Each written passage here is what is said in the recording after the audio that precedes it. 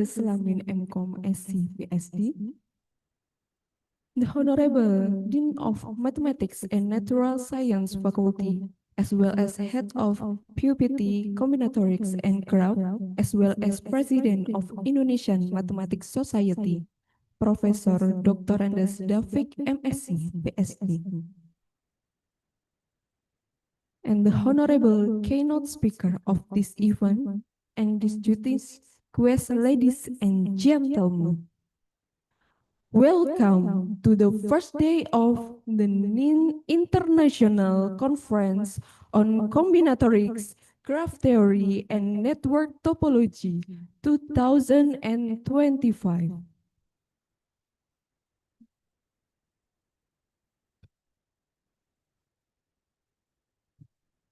First of all, let's say thanks to Allah who has given us guidance, happiness, healthy, and mercy, so we can attend and participate in this event without any obstacles. Praise and salutation upon our Prophet Muhammad Sallallahu Alaihi Wasallam. Ladies and gentlemen, in this special morning, we would like inform about our today agendas. Please allow me to read several points of our agenda. 1. Opening session. 2. Opening dance performance. 3. Singing national anthem of Indonesia. 4. Singing hymn of University of Jember. 5. Welcoming speech from the head of PUI-PT Combinatorics and Graphs. 6. Speech from Vice Rector 1 of University of Jember. 7. Reading of prayers. 8. Showing ICCGANT video. 9. Presentation from keynote speaker. And the last, closing. Ladies and gentlemen, to take advantage of the time, let's start agenda by saying basmalah together. Bismillahirrahmanirrahim. Step to the second agenda is opening dance by UKMS Titik Faculty of Mathematics and Natural Science, University of Jember, entitled Mangastuti Dance. Ladies and gentlemen, please welcome UKMS Titik.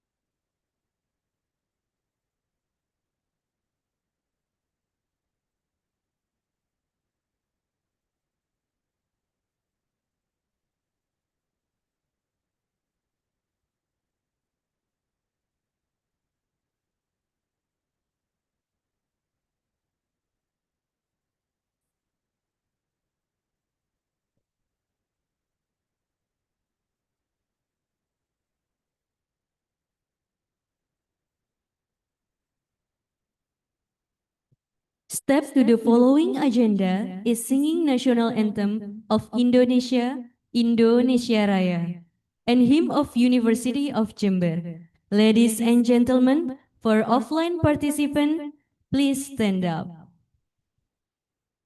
Hadirin yang berbahagia, acara selanjutnya menyanyikan lagu kebangsaan Indonesia Raya, dilanjutkan dengan himne Universitas Jember. Bagi peserta yang hadir secara luring, kami mohon untuk berdiri. Terima kasih.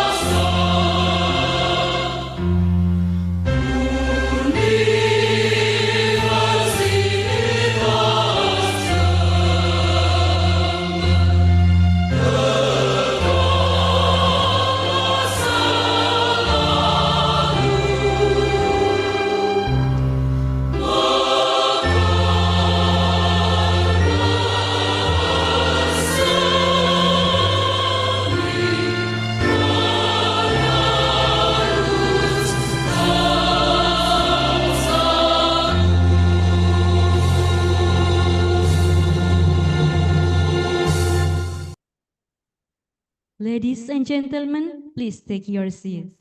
Hadirin sekalian, disilakan untuk duduk kembali. The next agenda is welcoming speech by Head of PUI-PT Combinatorics and Graphs, Professor Dr. Andes Davik, MSc, PhD. To Professor Davik, please welcome. Hadirin yang kami hormati, acara berikutnya adalah sambutan dari Kepala PUI-PT Combinatorics and Graphs, Profesor Dr. Andes Davik, MSc, PhD. Kepada Profesor Davik, kami persilahkan.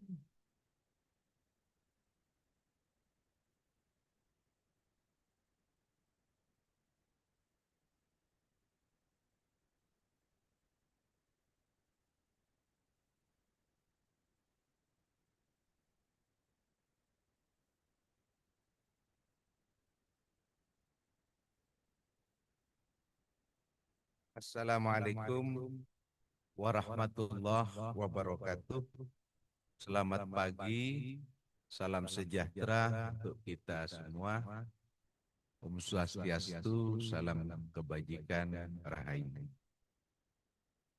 Honorable Vice Rector for Academic Affairs of the University of Jember, Honorable all the invited speaker, distinguished speaker, especially from India, who joined offline today, and all the participants joining directly in this room or in the Zoom meeting. We record that we have 200 participants altogether, and since it is a hybrid conference, some participants consider join online. On behalf of the organizing committee, I'm honored to warmly welcome to you, to all of you, in the 9th International Conference on Combinatoric Graph Theory and Network Topology. This conference is organized by the Center of Excellence, namely CGANT, stand for Combinatorics, Graph Theory and Network Topology, University of Jember, Indonesia. Our event take place from 10 till 11 September 2025 at the Entrepreneurship Building, third floor, University of Jember, and also accessibly online through Zoom and YouTube Live. We are pleased to connect scholar and prominent speaker across different time zone from Indonesia, from India, Malaysia, Turkey, and also Australia. reflecting the truly international scope of ICCGANT is already there. So I'm really appreciate my special guest who joined offline today from India. The first one, the chief guest, I should introduce to you Professor Ramasamy Sundar. Please stand up and say hello to participants. And secondly, Professor Subranian Sivasankar, and also Professor Mangalapali Famsu Krishna. Yeah. And also Professor Kalapatapu Venkatas Sarma and Professor Goyal Fisal and Professor Sarma Kamal. Sarma Kamal, yeah. He is now in Bali, I believe, because maybe tomorrow, yeah. He just landed in Surabaya. And Dr. Udya Sri Garkala. Yeah. And then also, I believe the youngest I know, Santos, yeah, Dr. Santos. Yeah. Thank you very much. For these 2 days, we will explore important development in the combinatoric graph theory, as well as in network topology, including artificial neural network, with contribution from esteemed expert worldwide. This platform offer not only the acting of knowledge, but also the strengthening of collaboration of research network. As we know, me and Sundar uh, already developed a program, namely the International Postdoctoral Research Program. One of them, Udya Sri Karkala, will stay 1 month and working together with our staff and researcher in CGANT at the University of Jember. And also tomorrow, we will organize another conference, namely Majestic. Udya Sri Karkala and Royal Fisal will present their research topic in this conference. At the end, we sincerely thank to all the keynote speakers, presenter and participant for their presence and contribution. Let us begin this conference with enthusiasm and share a commitment to advancing mathematics and application. Again, with many thanks, we look forward to inspiring discussion together and enjoy the conference. Hopefully, it is benefiting to all of us. Thank you very much. And also, we request to Vice Rector, Professor Dr. Andes Lamin M.Com SC, to deliver his speech and as well as to open this conference formally. Thank you very much. And Alhamdulillah, Assalamualaikum warahmatullahi wabarakatuh.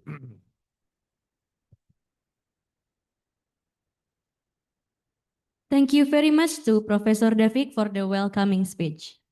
Terima kasih kepada Profesor David atas sambutan yang telah diberikan.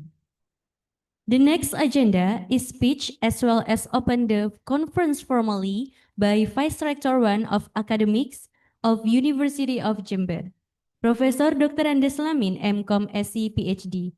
To Professor Slamin, please welcome. Acara berikutnya adalah sambutan sekaligus pembukaan konferensi secara resmi oleh Wakil Rektor 1 Bidang Akademik Universitas Jember, Profesor Dr. Andes Slamin M.Com SC PhD. Kepada Profesor Slamin, disilahkan. Terima kasih, Mbak MC. Thank you. Bismillahirrahmanirrahim. Assalamualaikum warahmatullahi wabarakatuh. Very good morning, Honorable the Chairman of CGANT, Prof. Dafe. Yeah, he also the Dean of Faculty of Mathematics and Natural Science, University of Jember, as well as the President of Indo-MS, yeah, Indonesian Mathematics Society. Actually, he have a lot of position right now. Yeah. Of course, distinguished invited speaker. The first one is Professor Sunder. Yeah, thank you for coming to Jember, and also Professor Sankar. Yeah, thank you too. And the other, I think they all join online. Yeah, Professor Roslan Asni, Dr. Nur Asli Syahwati Abdul Hamid, and also Professor Kiki Arianti Sugeng from Indonesia. Esteemed colleagues, dear friends, and participants, both offline and online. Yeah. On behalf of the University of Jember, it is my pleasure and honor to extend the warmest of welcome to you to the 9th of International Conference on Combinatoric Graph Theory and Networks. Usually we short by ICCGANT, yeah, 2025. We are gathered here in this university. I think it's from over 5 countries, yeah, to see this room and also a Zoom platform, yeah, filled with the world's leading mind and most promising talent in our field is truly inspiring. Yeah. For those who have traveled a great distance, yeah, especially our colleagues from India, welcome to Jember. I think it's not easy to come to Jember. Yeah, you fly from Delhi to Bali, and then from Bali to Jember. So you go by plane, by ferry, and by car. Yeah, I think it's complete. Yeah, so by air, by sea, and by land. Okay, yeah, I think it's good for network. Yeah. And your presence here is what we make this happen. Yeah, this event so special. So we are here to celebrate and advance 3 profoundly interconnected disciplines. Yeah, namely structure, connection, and possibility. Yeah, you know, a combinatoric teaches us to count the uncountable. Yeah, to find order in vast complexity and to reveal the elegant possibility hidden within finite structures. Graph theory provides the language of relationship. It gives us the tool to map the intricate webs that connect everything from atom to galaxies, from friend on a social network to router on the internet. Yeah. While network topology apply this language to real world, yeah, design the robust and efficient system that underpins a network to the very architecture of internet and the complex wiring of the human brain. Yeah. This conference exists at the vibrant intersection of pure mathematics and transformative application. In this session, we might delve into the abstract beauty of combinatorial proof, and in the next, explore how the very theory can secure digital communication or optimize global supply chains. Yeah. This is the unique magic of our field. Yeah, the deep theoretical groundwork we lay today become the applied bedrock of tomorrow technology. Yeah, and then I will talk about graph theory, the past and the future at 11 o'clock, I think. Over the next 2 days, we have an exceptional program ahead of us.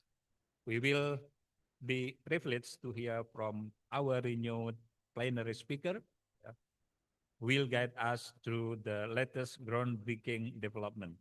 We will engage in a stimulating parallel session where hundreds of researchers, yeah, will share their new result. and we will have a lively presentation, yeah, offering a chance for detailed discussion and collaboration. Um, to all of you that attended, thank you again very much for bringing your curiosity, your expertise, and your passion here. You are the lifeblood of this event. So let us begin. Yeah, let us immerse ourselves in the fascinating words of structure, connection, and network. Let us learn, debate, discussion, be inspired, yeah, by reciting Bismillahirrahmanirrahim. I declare and officially open the 9th International Conference on Graph Theory, Combinatorics, and Network Topology, or ICCGANT 2025. I wish you all scientifically rewarding and personally enjoyable conference. Thank you. Wassalamualaikum warahmatullahi wabarakatuh.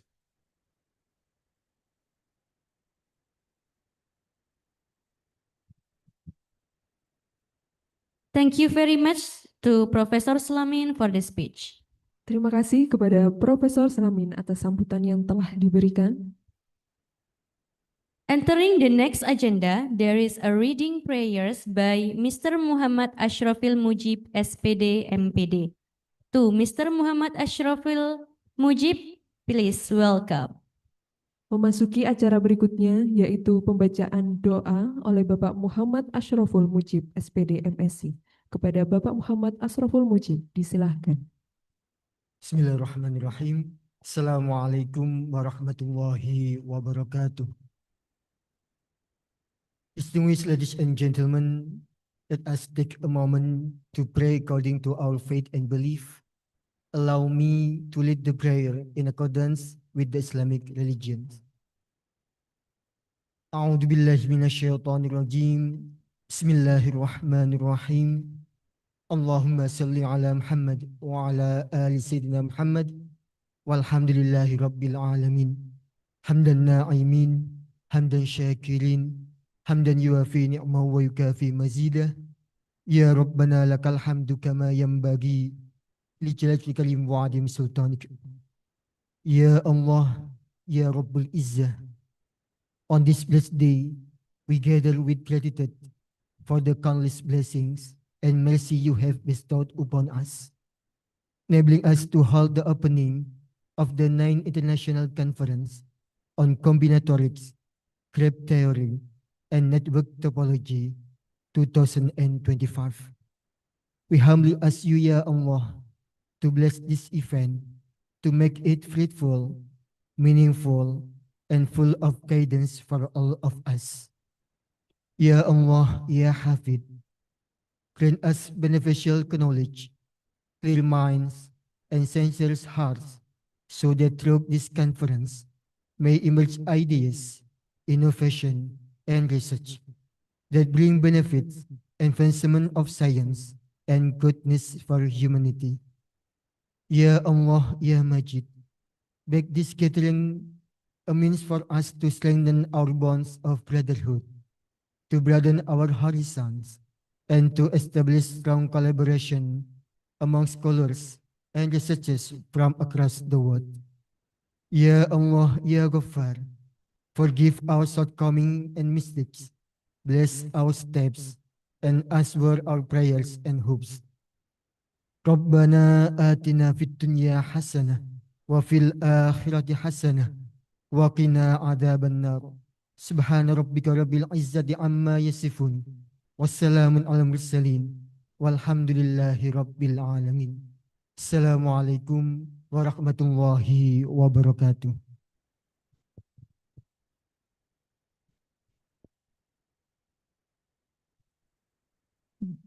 The next agenda is showing ICCGANT video.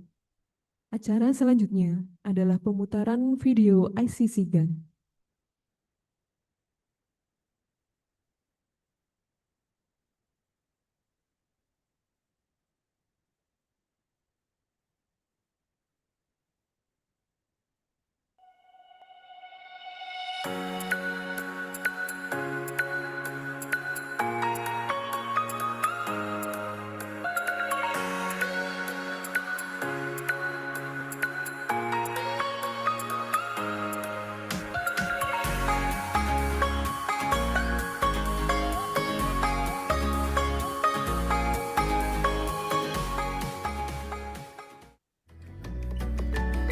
Assalamualaikum warahmatullahi wabarakatuh. Alhamdulillah wa syukurillah wa la haula wa la quwata illa billah, amma ba'du. Good morning, ladies and gentlemen. Honorable Rector of the University of Jember, Honorable Vice Rector for Let us express our gratitude to God Almighty. Due to His blessing, we could join and share our experience in this conference. Assalamualaikum warahmatullahi wabarakatuh. Bismillahirrahmanirrahim. Alhamdulillahi rabbil alamin. Hamdan syakirin, hamdan na'imin. Hamdan yuwafi ni'amahu yukafi mazidah. Ya Rabbana lakal hamdu kama yanbaghi bi jalalika wa 'azimi sultanik. Would not go in proceedings. This talk will not go in the journal. This talk is private.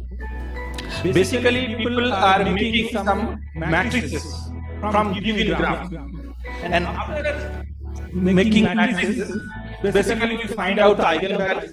And then at the end, I will give you some problems regarding this topic. But the rest of the label is not unique, so you can swap. You put the largest number of the large label in the center, so this is can be 4 and 0 is here.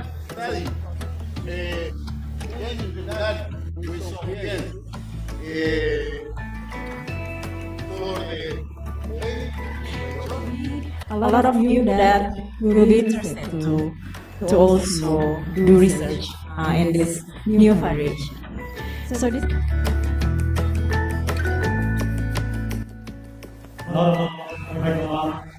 University of Jember, Honorable Dean of KIP University of Jember, Honorable Director of CGANT Research Group, University of Honorable, my friend, my brothers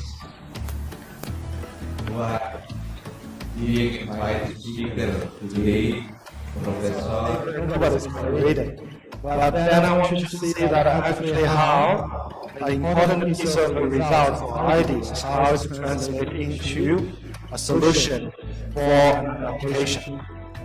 This is really great. I'm very happy to be here to see the development interest and also activities in combinatorial mathematics. So I'm very happy.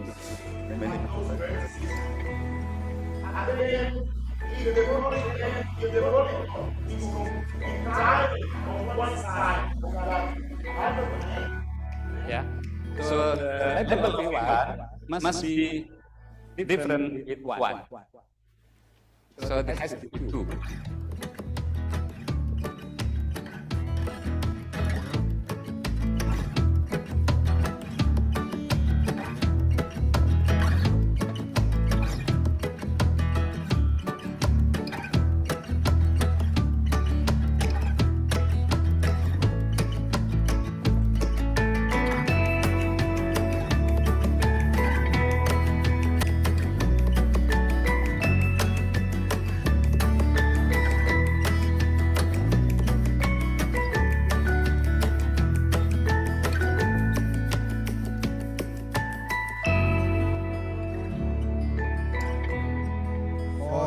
Years ago, and now this year is the 4th international conference of.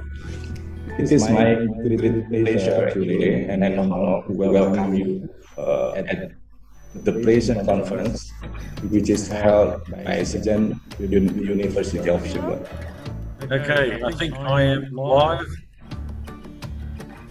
Okay, you are the co-host now, and you can share your screen. You can using the share screen feature in the Zoom. Terima kasih and selamat pagi. Okay, selamat pagi, Jo. Okay, while waiting for Associate Professor Jo Ryan, It is simpler and trivially we can find the rainbow coloring. And rainbow coloring is not a proper coloring like just proper coloring. Floor is yours. Okay, thank you very much for your introduction. And first of all, I would like to thank Professor Dafik for inviting me to give this talk in this conference. So I will first Combinatorics and graph theory and network topology that have invited me to join our program to join of this conference. First of all, I thank Professor Defik and his group, second research group, for inviting me again in the 2020 for delivering a talk on graph coloring.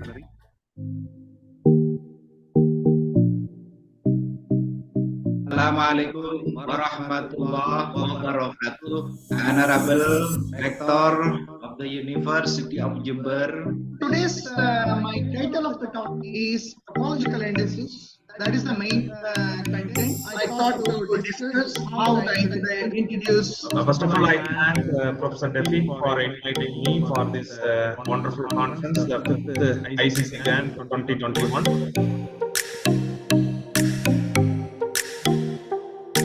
Assalamualaikum warahmatullahi wabarakatuh. Honorable Rector of the University of Jember. My talk, my dear friends, will be on graph theory and on omega invariant and on degree sequences actually. Today, I would like to share the topic about local anti-aging labeling. I know that this topic is very popular in Jember because like many results come from this group.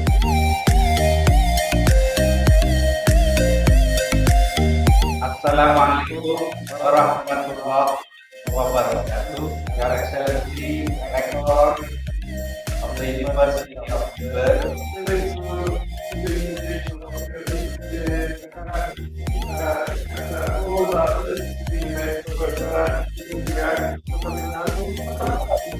Thank you so much for giving this wonderful opportunity to join in the 7th International Conference on Combinatorics, Graph Theory and Network Topology by CGANT. I first thank Dr. Dafik.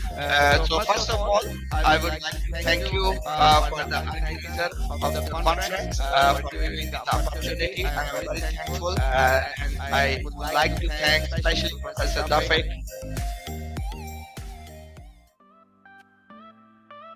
Salam, Om Swastiastu, Nama Budaya, Salam Kebajikan, Rahayu, Good morning, ladies and gentlemen, Honorable Rector and Vice Rector of the University of Jember.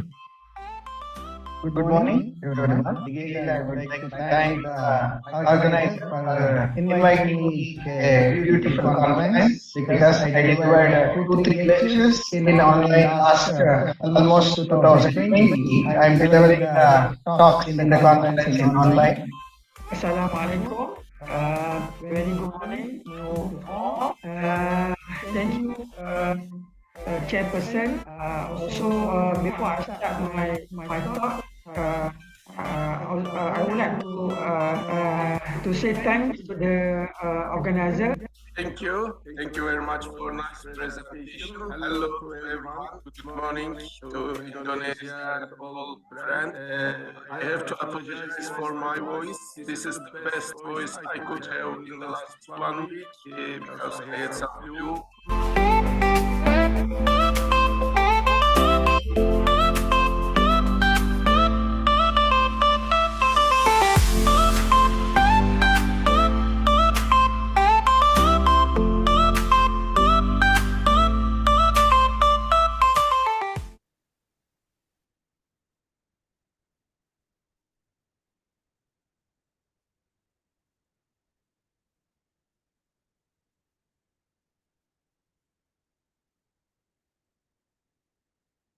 The next agenda is photo session and giving the token of appreciation to the Indian guests.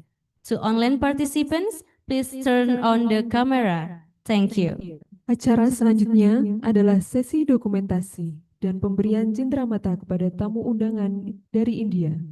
Kepada peserta daring dimohon untuk menyalakan kamera. Terima kasih.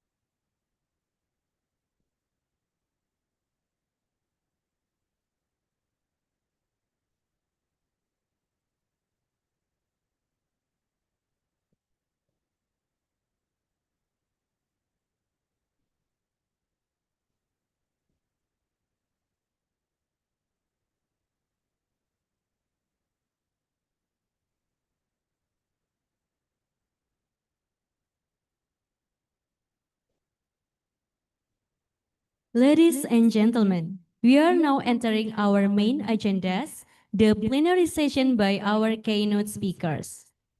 Hadirin yang kami hormati, kita memasuki acara inti yaitu sesi pleno bersama para pembicara utama.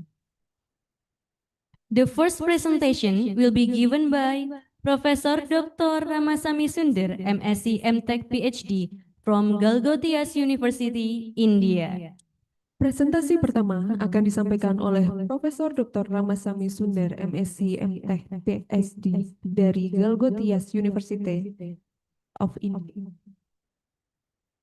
The second presentation will be given by Professor Dr. Subramanian Sivasankar from KG Reddy College of Engineering and Technology, India.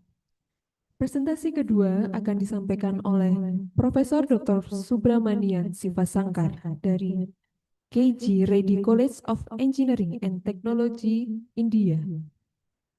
The third presentation will be given by Nur Asilahwati Abdul Hamid PhD from University Putra Malaysia, Malaysia. Presentasi ketiga akan disampaikan oleh Nur Asilahwati Abdul Hamid PhD dari University Putra Malaysia, Malaysia. The fourth presentation will be given by Professor Dr. Andes Selamin MCom SC PhD from University of Jember, Indonesia. Presentasi keempat akan disampaikan oleh Profesor Dr. Andes Selamin MCom SC PhD dari Universitas Jember, Indonesia. The fifth presentation will be given by Professor Dr. Roslan bin Hasni from University Malaysia Terengganu, Malaysia. Presentasi kelima akan disampaikan oleh Profesor Dr. Roslan bin Hasni dari University Malaysia Terengganu, Malaysia. The sixth presentation will be given by Professor Dr. Randa Kiki Arianti Sugeng PhD from University of Indonesia, Indonesia. Presentasi keenam akan disampaikan oleh Profesor Dr. Randa Kiki Arianti Sugeng PhD dari Universitas Indonesia, Indonesia. The seventh presentation will be given by Professor Yilmaz Simsek from Akdeniz University Research Information System, Turkey. Presentasi ketujuh akan disampaikan oleh Profesor Yilmaz Simsek dari Akdeniz University Research Information System, Turki. The eighth presentation will be given by Professor Dr. Andes Davik MSc PhD from University of Indonesia. Dan presentasi ke-8 akan disampaikan oleh Profesor Dr. Andes Davik MSc PhD dari Universitas Jember, Indonesia. Ladies and gentlemen, this is the first day of the NIN International Conference on Combinatorics, Graph Theory, and Network Topology 2025.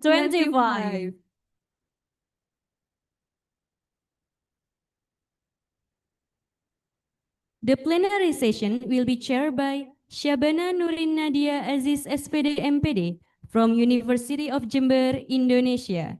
To Miss Syabana, please welcome. Sesi pleno akan dipimpin oleh Syabana Nurin Nadia Aziz SPD MPD dari Universitas Jember, Indonesia. Kepada Saudari Syabana, disilakan.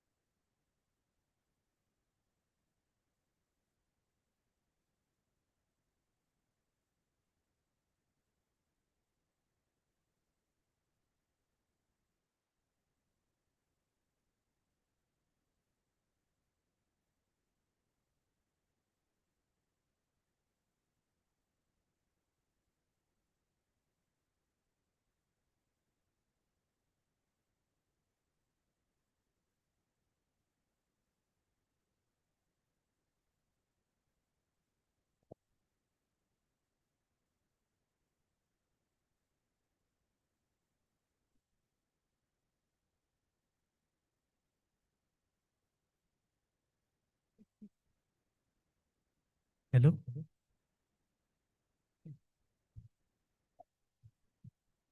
Assalamualaikum warahmatullahi wabarakatuh. Salam sejahtera untuk kita semua. Shalom, Om Swastiastu, Namo Buddhaya, Salam Kebijakan, Rahayu. Good morning, ladies and gentlemen. My name is Syabana Nadia Aziz, and I will be your moderator for this first panel session. I'm very pleased to see you here and welcome all of you to the 9th International Conference on Combinatorics, Graph Theory, Network Topology. Before the presentation begins, let me inform how the presentation will be going on. First, the keynote speaker will be invited to present the material about maximum 40 minutes. After that, there will be question and answer session. Let us now begin the first speaker. Our first speaker is Professor Dr. Ramasamy Sunder from Jaljotia University, India. Professor Dr. Ramasamy Sunder received an MTech and PhD in Computer and Information Technology from Manomaniam Sundarana University, Tirunelveli, India, in 2009 and 2016, respectively. He has 11 plus years of experience in teaching and research, presently working as a professor in the School of Computer Science and Engineering and at Jaljotia University, India. Also approved research supervisor from APG Abdul Kalam Technology University, Kerala. Professor Dr. Ramasamy Sunder is an established and highly cited academic researcher in the domain of mechanical and materials engineering. His core work revolves around using advanced techniques like friction stir processing to enhance the properties of metals for industrial applications. Now, allow me to welcome the speaker, Professor Dr. Ramasamy Sunder. The time is yours. Thank you, Sabana, for the warm introduction about me. Respected Vice Rector Salami and the Professor Dafi, Head Dr. Ika Hestia Castian, and people from University of Jember, various collaborators from other country like Malaysia, Professor Noor Ashila, and online participants from various countries. So very warm good morning to all of you. Also, I would like to thank the entire team of University of Jember who is collaborating with us for all the programs and research. It is a great opportunity for the young researchers from India as well as Jember. We had a fruitful research collaboration under ICCGANT for the past 7 years. So 2022, I came here for the same ICCGANT conference, and we had a great experience, and we got a lot of research opportunity between the country India and Malaysia, India and Indonesia. So this time also, Professor Dafik invited us for the ICCGANT 2025 conference. I'm really happy to be a part of this conference. Also sharing our research innovations to all the young researchers who is from Indonesia as well as other country. So let us, before that, I want to tell you about our profile. I'm working as a professor in Jaljotia University, one of the leading university in India. We have a 50+ number of courses we are offering, and also we have 40,000 plus number of students in our campus. In the one of the top 15 universities in India, that is Calcutta University, which is located in Greater Noida, UP, India. So now welcome to this conference once again, all. In this conference, I am going to present the idea of smart waste management using vision transformers and swarm robotics. See, especially in this century, the population is rising like anything. In developing country, developed country, below developing country, there will be a large human populations, and they are now becoming a very, constructing the house, okay, using a lot of gadgets, e-waste, okay, so many things now the population producing into the world. So it affect the green world, okay, global warming it comes, okay. So we identified one small problem in the real world, that is what? Waste management, okay. So below developing country, you may have seen the metropolitan city or some apartments in roadway, okay, city. There will be a lot of waste materials storing in some corner of the places, okay. That is a big challenge, especially in India, big cities, okay, as well as most of the states in India, okay.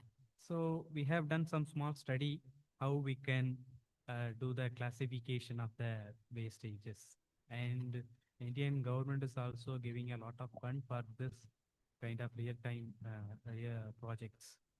It just you may have also have some experience in your apartment, like a person who is giving the waste, which has all the type of wastes, vegetable, plastic, food waste, gadgets, electronic devices. They all put together and given to the laborer. Okay, so from their side, classifying this waste is very difficult because it's all together. Okay, by human it is very challenging, and it is it will create the health issues also. Okay, and it will also affect the environment. Okay, so for that, why we can't develop one smart device, smart robot, okay, in which we can easily classify the wastages, and we can easily manage all those things for disposal, okay, and segregate, okay, reusable waste and non-reusable waste. Like that, we can classify and make it dispose. Okay, this is what the small idea we have kept it in our mind, and then we have done the literature survey. Based on that, we have proposed one model, which gives a better accuracy than the existing model. Okay, let's see one by one.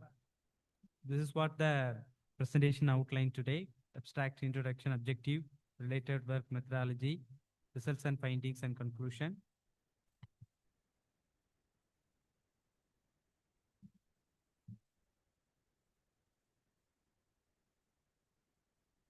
Okay, so the new urbanization and increasing the amount of waste have compelled the need to develop a smart, scalable waste management.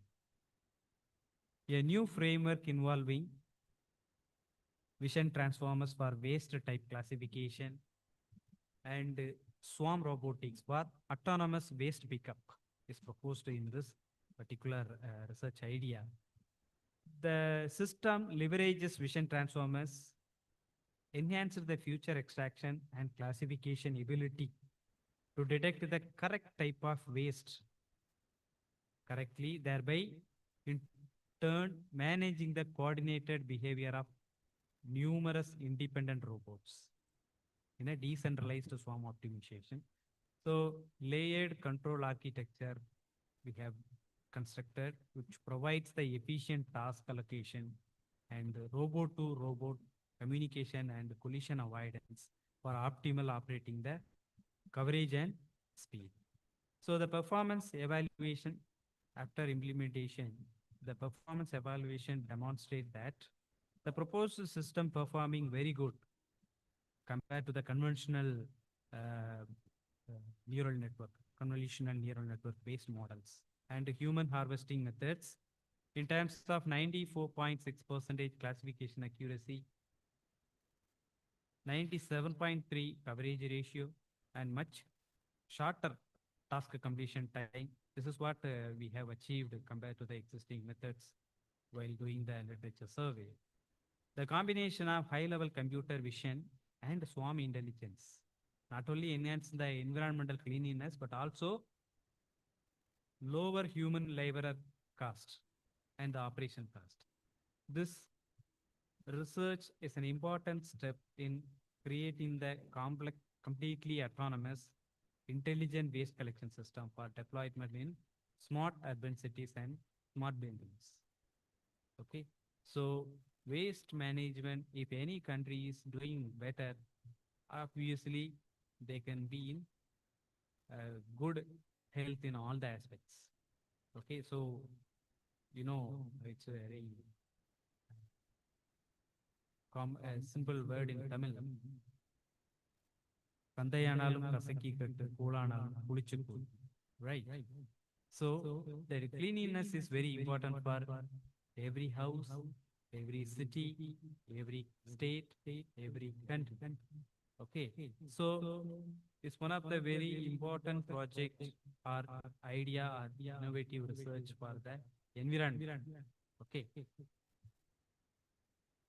So let's have an introduction about this. The modern cities generate increasing the volumes of waste and the types of waste due to the urbanization, industrialization, and the population growth. So highlighting the need for intelligent waste management solution, the traditional manual collection systems are inefficient. You may have faced while collecting the waste from the building or some municipality, panchayat, okay, all type of waste mixed together, so we cannot segregate easily. Okay, so we need more number of laborers. Okay, how many years they can do the same work, and it may affect their health also. Okay, so labor intensive and prone to delay and unhygienic conditions. So if suppose 10-15 days there is a continuous rain in the city, okay, you just imagine the wastage management. Okay, so it will create the huge impact in their health. Okay, so for the natural calamity, how we can manage the waste management for 10 to 15 days, if suppose not. So efficient waste management improves the public health. Obviously, that is a prayer one. Conserves resources and promotes the recycling. Yeah, recycling is one of the very good initiative. Okay, which will be helpful for the furthermore savings. Key steps include accurate waste calculation, waste classification, traditionally done manually. Okay, so the laborer will go to the collection waste, then he will find out the reusable waste and non-reusable waste. From the reusable waste, what are all the vegetables, what are all the papers, what are all the plastics? Okay, non-reusable, how we can, whether it has to be burned or whether it has to be taken, put it in there. Okay, that will take a lot of time. Okay, if you are doing a manual. Okay, so with the simple sensors which are error prone. Okay, error prone. Deep learning, particularly convolutional neural network. Why we are choosing the convolutional neural network? The robot which has the camera in the robot. Okay, which will see the base in terms of image. Okay, so the for relevant to image research, okay, we can go, the best model is convolutional neural network. So when where you need convolutional neural network, you may be having a data set as images.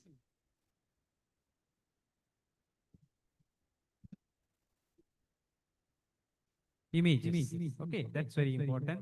Why we have chosen the convolutional neural network, and it has improved the image-based waste recognition, but it struggles with a long range dependencies and context in the complex scenarios. Like suppose if there is a big rain, okay, the camera cannot classify the correct waste.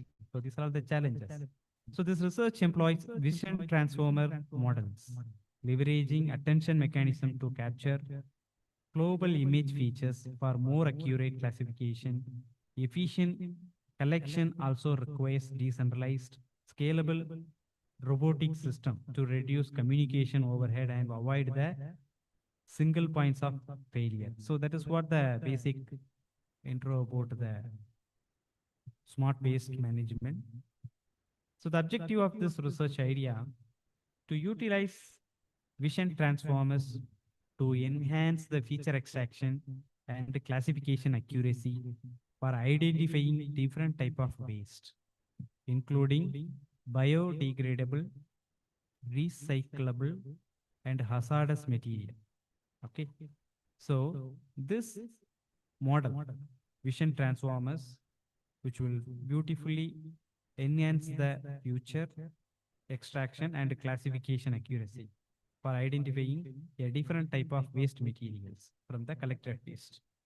To implement a decentralized swarm robotics framework to coordinate multiple robots for efficient. Suppose in the municipality we have a large volume of waste, so we need more number of robots. So among the robot, there must be a communication and collision avoidance also we have to maintain. Okay, so collision free waste pickup and task allocation. These are all the things we kept it in the mind for the developing the model. To improve the operational coverage, reduce task completion time. Suppose 10 number of labor, they are not coming into the work. So the waste we have to take more than 3-4 days according to the volume. Okay, so whenever the human involving, there may be some error, okay, some delay due to the natural calamity. Okay, it will be happen. So we have to avoid these things. That's why we have developed a robotics means vision transformers model, which minimize the human labor and cost, enabling scalable and fully autonomous waste management system for smart urban environments. Also in the metropolitan city and municipality, it can be.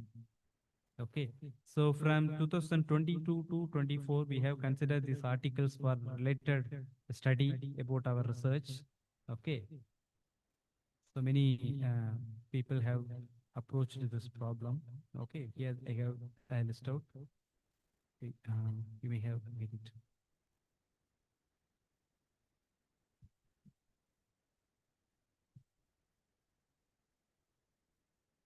I think some network.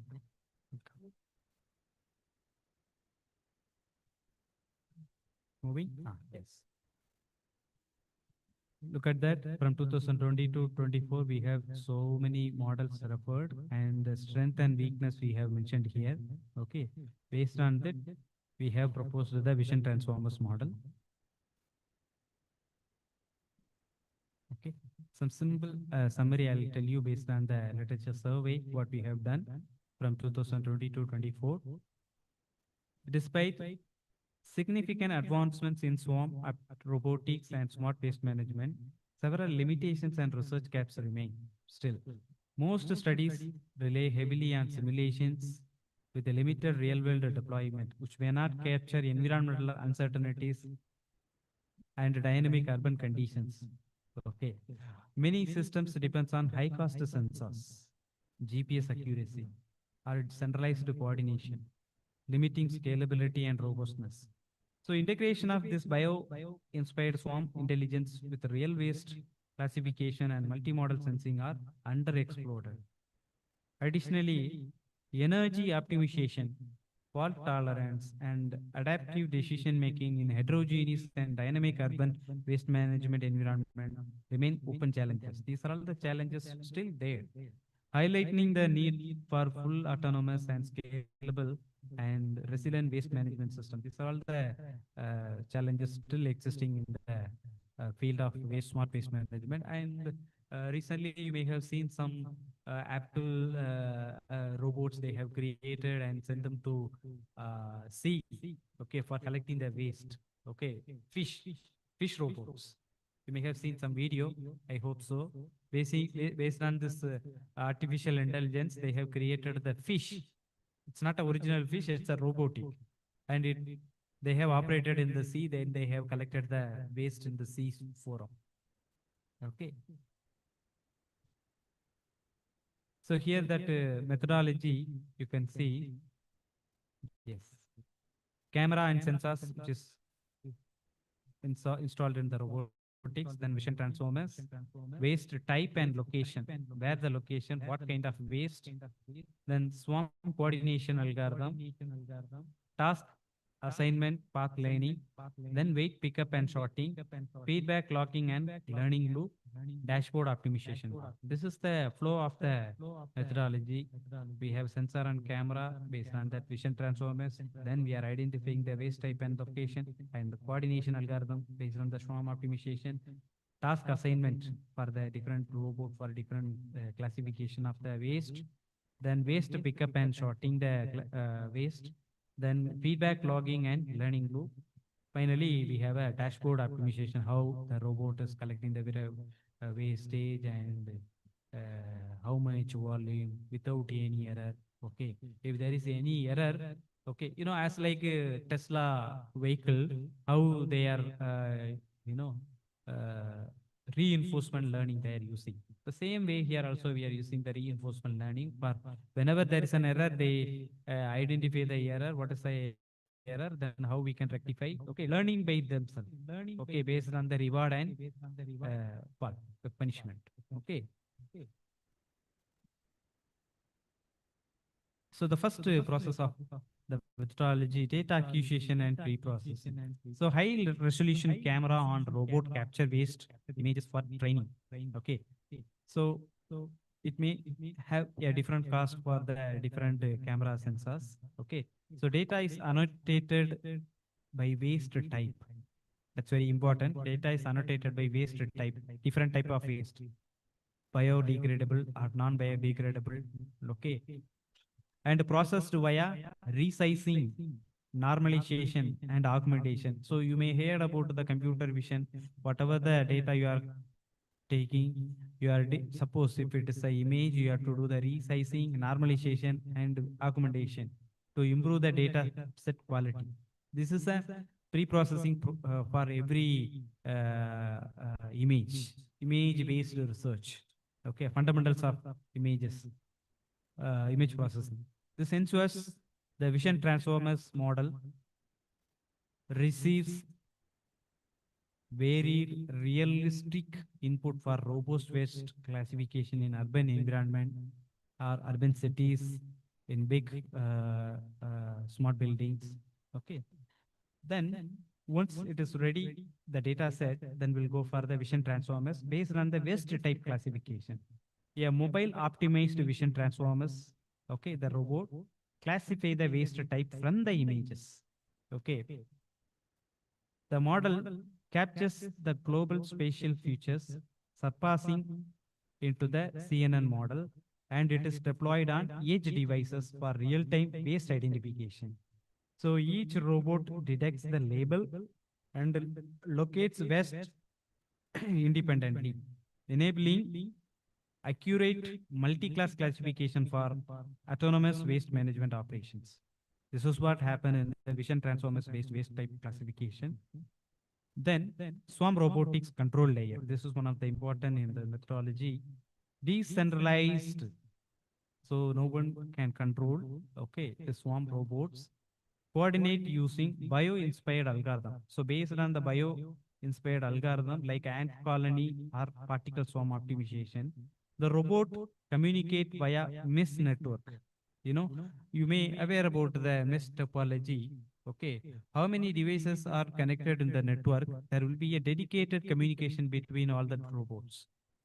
Okay, so every robot can communicate between them in a dedicated line. Okay, so dynamically assign the task, optimize path, avoid the collisions, and adapt to environmental changes, ensuring efficient coverage and task allocation and robot multi-agent collaboration in the waste collection process. Okay, then this is what the Swarm robotics control layer has performing that. Then path planning and navigation. Robot use sensory inputs and Swarm intelligence for optimal navigations. So algorithm like A star, D star are DL compute paths, while LIDA are ultrasonic and stereo vision avoid obstacles. Real-time decision address unexpected barriers. When the gaming robots, the same technology they are also using. Unexpected barriers and relocate waste, ensuring the safe and efficient movement throughout the dynamic urban environments. We are having the path planning and navigation. This is very common for any robot in gaming or car racing or whatever it is. Okay, they are using the basic components of these things. Then waste collection and sorting. Okay, so robots collect and sort waste mechanical tools and onboard by pins. So vision transformers, classification guides disposal into recycling or trace units. The hazards are special waste triggers alert or human intervention, ensuring proper handling while maintaining the autonomous collection efficiency. That is very important. Hazardous or special waste triggers alerts or human interventions wherever it is required, ensuring proper handling while maintaining the autonomous collection and efficiency. This is very important module in this methodology. Then learning, optimization, and feedback loop. This is to enhance the model. Okay, this step is very important. So robot performance and misclassification, energy, and the path are monitored and fed into the feedback loop. Okay, this is the idea of reinforcement learning. When there is a good performance, we are giving the reward. Yes, you have done good. So the percentage will be very high. So whenever that learning is getting high reward, they will store in their training and learning. Okay, when they are doing the next time, it will easily. Whenever they are getting the error, it will give some low reward. So the robot can understand what we have to do. Okay, what is the way it happens. So we will give the learning loop. We are giving the feedback to the robot how it is performing. Based on that, every time it will perform much better than. Every time it will improve. So vision transformer model are periodically retrained. Okay. So over the period, it will get a good data for the training. And swarm coordination, path learning are optimized using the reinforcement learning. Okay. According to my knowledge and study, the smart vehicles, Tesla, without any driver, it has driving the vehicle. I think you may have seen the 1 or 2 months before, a person who is purchased the Tesla vehicle from the showroom. Okay, then the showroom people, they have sent a vehicle without any driver to door delivery. It has went viral. Okay, so that they are using the reinforcement learning in a smart way. Okay, and that's the best example for reinforcement learning. The federated learning allows distributed updates, enhancing adaptability without compromising the data privacy and across the various zones. The next phase of the methodology workflow, monitoring and analytics dashboard. A centralized dashboard aggregates real-time data on waste density, robot location, task status, energy use, and system health. How it performs, we have to monitor. Okay, analytics reveal patterns over the time, enabling the efficient resource allocation, how you are utilizing the entire system and the robots, how you are coordinating the robots for waste classification and destroying disposal, pin placement, pickup scheduling, and proactive anomaly detection for better urban waste management decisions. So efficient way of executing the system in a smart waste management, we have to monitoring the entire system and robotics performance, and we have to do the analysis dashboard. Okay, so keep on, you have to learn and upgrade the system in which you can find the better vision transformer system for smart waste management system. And coming to the safety and ethics and compliance layer, robots operate safely and ethically in public spaces, avoiding harm and complying with the privacy regulations via face blurring. Waste classification ensures proper handling of biomedical or toxic waste. Human override is enabled for unsafe scenarios. Okay, balancing autonomy, compliance, and ethical waste management. This is some safety ethics. Every application we are following the same. Like, okay, so this is what we have done in the vision transformers, and we have done implementation compared with the basic models like a convolution neural network, the architecture ResNet 50 layer, then mobile net version 2. These are all the two methods we have taken for comparison of our method. You know, any application, okay, you need to have some evaluation parameters to evaluate your proposed model. Okay, especially in machine learning and artificial intelligence, the basic evaluation parameters is accuracy, precision, recall, F1 score, and another one is confusion metrics. So here we have considered four evaluation parameters for evaluating our method with existing method. One is accuracy, precision, and recall. So see that our vision transformers model outperforming across another based on the existing method. It performs well in terms of accuracy. We have achieved 94.6%, precision 95.1, recall 93.8. Okay, F1 score 94.4 compared to the traditional convolutional neural network and mobile net version 2. Okay, so it's very performing good, but even though we can look for 99% accuracy, precision, and recall. Okay, so still many open challenges are in this environment, in this smart waste management system. Okay, the young researchers can take this problem for furthermore better performance in the smart waste management. So wherever, you know, in the globe, population never ever going to stop. Okay, every decade, every century, the population will go higher and higher. Okay, but developing country like Singapore, America, okay, UK, they are having a smart management system, but their people also following very disciplined the rules and regulations. Okay, not like underdeveloping and developing country. Okay, see, when they are dispose the waste, okay, they will go with the three number of bags. Okay, one is biodegradable, one is non-biodegradable, one is plastic, one is food waste. Okay, you know, in every campus also we have, okay, plastic, paper waste, food waste, like that we are keeping.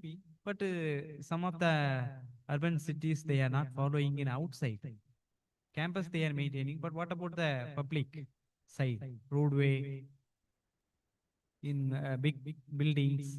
Okay, so how we are going to manage the entire wastage in the urban cities? Okay, you know, just imagine in the municipality during the monsoon time, means raining time. Okay, how they will manage the waste? That's one big challenge. Some of the big cities, sometimes they will ban the waste. It will go for the next 1 or 2 weeks. It will definitely disturb the public health. These are all the big challenges in every decade, every country, every city. Okay, so the young researchers, you can focus about this waste management system. Okay, lot of challenges still we are facing, and the sensors are very costly. Okay, you can some young researchers can focus about the accuracy. Some young researchers can focus about the cost reduction of the system. Some young researchers you can focus about the you know time complexity. Okay, we can reduce the time. Okay, these are all the open challenges still available in the management, smart waste management. Okay, so here you can see in terms of bar chart the classification model, vision transformer performing good compared to the other methods like CNN ResNet 15 architecture, MobileNet version 2. Okay, then the time complexity for performing vision transformers, it will take 18.7 minutes. Coverage is 97.3 percentage. Okay, then other two, it's very less. Okay, see that CNN classification and centralized control, it's very less. Our proposed system is decentralized one. That's the reason it performs very fast. Manual waste collection, obviously, this value it's not valid one because it is manual waste collection. It depends on the time, energy, and natural calamity based. Okay, so this is a performance analysis based on the time complexity we have shown the graph, average rate. Okay, now I'll come to the conclusion. The suggested smart waste management system combines vision transformers for most accurate waste sorting and swarm robotics for decentralized efficient collection. Decentralized efficient collection. That is the reason we are performing good. This experimental result shows that indicate improved performance improvement on task completion time, coverage area, and classification accuracy over centralized methodology like CNN and MobileNet and human-assisted systems. The swarm-based approach significantly decreases the runtime since it enables many autonomous agents, means robots, to execute concurrently and decentralized one. While the vision transformers model gives the highest minimum classification error compared to the existing one. All these technology combined offer an extensible and robust solution to current urban waste management issues. Still, many problems are open. The system will be extended in future to deal with the dynamic environment with moving obstacles and real-time waste generations. Integration with cloud analytics and IoT sensors may be possible, would facilitate predictive route optimization and maintenance via real-time feeds. By using this reinforcement learning, the swarm would also learn its best course of action in the long run and become more autonomous in the decision making. To facilitate practical, viable implementation, further research will be continued on energy efficiency, environmental resilience, such as during the rainy and low light conditions, means evening time.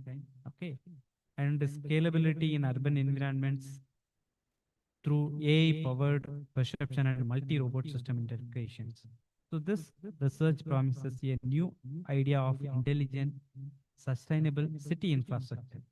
So that is what the conclusion about our small research on smart waste management, but still, yeah, many good models are available in the market. Okay, so for this data, you can also create your own data set.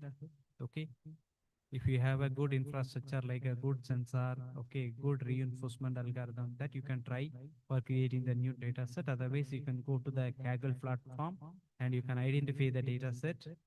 Okay, you can have the data set, then you can train your model. Many models are there. Okay, so according to your problem identification, you can use and you can develop your own.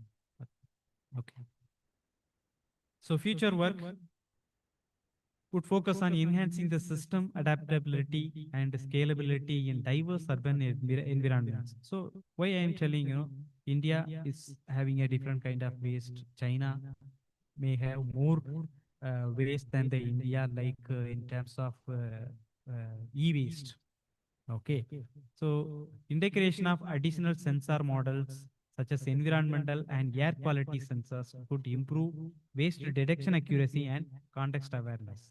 So advanced multi-agent reinforcement learning could further optimize swarm coordination and dynamic task allocation. Incorporating predictive analytics may allow proactive waste collection based on the historical patterns. Additionally, real-world pilot deployments in varied city settings will help evaluate robustness, efficiency, and social acceptance. Energy efficiency, hardware, and edge computing optimization can improve long-term sustainability, while enhancing the human-robot interaction protocol and safety measures will ensure ethical and complement operations in the public spaces. So these are all the feature work you can carry out for your next further research. Okay. Then the references we have considered for from 2022 and 20 from 22 to 24. Okay, from the Q and Q2 journals. Okay, so that's all about our my presentation about smart waste management system for urban city or smart building or underdeveloping country. Okay, so thank you all for listening, patient listening. Thank you so much.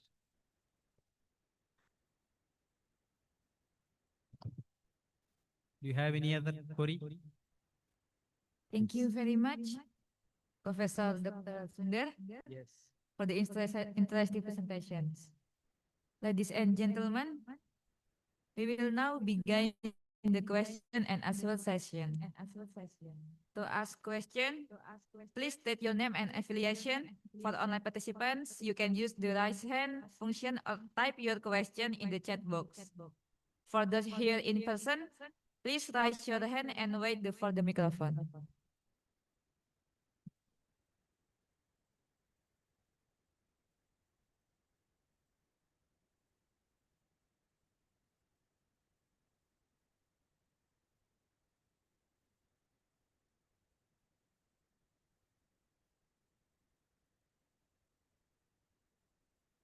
Okay, thank you very much for this opportunity. I will introduce myself. My name is Zamrud Mahrabila. I'm a master student of mathematics from University of Jember. I will have two questions.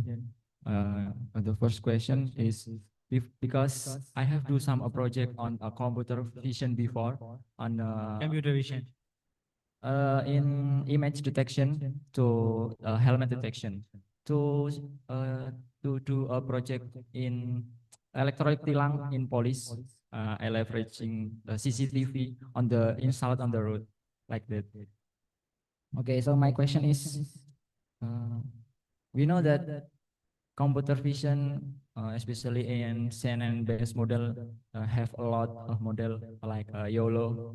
Before I using YOLO to use to YOLO V16. Yeah, to do my project I using YOLO, and you have do some performance analysis that before you compared with CNN, ResNet 50, ResNet 15, and then MobileNet V2. So my question is, why does you use why does your project use the FIS model? What the difference to the other models and what the advantage this FIS model to the others model?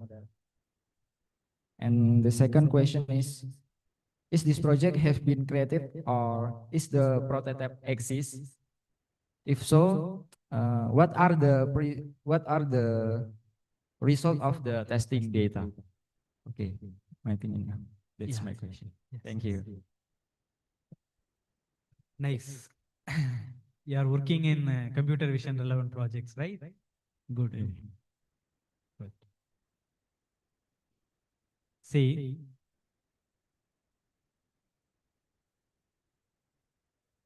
image processing, graphics, then computer vision. Okay. In graphics, there will be a one domain. We can do some operations and you can manipulate the shape and you can perform it. Image processing is another research area and subject whatever the input you are giving into the image processing technique. Obviously, input is image, output is also an image. You are doing some process and you will get the output, that is also an image. Computer vision, okay. You are giving a input as a numerical data, it may be, or image, okay. Then you are applying some model. The model will tell the some keyword. Yes, it is a biodegradable. It is non-biodegradable. Okay. It is highly affected. It is not affected. Some interpretation. That's what you have to understand about the basic idea. If you are using the image processing technique, your input must be image and the output, your expectation is also an image.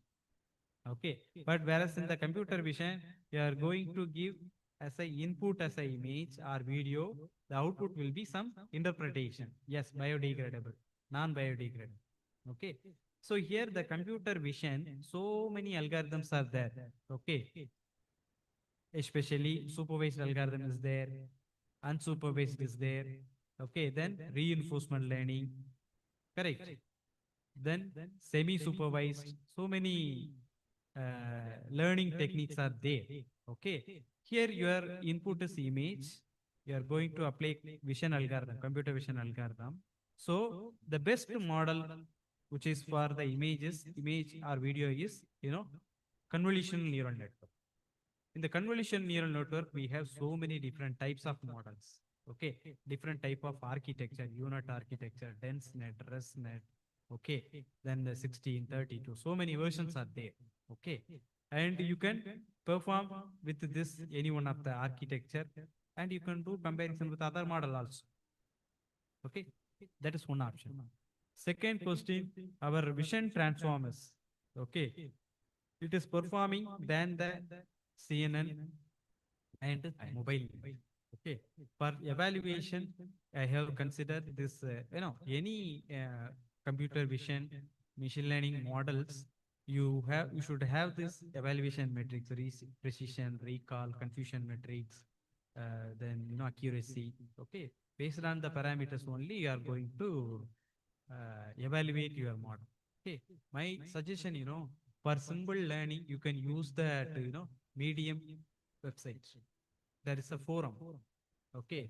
You can get a lot of architecture in a beautiful way and beautiful implementation. Okay.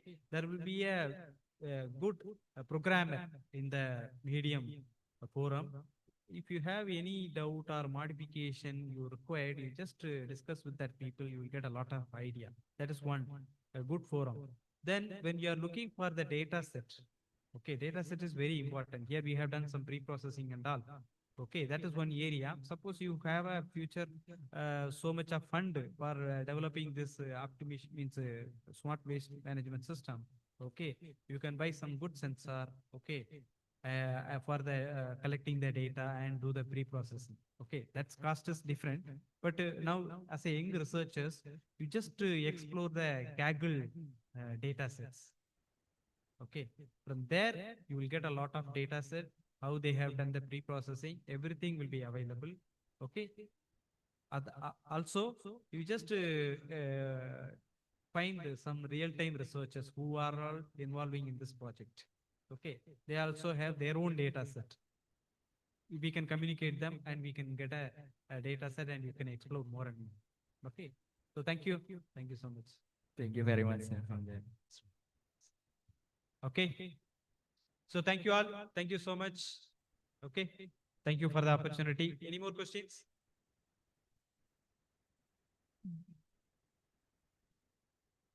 If there are no questions, we will continue the next session.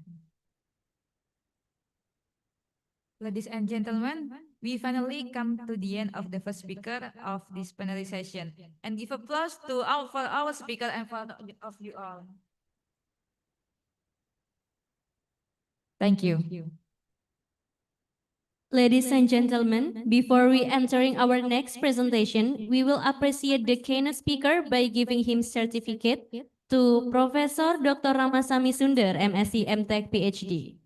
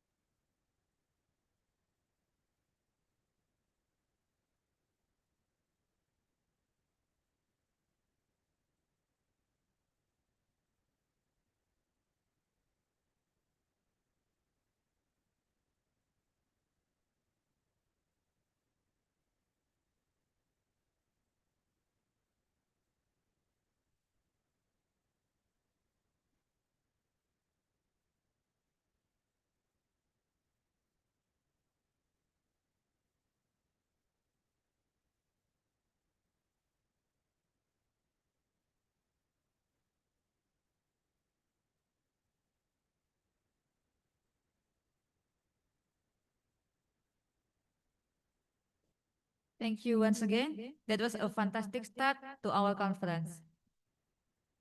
Let's keep the momentum going and move straight on to our next presentation. It is now a pleasure to introduce our second speaker, Professor Dr. Subramanian Sivasankar from K.G. Reddy College of Engineering and Technology, India. Professor Dr. Subramanian Sivasankar is a highly accomplished and influential researcher in the domain of materials engineering and manufacturing. His work is characterized by its practical application, particularly in developing and optimizing metal composites for enhanced performance. He has high citations metric demonstrate it means his research is widely recognized and used by other scholars globally. Professor Dr. Subramanian Sivasankar, the time is yours.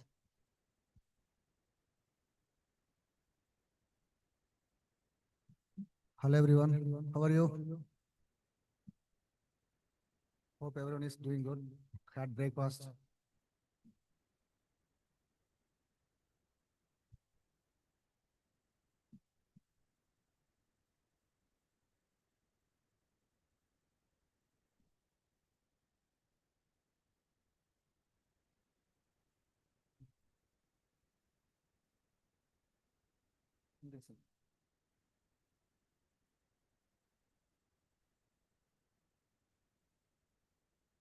So all our students are faculties from different places.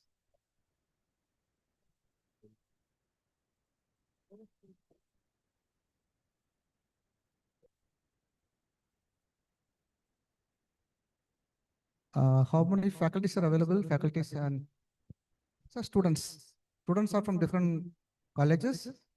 How many students? Can you please raise your hands? Students. Any students? Just I want to know. It is a beginner level or medium level. Just I want to know. Students. Okay. Thank you.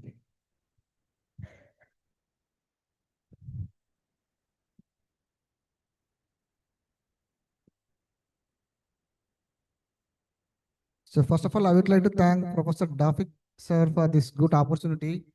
So you are traveling from India. We love Indonesia. It is looking like similar to India. We didn't find any much more differences. India and Indonesia. When we have traveled from Bali to here, we have seen different. On the way, we have seen different places. It is looking like exactly similar to India. We are not feeling any differences. So the thanks for this opportunity, Professor Dafik sir, and the team, the persons, those who are working with Professor Dafik sir. It is really systematically they are working.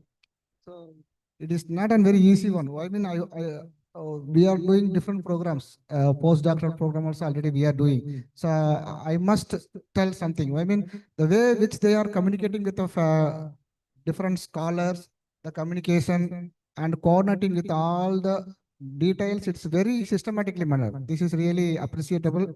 Thank you, sir. Thank you for this. Thank you. First of all, I would like to thank your team also. They are doing fantastic for each and every work. They are following each and every instructions. It's very highly systematic. I want to mention that name systematic means everything on time. It's really appreciable. Thank you. Before entering into the topic, I would like to talk about some basics of some things. That means intellectual property rights. I'm much interested in intellectual property rights. So it means that is not in the presentation now. I want to share some ideas for the intellectual property rights. The countries like India and Indonesia, we are the developing countries.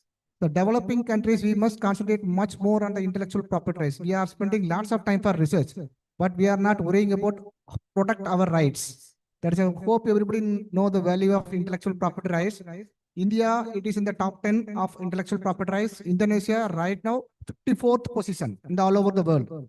54th position in intellectual property rights. So these are all the developing countries. The reason for I mentioning the intellectual property rights, hope everybody knows the iPhone. Is everybody having idea about iPhone? No? Yes or no? Do you know the price, actual price of iPhone?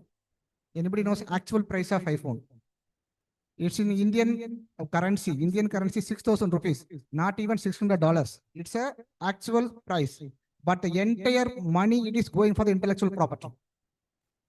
So the reason we should concentrate more on the intellectual property rights, It is whenever we are doing any invention, I mean, we are working for different methods, different invention, we are writing, spending research, and we are concentrating more on the different topics.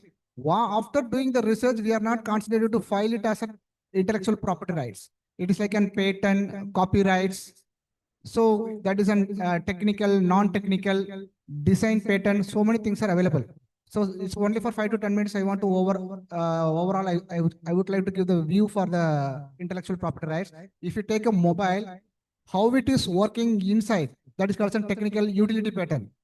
How it is looking outside, that is iPhone 14, iPhone 13, different models are available. That is called as a design patent. So when you buy any phone or any product, you can get a manual, that means copyright details, everything is available. Then you can easily identify, if I show the two phones, you can easily identify which one is iPhone, which one is Vivo, or which one is Redmi, the symbol. So that is another one. So this is for overall view for the intellectual property rights, we should concentrate. Those who are doing research, it is common for all. So those who are doing research in different field, once you have done some conclusion, try to register in your name. So it is available in all the countries. It is very, very important one. If you go to the Indonesia patent, you can just enter into the Google, Indonesia patent, Indonesia intellectual property rights. There you can file your work. I mean, after completing our work, what we are doing, we are not concentrating to file it on our own name. So if you file in our own name, that is some simple steps are available. That is a utility patent, design patent, whatever it may be. Once we file in your name, it will be the lifelong protection you will get. Somebody want to refer, somebody want to use without the permission of our name, our permission, they can't able to use. There is an outline for the intellectual property rights. So next, we would like to enter into the topics. The topic here which I have chosen is for stacked leaning approach for battery degradation prediction in electric vehicles. So hope everybody knowing nowadays electric vehicles day to day, we are increasing the electric vehicles. Everyone is moving towards, up to now we are using the petrol diesel vehicle due to the pollutions, environment, which is slowly we are moving to the entire world is moving to the electric vehicle. So what we can do, so what are the problems we are facing in the electric vehicles? Here we have taken one review. This review finally we are concluding with some algorithms which we can use. The conference is for the graphic theory. It's a mathematics. Without the mathematics, nothing is in the world. Everything is depending upon the mathematics. So in graph theory, mostly we use in the computer science. I came from a computer science background, but without the mathematics, nothing. We can't do anything. So graph theory, mostly where we are using is in the computer science only. So how we have used this graph theory, computer science, mathematical models to we have applied in the electric vehicle. So each and everything, so each and every research, whatever it may be, the point is we have to use the computer science model if the computer science model having the connection with the graph mathematics. So here, what are the terms, what are the algorithms we have used? So linear regression model, support vector machine. So different algorithm here we have used. How we have used this one to increase the here the term is for the battery. How we can increase the life of battery. So we have used. We will see one by one. So this is the outline for my research topics. We are going to see here for the next 20 minutes: abstract, introduction, objectives, related works, methodology, results and findings, conclusion, references. So the abstract first we will see the accurate battery state of health estimation for electric vehicle. It is necessary in ensuring operating reliability, maintaining the optimal maintenance schedule, and extending the life of battery. How we can improve the life of battery? So that is the main thing. Electric vehicle. So now still we are facing many challenges in the electric vehicle. It's a recent trend we are using for the electric vehicle. Their main component is a battery. So if you want to improve the battery, for example, everyone is carrying the power bank. So what is the reason we are having the power bank? We know even if you charge for the 100%, you may have a doubt. Suppose if it is reducing below 10%, what we can do? The emergency, what we can do? So we want to increase the battery. Even if you charge it, either I'm also having the battery. that is for emergency, how we can use. To improve the battery optimization, how we can do. So what are the algorithms we can use? So here we have taken, so first one is for the machine learning algorithm. Here we have used for the logistic regression, different algorithm. So in first, how we have done, we have taken each and every algorithm separately and we have seen the performance. After that, we have combined these algorithms and we made our new hybrid algorithm to give them more protection, more results. So the algorithm which we have taken here is machine learning algorithms such as logistic regression, random forest, and deep neural network. The stacked ensemble to achieve high precision classification of battery degradation state. So the topic stacked learning, hope everybody knows. So the real-time battery management systems and telematics data were collected, such as features, state of charge, state of health, C rate, depth of discharge, and environmental factors. Here we have used for the different model tested and validated after the processing and future engineering. We will see the methodology also. I will show you the methodologies also. Here the accuracy I have given. So the first part we will enter into the introduction. The electric vehicle batteries primarily lithium ion or degrade faster other than vehicle components due to internal chemical and structural aging. So these factors we have taken into consideration for different algorithms. So how we can improve the battery life by using different algorithms? We have identified, we have applied different algorithm, linear regression, machine learning algorithm. Then we come to a conclusion which one is the best. Finally, we have added this algorithm, make it as a hybrid model to increase the battery life. So understanding the factors affecting battery health is crucial for minimizing deterioration. So machine learning has emerged as a powerful tool for monitoring battery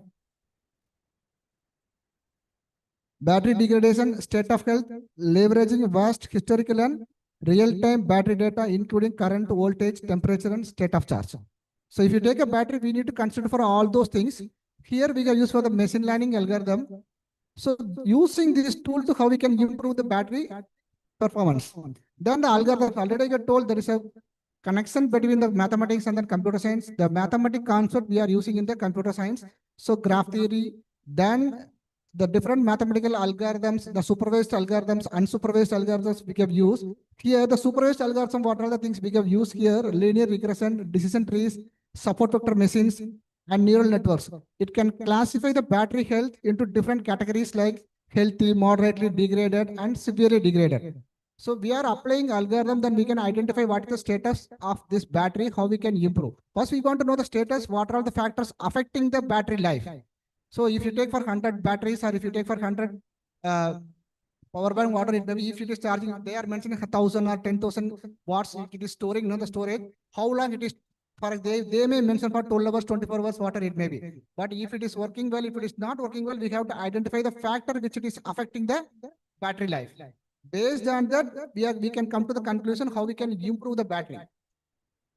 So the effective machine learning based state of health prediction enables predictive maintenance, reduces unplanned downtime, lowers operational costs, and extend battery life. If you are generally, for example, we can take for our mobiles also. Whenever we are using the mobile, when it is coming to below 20%, below 10%, sometimes it is automatically getting down immediately. Have you faced any problems in previous? I have faced sometimes. Your mobile, even if your iPhone or whatever it may be, if you are charging 20%, then it is okay. Sometimes if you see when downtime increasing 20% to 1 or 2% immediately. So these are the different factors we have to identify what may be the reason. 20, it should come 19, 18, gradually it should increase, decrease, then it is fine. But sometimes there is a chance, sometimes it is happening in some mobiles, some batteries. So what may be the reason for these things? So we want to identify these factors. So these are the reasons it is coming to 20 to 10 immediately or 20 to 3. Then sometimes it is getting switch off immediately. So these factors we want to identify, we want to know. I mean, it is a mobile, easily we can carry for the power bank. So what about the electric vehicle? We are running for a long trip or 100 meter, 200 meter. If it is a morning time, then it is fine. If it is a midnight or night travel going with the family, it is very difficult. If the downtime is for below 20, when the charge is available 20%, it is coming down below 0 or below 3, we can't able to do anything. So these are the very good, we got the important factors we want to identify how we can improve. So the objectives for my work, to develop a hybrid model, already I got told, different algorithms we have taken, we have applied for each and everything. After that, we come to the conclusion to integrate these 3 models and make it as a new hybrid model. So the hybrid model for accurate classification of battery health states in EV fleets using a combination of linear regression, random forest, and then deep neural networks. So these are the related works.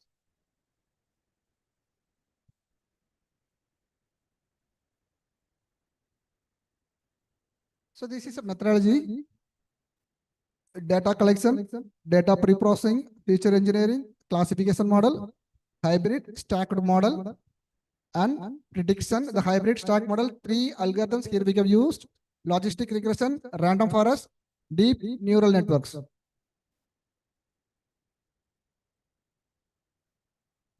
So methodology workflow here I have given. For the data collection, the electric vehicle battery health estimation begin with acquiring historical and real-time data from BMS, telematics, and maintenance labs.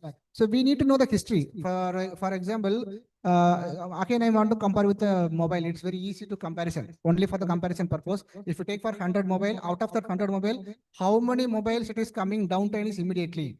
So mostly everything will work properly for below 10%, 20%, 9, yet gradually decrease. But if you take for 100, out of that 100, if 1 or 2 mobiles, it may come down immediately with after 20 or 15, the battery is coming down below 0 or 3 immediately. So we want to know the history of each and every battery and real time from BMS, telematics, and maintenance logs also. The parameters like SOC, SOS, then voltage, current, temperature, driving behavior, charging mode, and environmental conditions are collected. So the environmental conditions also affecting the battery life. We should know. So we can face, for example, if we go to the very hot place, our battery, sometimes our mobile, it is getting heat very easily. We can easily know. Sometimes some places, the mobile, it do not get, generally, there is no differences between our mobile. There is a charging when you are putting charge, whatever the time, when you go to the environmental different places, the battery, it may the heat may increase or heat may decrease. So we want to consider these environmental factors also. So the next one is on data pre-processing. Raw data undergo cleaning, synchronization, noise reduction. Missing or inconsistent data are handled via interpolation, imputation, rejection. Feature engineering, raw sensor and operational data are transformed into domain-relevant features such as C rate, depth of discharge, voltage drop, delta, SOC, cycle count, and time since the last maintenance. So the suggested stacked framework is here for logistic regression, random forest, and support vector machine. The logistic regression models battery health as a binary outcome, predicting healthy and degraded states. Its interpretability helps identify influential features. The next one we have taken here for the random forest. So random forest, it builds multiple decision trees, aggregate the prediction via majority voting. So it handles non-linear feature interactions, reduce overfitting, and highlights influential variables like temperatures and C rate. So the random forest is a robust and interpretable, but can become computationally intensive with very large data sets. The next one here we have used for the support vector machine. So it finds optimal hyperplane separating classes and performs well with the high dimensional and overlapping data. The next one we have taken for deep neural network. It learns hierarchical nonlinear representation from raw or engineered features, capturing complex degradation patterns. They are highly flexible and can handle large dataset but require careful hyperparameter tuning and sufficient data to prevent overfitting. The stacked ensemble model, that means we are combining. So we are up to now we have seen different model individually we have applied. Later that we are combining which one is the best. We are making an integrating and hybrid model to produce a good result. The stacked ensemble, but that means in the single data set, we will apply for the different algorithm.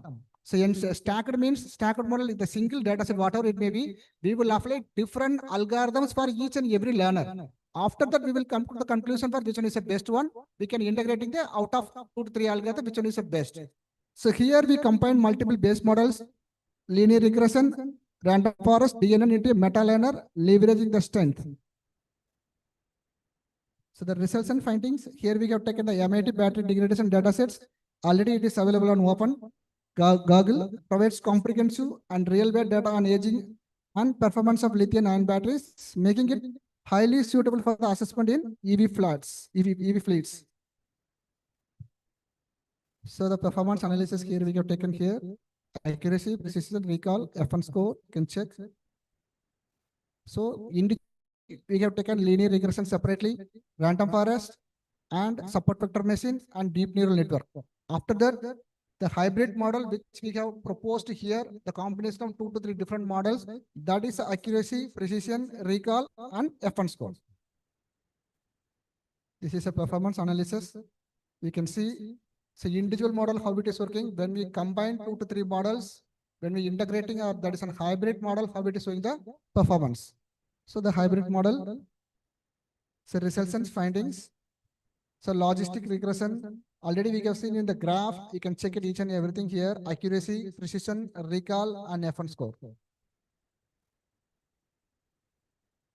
So we are concluding here in the study, a hybrid predictive maintenance method was proposed was battery health estimation in EV, utilizing a stacked ensemble of LR, RF, and DNS. So once again, I would like to tell the stacked model, the same data set we will apply for different algorithms for each and every learner. So after that, we will come to the conclusion. Here we have taken linear regression, random forest, and deep neural networks.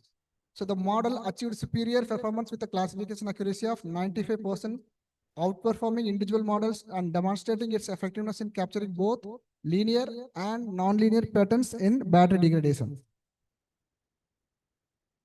So the feature works, it is open to all. So still we have achieved some level of accuracy. Then if you want to improve, we can integrate few more things also.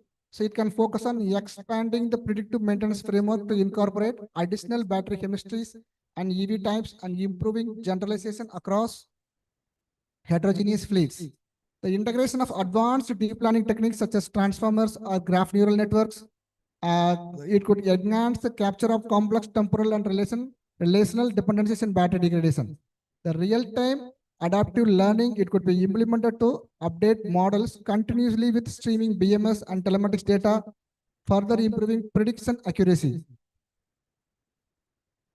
So these are the references we have taken. Thank you. If you have any questions, any queries? So my suggestion, I would like to tell once again, please concentrate more on your intellectual property rights. It's a very important thing right now for all the developing countries. So I mean, once you have achieved, I mean, in previous, when the starting session also I have told, you are in the research field. Everyone is doing research in different things. So once you identified, once you get any good result in any particular domain, whatever it may be, try to register in your name immediately. The cost is very less for all the developing countries. You can refer for the Indian. Suppose you want to market your product in India, you want to market your product in some other country, that means China. We can file as a patent from our own country and then other countries also. When we make a product, we can able to sell it in different markets. Once you have filed in our name, our products are in our name, it's a product, automatically you will get the rights for each and everything. Thank you. If you have any queries? Any queries?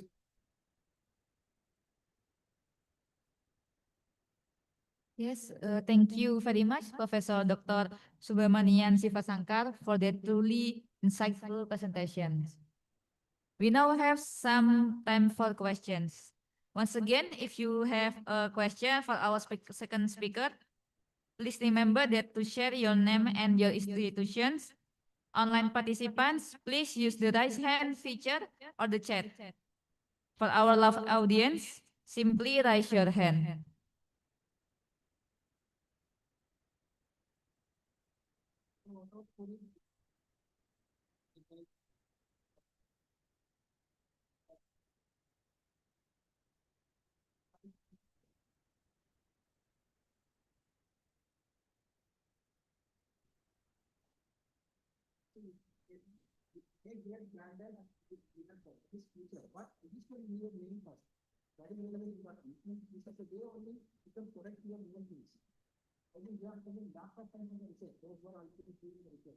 So once you file as a patent, which will be taken, which is a very simple one, file, you will get lots of benefits in future. After some time, once it is get branded, without the permission of the no one can use. So the simple example I have told for the iPhone, to make it for 1 week, come from one situation of this. Again, I think the dollar. But when it's coming to the market, you will find. So 10 times and 20 times higher reason, you could use protector, intellectual property rights. So they put the reason, they put the profit protected by their name, different name. But if you enter those who are registered in their name.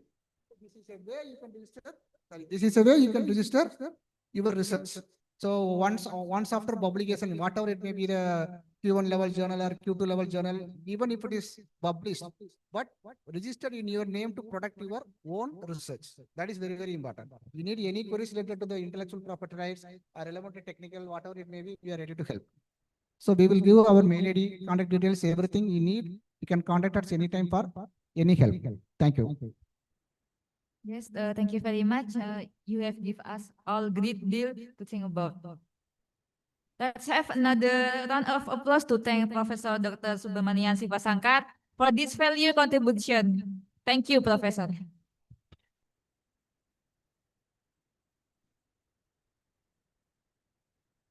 Ladies and gentlemen, before we entering our next presentation, we will appreciate the keynote speaker by giving him certificate to Professor Dr. Subramanian Sivasankar.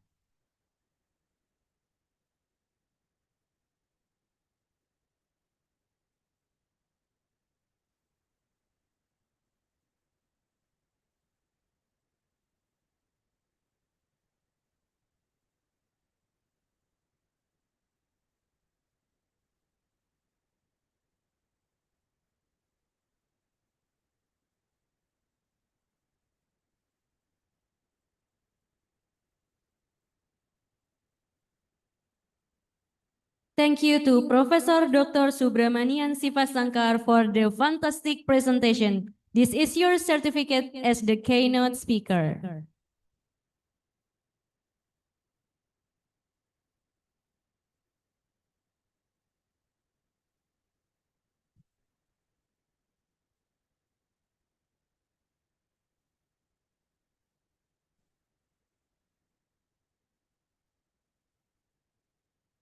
Okay. And now it's time to shift our focus to our next presentations, which I'm sure will be equally compelling. Joining us now is our third speaker, Dr. Nur Asilahwati Abdul Hamid from University Putra, Malaysia.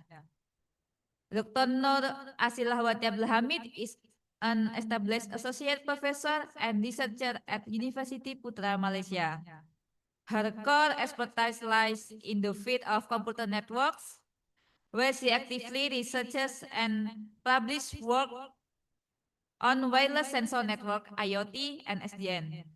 She is a product of the Malaysian university system, having completed her bachelor and master degree at University Putra Malaysia and earned her PhD from University Kebangsaan Malaysia. Dr. Nur Asilahwati Abdul Hamid, the time is yours. Okay. Thank you, Miss Chairperson. Assalamualaikum and good morning to the conference organizer, Prof. Dafiq, Dr. Sundar, and all participants from Indonesia and online. My name is Nur Asilah. I'm from University Putra, Malaysia, and currently engaged at Institute of Mathematics as a Deputy Director, and also from Faculty of Science, Computer and Information Technology. So I just want to check, everybody can hear my voice, right?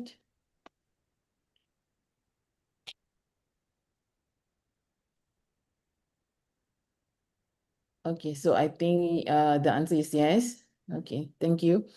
So today I'm going to share about one of my research, which the title is Multi-Agent Deep Reinforcement Learning for UAV Collision Avoidance. So UAV stands for Universal Auto Vehicle. Okay, so next is this is our this is my outline, introduction, objective, and so on. Okay, I think everybody knows that currently this UAV, so in my case, we are actually using, we are researching on the drones, on the collision avoidance on drones. So the drones are currently very useful in many developed countries. Even in Malaysia, we use this drone for agriculture, and we can see that many other countries already starting to use drones in delivering service and also some in military. Okay, this is actually the motivation that makes I mean the reason why we do this research. One of basically we have 5 motivation. So the rapid growth of UAV in urban environment introduce major safety risks. So both for the drones and the public. So this is actually one of the issues, the drone drop, crashes, and this is one of the issue. So in smart cities, drones are used for delivery, surveillance, traffic monitoring, and communication, increasing the traffic in the sky. And so, okay. And so next motivation is dense infrastructure. So in tall buildings and unpredictable flight path, make real-time collision avoidance critical. So very intense infrastructure, especially this drone is very useful in a dense infrastructure. And the fourth one is the traditional sensors and rule-based system struggle under high-speed, multi-agent, and dynamic condition. So in the traditional sensors, when we are trying to the sensor is out of the sensoring scope, and then the problems will start to arise. Okay, so a scalable intelligence system is needed to avoid crashes and ensure safe UAV operations in the airspace of tomorrow. Okay, so next, this is the problem statement. The problem statement that brings from our motivation just now in the high density urban environment created the unpredictable obstacle, for example, building poles, antennas, and even the moving object like the drone itself. So the traditional method using sensors and cameras are limited by the range. So if just out of the range, then the sensors cannot be detected. So this is going to be not going to be accurate and will create the problems.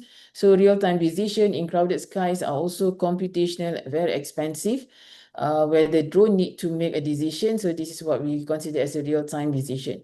So most existing systems are based on single agent. So our research is actually on multi-agent instead of single.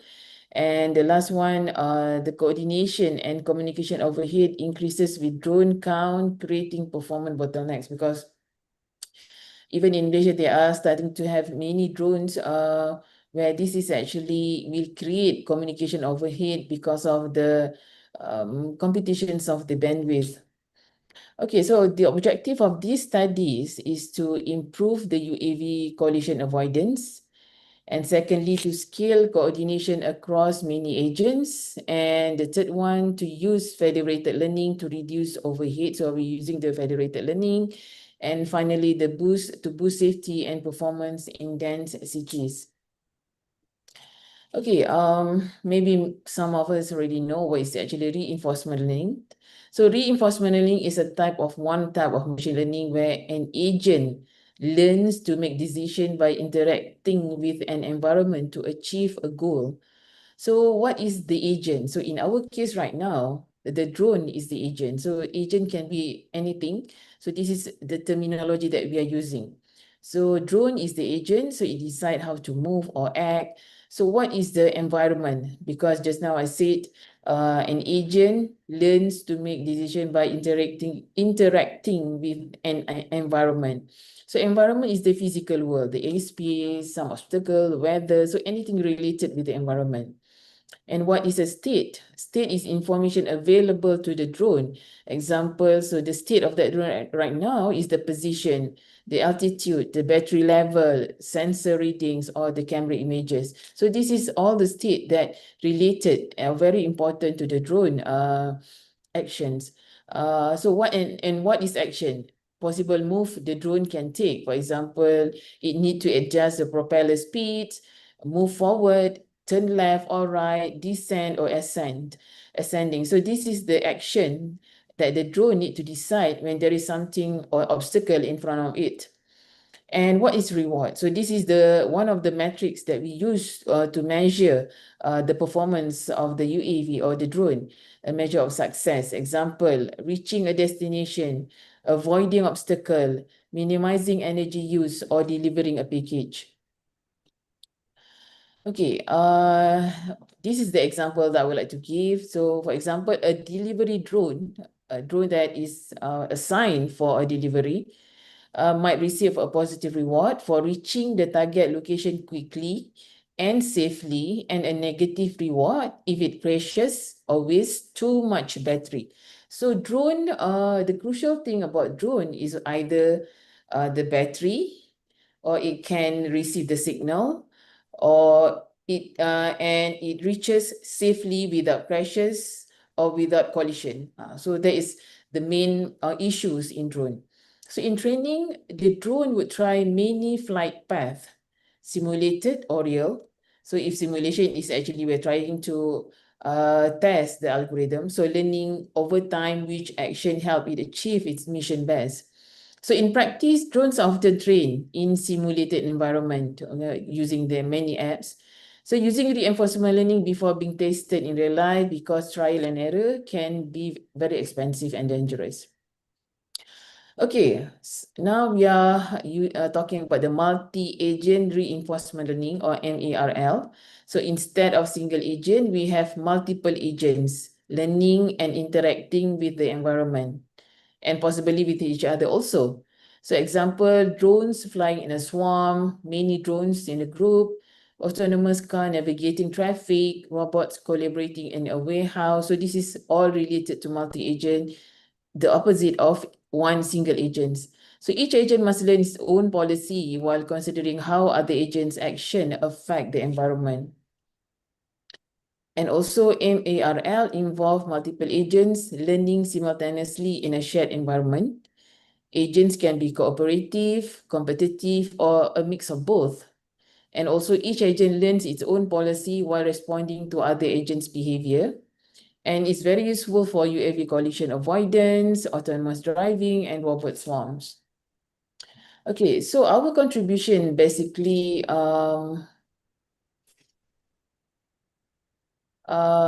we have two main contributions, which we propose using graph-based multi-agent reinforcement learning. So this graph-based multi-agent reinforcement learning is by integrating multi-agent reinforcement learning with graph-based representation.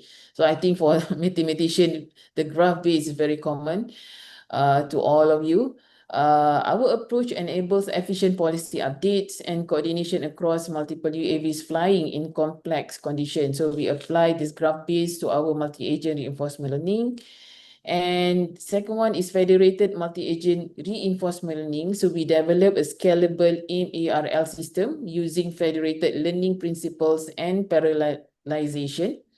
So this allows distribution drones to collaboratively train collision avoidance policies without sharing raw data, reducing communication overhead, and preserving privacy. So this is actually trying to, one of the, as I mentioned earlier, one of the issues for drone is battery, saving the battery for the drone, so it can flying longer than expected.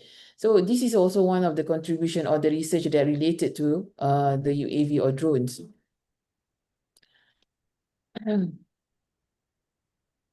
Okay, so the next slide is about the graph-based multi-agent reinforcement learning. So this is one of the related works that highlighted how the graph-based can assist or improve in this UAV or collision avoidance. So as you can see, the idea of applying deep learning methods to graph data has recently gained more attention. And the next one is 2D convolutions. Each pixel in an image is treated as a node, similar to a node in a network, and its neighbors are defined by the filter size. So this is how we implemented to our research for collision avoidance. The 2D convolution includes the red nodes neighbors as well as the weighted average of its pixel values. So an ordered fixed size of neighbors surrounds each node.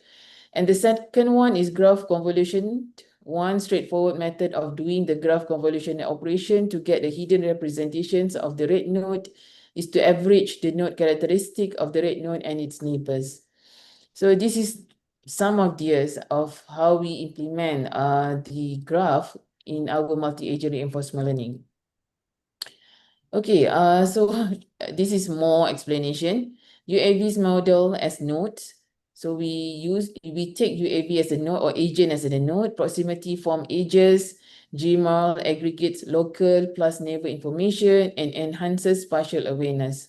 So creations of scenario, graph-based representation, initializations of the agents, and retraining the loops of the updates. So this is basically the brief on how we implement.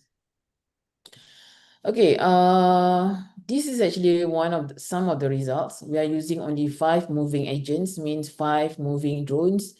So we can see there are some cases or some state that they are crashing each other. So it means that this is the lines, 5 line is how the agents or the drones is moving. So we can see there are several collisions happened, and the blue color is the original directions, and all of the drones moving towards the same direction. And this scenario 10, trying to avoid the collisions, but there are still some. So this is actually how the simulation has been done, but there are some simulation done also in 3D. And this is we measure. So this one is we measure the coordinates and we measure the collisions. And this one is cumulative reward. If you remember, reward means how the agent reach safely, less crashes, less collision. So we have 5 agents starting from agent 0 until 4. And this is the explanation. So we deploy 5 UAV as agents, each operating at speed ranging from 8 to 15 seconds, encountering collision with at least one of other agents. So result shows that our graph-based algorithm can solve near 80% of collision among UAVs. The simulation is done using Python programming language. Means that maybe the graph trying to show that the 80% of collision among UAV is actually achieved. Means before this the collision is actually happen more. So given that the altitude level is uniform across all drones, the avoidance maneuver executed by the agent is contingent upon a directional adjustment of 15 degrees either to the right or left. So this is a state. Typically, an agent has the capability to choose from a set of options, including turning left, right, or refraining from taking any action as a means of addressing a collision. So the preliminary findings indicate that the collision avoidance algorithm effectively resolve over 80% of collision across all agents in different scenarios. So the finding indicate that the approach using multi-agent reinforcement learning algorithm is well suited for addressing collision among several agents. Okay, so we come to the discussion. So the efficacy of multi-agent reinforcement learning algorithm is heavily dependent on the quality of agent interaction, which related to network architecture and the manner in which agents communicate with each other. So it means that it will be more efficient, which is very depending on the agent interactions. So in our case, in our algorithm. So in the domain of drone networks, the need of building and using suitable communication network is further emphasized owing to their distinctive sensitivities and complexity. So this is what we find from our observe on these multi-agent issues. So the optimizations of our algorithm performance relies heavily on the establishments of communication channels that are characterized by low latency, reliability, and efficiency, ensuring effective agent interaction. Okay, federated learning for UAVs, decentralized intelligence. So this is another approach that we try to decentralize intelligence. Federated learning allows UAV to train shared model without exchanging raw data.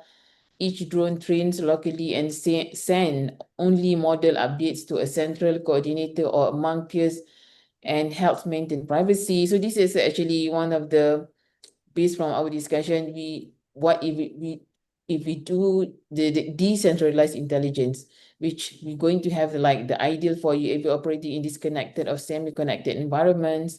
So all these something that going to have if we decentralize the intelligence. So methodology for the multi-agent deep deterministic policy gradient, is an advanced reinforcement learning algorithm for multi-agent environment, which will enhance, hence extending the deep deterministic policy gradient to handle many agents while each agent retain a decentralized actor. So actually, in my talks, we actually proposing a new two things. So just now is collision avoidance, and then this one is proposing another, which is multi-agent deep deterministic policy gradient. So in reinforcement learning, the actor critic technique aggregates the advantage of value-based and policy-based strategies. While the critic assesses acts by considering their value function, these assessments facilitate policy update mean to raise performance standard. So basically, this is another approach that we are trying to reduce the collision avoidance. As you can see, this is the algorithm in brief. So multi-agent deep deterministic policy gradient, algorithm generate actor and critic networks for decision making. A local MADDPG model with position, destination, speed, and direction represents every agent. And agent movement is determined with local models for vector rotation, action-based movement, and beginning direction determining control. So the global model is updated, the agents progress every 50 intervals, and the local models of agents are synchronized with the global model. So each agent simultaneously trained using a particular method within the same environment and episode, therefore enabling simultaneous learning adaptation across the multi-agent system. Okay, so this is our simulation on the MADPPG. So action space consisted of either no action, a 30-degree turn to the left or 30-degree turn to the right. Limitation was enforced to ease decision making while preserving a decent degree of mobility, positive award, effective navigation without collision, and negative reward, collided with another agent or got too near others, stressing safety as a top concern. So this is actually the term that we are using: positive reward, effective navigation without collisions, and negative if the drones has collided. So to increase the collective intelligence of the drones over time, fostering more coordinated behavior and improve collision avoidance in challenging surroundings. Suggested method efficiently lowers collisions and maximize agent behavior over time.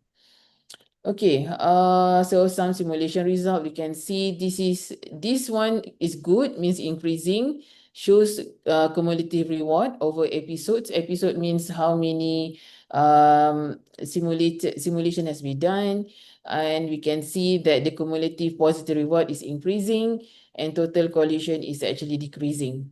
Okay.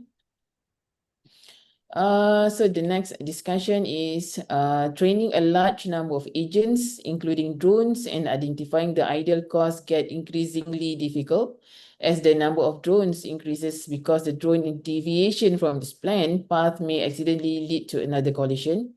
Okay, so this is actually the challenge of training a large group of drones. The dispersed nature of federated multi-agent reinforcement learning gives rise to novel obstacles, including the need to manage communication expenses.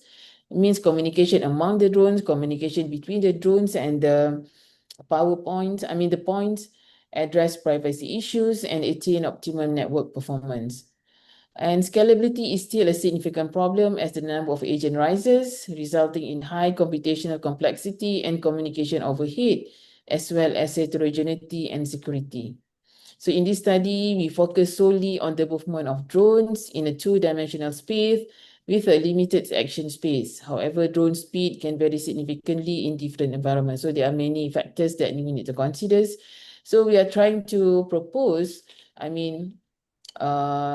considerating many factors such as the movement obstacles, the static obstacles, the drone itself. So this is part of the research that related to this talk actually. Okay, so I think that's all from me. So thank you. Yes. So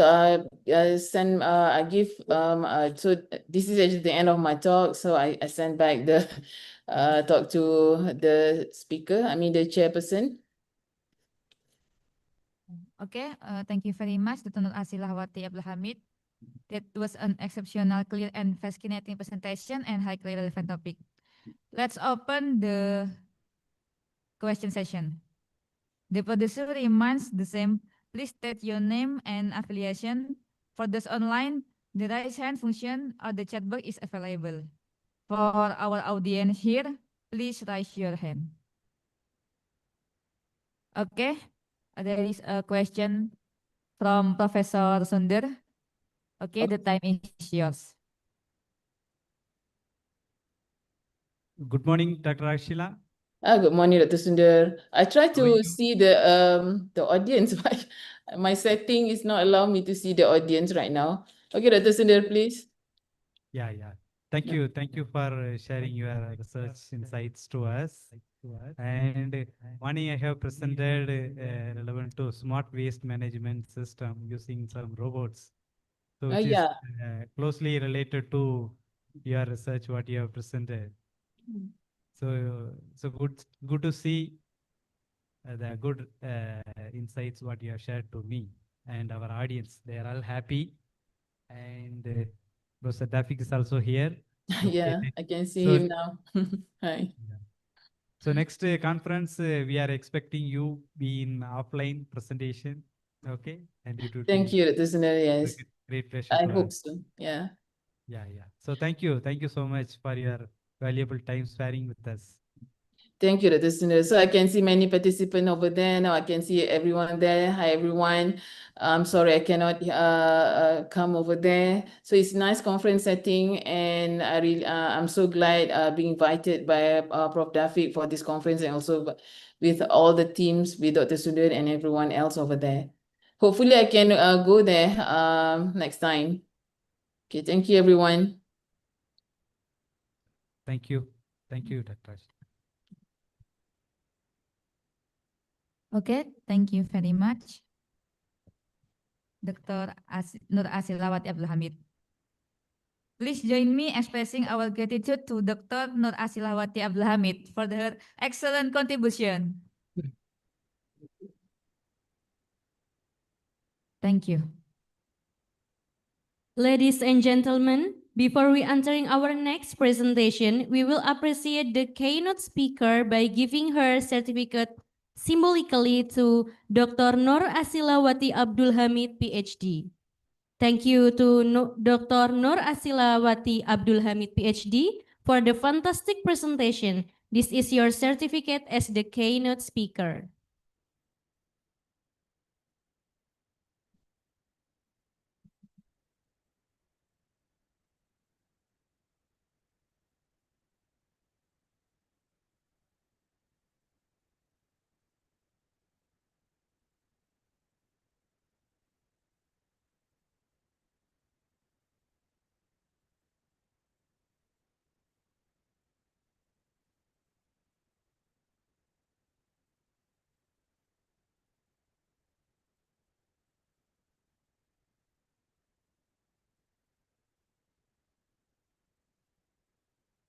And now we arrive at our final presentation of this morning session. And it's when you will not want to miss before we break for lunch. It is my distinct honor to introduce our next speaker, who is also a valued member of our institutions. Please extend a warm welcome to Professor Slamin, MCom SG PhD from the University of Jember, Indonesia.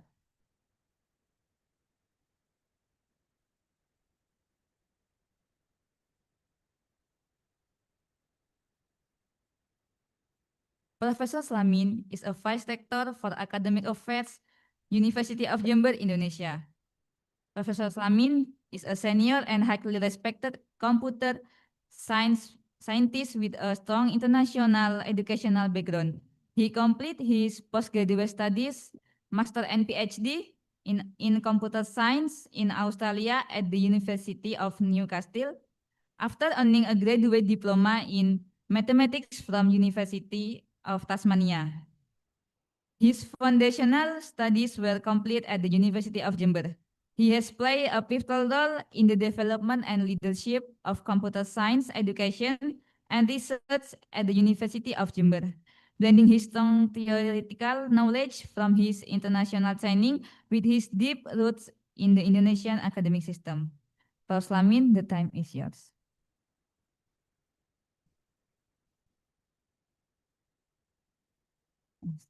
You're welcome. Thank you for introducing me. Okay. First of all, I would like to thanks Prof. David and organizer to invite me as one of plenary speaker in this yearly international conference conducted by CGANT Center of Excellence CGANT and now I'm talking scientifically. This morning I talked officially. Okay, let me share what I have here. Sorry, start broadcasting.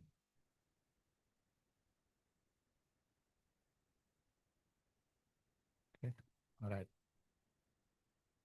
Wait a minute.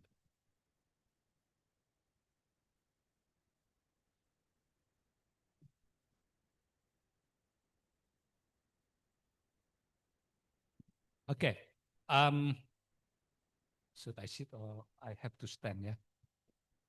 But if I stand, I have difficulty to hold my iPad and the microphone. Yeah. Probably I can use this podium. Yeah, it's okay.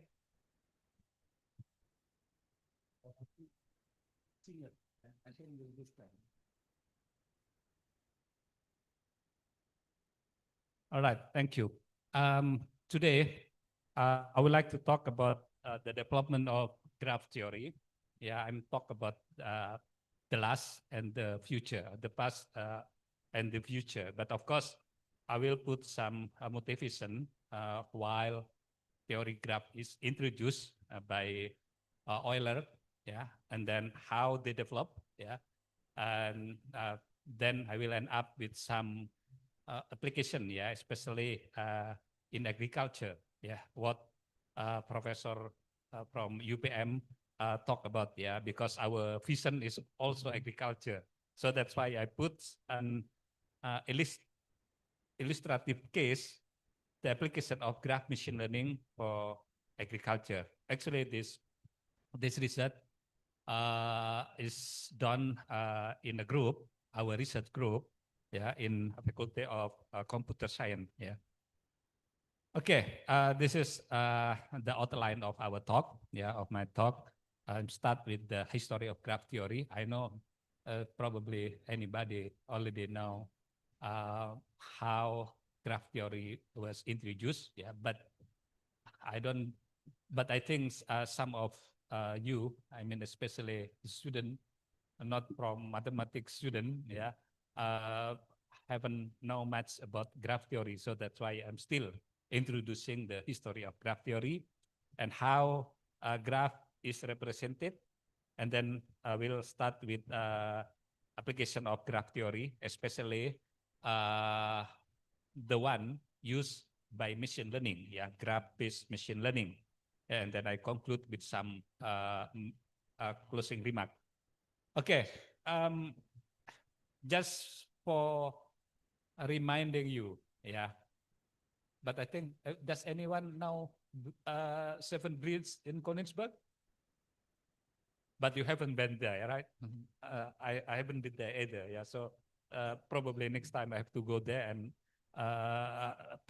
practice how we cross the bridges, yeah. But basically, what happened last time, there are like 7 bridges, yeah, on the Pringle River, and you know that, and they divide into 4 regions, 4 places, yeah, such that if we start from one place, say A, then go to other place, yeah, crossing the bridge exactly one and back to A. That's the problem. But nobody succeeded, yeah, until Euler, yeah, Leonhard Euler. I think this is in 18th century, yeah. In 18th century, we are not in the world yet, yeah. Use graph theory to solve that problem, and the answer is impossible. Yeah, it's impossible. because there are regions connected by odd number of bridges. Yeah, so that's coming with the first theorem of graph theory. We call it Euler theorem. Yeah. Okay. That's how Euler solved the problem. They use graph as the representation of the places and the bridges. Okay. Okay. Now, what is graph theory? Yeah. What is graph theory? I think, okay, quite delay. Yeah. I mean, from my iPad to the display. Yeah. So, you know, graph theory is a branch of mathematics. Yeah.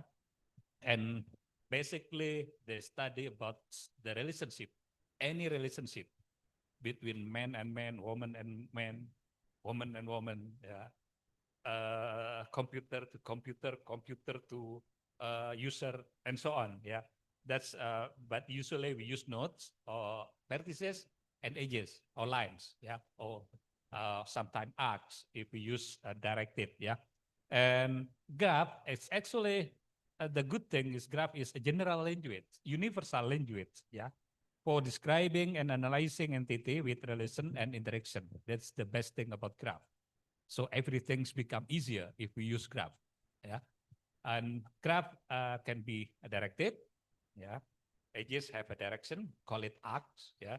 And then or undirected, edge or by direction, yeah. And what is graph representation? There are many examples, of course, that can be represented by graph. For example, we have event graph. So we can draw this conference, yeah, using graph. For example, the participant, the program, the origin of the participant, the paper that's a participant presented. Yeah, they all can be represented by nodes, and the communication between the object can be represented by the line or by the edges. Yeah, of course, for computer network is easy way to for the example, yeah, how we represent this computer network using graph. Yeah, I think it's direct. The computer as a vertex and the connection by edges. And then disease pathway. You remember when we have COVID in 2020, if someone affected, yeah, or infected, if they interact with other people, they have to trace like a graph, yeah, until we have like I don't know, maybe complete graph or high dense graph, yeah, yeah, and also food web, yeah, food web. For example, fish eat small fish, yeah, big big fish eaten by bigger fish, and so on, yeah. But you know, there are no people here, yeah, because if there is person there, they will eat everything, yeah. So they have like edges to other object, yeah. And then other example, particle network, yeah, we can represent atom, molecule, yeah, using graph. And the other example, underground network, MRT, yeah, railway network, we can use this graph, yeah. Social network, of course, we can use that, yeah, like Instagram, Facebook, yeah, and economic network, communication network, citation network, many things, yeah, many things. So I better skip this example. You can see that, yeah. All right, but how is the graph represented? Not on the way around. In previous example, we usually represent the object using graph. But now, how about on the way around? How about the graph? How the graph is represented? You can see that sometimes we just use grid, yeah, using cell as vertex, and how they connected, yeah, using like what's called shaded cell. Yeah, for example, if there is line between vertex 1 and vertex 2, then there will be seat in the cell in the row 1, in the first row, and in the second column. I think this is the easier way. And sometime in this one, the next one on the right side, we usually use that one. We call it adjacency metric. If there is edges between vertex 1 and vertex 2, then there will be a 1, yeah, in that metric. Yeah, otherwise it will be 0. We call it adjacency metric. That's the example, the representation of graph using other expression. Yeah. All right. This is some example of the application of graph theory. That's I want to explain here, but in brief, yeah. For example, optimal traveling problem. Yeah. Last time we call it TSP, traveling salesman problem, and the woman complained about that. So that's why it's will change like traveling salesperson problem. Yeah. And then we can use for scheduling system, optimal network, optimal matching, chemical storage, puzzle solution, and last, and I think this currently many speaker talk about machine learning. Yeah. Okay. Now, that's the first problem that we found by Euler, Leonhard Euler. Yeah, we call it Eulerian circuit. Yeah, I think many people are familiar with this. Yeah, we just traverse all edges and in the graph at exactly once. Yeah, and back to the original place and original vertex. Now, what is the application for this problem? Yeah, you know that, well, this is the map of our university last time ago, probably 20 years ago. Yeah, I'm lazy to update that one. But that's the idea is how we visited or traverse our route that connecting each place in this university, yeah, in this campus, yeah, for some purposes. For example, for route inspection, you can see here there are some like route reparation, yeah, route what's called project to well, to improve the route, yeah. Also for route cleaning, yeah. Also for delivering. For example, you know that last time we call it Chinese postman problem, when postman deliver letter to the people, yeah, around the road. But now probably the best example is when we deliver catalog, yeah, in some resident, yeah. So you just traverse once in route, everybody in that route will get that catalog. I think that's more efficient. So that's the purposes, yeah. All right. So basically, of course, we represent that map, yeah, or that campus into graph, yeah. But because this is not Eulerian, we have to optimize that way, yeah. What we have to do, we find the shortest route there, yeah, and we mix some pseudo graph, pseudo edge, yeah, semi-edge. For example, if there are vertex with odd degree, so we have to add semi or pseudo what's called pseudo edge, yeah. For example, like in this, well, you can see that one, the double, yeah. So it's mean that's not real edges, yeah, but this is called pseudo edges. Then it's mean that that route have to be traversed twice, yeah. But of course, we have to find the shortest edges, yeah, and you can find that one. All right. The other example is shortest path. Yeah, shortest path. I think everybody know this one. Yeah, because we usually use especially when we go to office, when we go to some place, we use like Google Map. Yeah, that's a Google Map use shortcut path algorithm. Yeah, there are many ways to do that. Yeah. Okay. So, but if we want to connect one place to other place, yeah. For example, if we want to build railway, ya, jalan kereta api, ya, apa namanya, rail, ya, rail path, ya. We can use that one. So every city is connected. But of course, this is not I mean, optimal in some sense, yeah. But it is efficient regarding to the budget, yeah.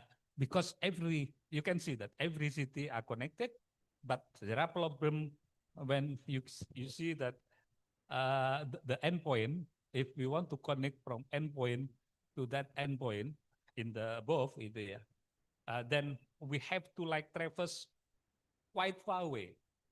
The good way, of course, finally we have to build new rail path, yeah, that connected one place to other place, especially the one that we have to going around, yeah, in any cities, yeah. But of course, we have to add our budget, yeah. We have to add our budget. Okay, another example, I think this is after Eulerian, yeah. We have Hamilton, yeah, and we know that Hamilton is also used for optimal traveling, yeah, optimal traveling. Now the problem, you know, that Hamiltonian cycle, if we talk about Eulerian, we concern about age, but for Hamiltonian, we concern about the vertex. We have to visit every vertex in that graph exactly once and back to the original vertex. Yeah, this is the example for Hamiltonian cycle. But what for? Of course, back to our campus map. Yeah, if we want to visit every place in that campus, how we can do that such that our visit is become efficient? What is the purpose? Of course, the purpose can be visiting the dean, yeah, visiting Prof. Dave, for example, check whether he is in the office or not, yeah, checking someone or check the building, yeah, whether the building is good or not. Yeah, there are many cases. Yeah, this usually used for traveling salesman person, yeah, to optimize his way, yeah, his traveling, yeah. But of course, not many or not all graph, especially the one that's already built, is not Hamilton cycle. So the problem is become, okay, this is not Hamiltonian, but how we do, yeah, we solve that problem efficiently, yeah. In this case, we can see that's actually only one vertex we visit twice. Other is exactly once. Yeah. All right. Next problem is a matching in graph. You know, this is classic problem. Yeah. If we want to have partner, yeah, everyone have partner. For example, I don't know the definition of partner. It can be man and man, woman and woman, or man and woman. It depend on the definition and depend on our purposes. Yeah, but you can see that in this graph. This is the left. The left side. We have the original graph. Yeah, in the middle you can see the matching, but that matching is not maximal. Why? Because we have two vertices which is not have partners. Yeah. So, but you can see in the right side, you can see that one is matching and maximal. Every vertex they have partners, so we call it perfect matching. Yeah. We hope that everyone have partner. Yeah. Wife, husband, girlfriend, boyfriend, and so on. If it is not maximal or if it is not perfect, just do or use theory graph, yeah, graph theory, yeah, to solve that problem. This is the example. When we have job position and we only have 4 position, but the applicant or the person, we have like 6. Of course, that's not match. Yeah, we have 2 extra people there. So what we have to do, we can use algorithm for matching, perfect matching. So that we have that one. This is not perfect, but this is maximal. So every position now got the person. Yeah, got the boss, got the people. Yeah, but 2 people is not having chair, having position. Yeah. Right. Another application is, of course, that usually used, yeah, optimal network problem. Yeah, for example, we have computer, we have cable, Wi-Fi, how we connect them such that they are optimal. Optimal means efficient regarding to the budget, regarding to the money, yeah. And optimal mean also reliable. Reliable means zero downtime. Yeah, every time is connected. Yeah, no error whatsoever. So of course we can use graph. For example, as I usually use this example, you can see that we have the same resources. We have the same number of vertices, or we have the same number of computer. We have the same number of edges. Yeah, we have 15 edges, we have 10 vertices. Yeah, also every vertex have the same degree 3. But of course, this graph, regarding to the optimization, they are not the same. Let me ask you. Yeah, so you don't sleepy. Yeah, you are not sleepy. So what is the better graph in this picture? Which one is better? This is a test. Yeah. G1? Well, probably G1 is more beautiful than G2. Yeah. You know. Which one? Which one is better regarding to that optimization? Which one is G2? Yeah. Hi. You can see that one is the same. I mean, the resources is the same. Why G2? Yeah, thank you. You are correct. G2 is the better one.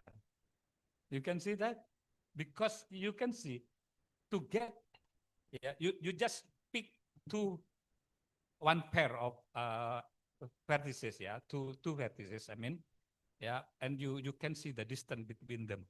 You can see that in any pair of vertices in G2, you can reach it at most in 2 steps. Okay, in 2 steps. While in G1, you can reach in any 2 vertices at most 3 steps. So that's one, the 2 step much better. There are, I mean, less delay, yeah, comparing with G2, sorry, G1. That's usually used for plain routes, yeah. So we only transit in one airport, yeah. But you have direct flight from Delhi to Bali, right? That's good then. Like, well, like a neighbor, like from this one to this one, that's okay. But of course, not airport have direct flight, yeah, to the other.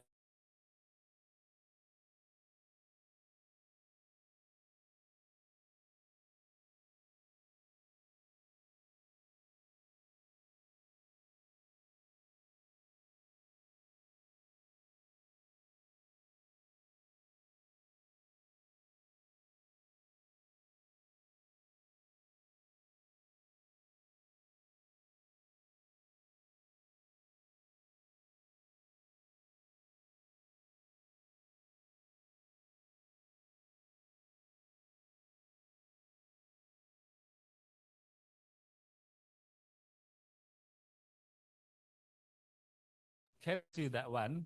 Yeah, there are many type of magic labeling, many. Yeah, but you can see in this example, we have its magic total labeling. Yeah, you can see the weights in every edges all the same. Yeah, that's the magic thing. Yeah, you can see the magic constant is equal to 29. But what this problem is used for? What is the application for that one? Actually, there are many. Yeah, but that's remind me to a problem in junior high school. Yeah, in the first grade of junior high school, I still remember because my son have this homework. Nobody at home can solve the problem until I come in and I solve the problem. Of course, for this one is easy, but if we expand into like 7 circle, 10 circle, especially when they deal with even number, this is not easy. Ya, but ya, jadi ini PR untuk anak SMP kelas 1, tapi tidak mudah. Sorry, sometimes I have to mix my language to make easier to understand, right? Okay. Jadi ini PR gitu ya, dan tidak banyak yang tahu, terutama kalau genap dan titiknya banyak. Kalau ini mah langsung gampang kan, dan ini pernah muncul di Instagram gitu. Easy lah, tapi ketika sudah 10 titik, 12 titik, nggak gampang. Serius. 4 titik aja nggak, sorry 4, segi 4 ya, itu aja tidak mudah. Ya, tapi itulah, akhirnya, so we can use this, ya, you can edge magic total labeling to solve the problem. So the circle in the corner, we use vertex, and the circle in the side, in the side, we use what's called edges. So we can have this solution. In my iPad, it's already appeared. That one. So you can see that one is actually edge magic total labeling of 6 cycle. Yeah, and we already solved the problem in 2000.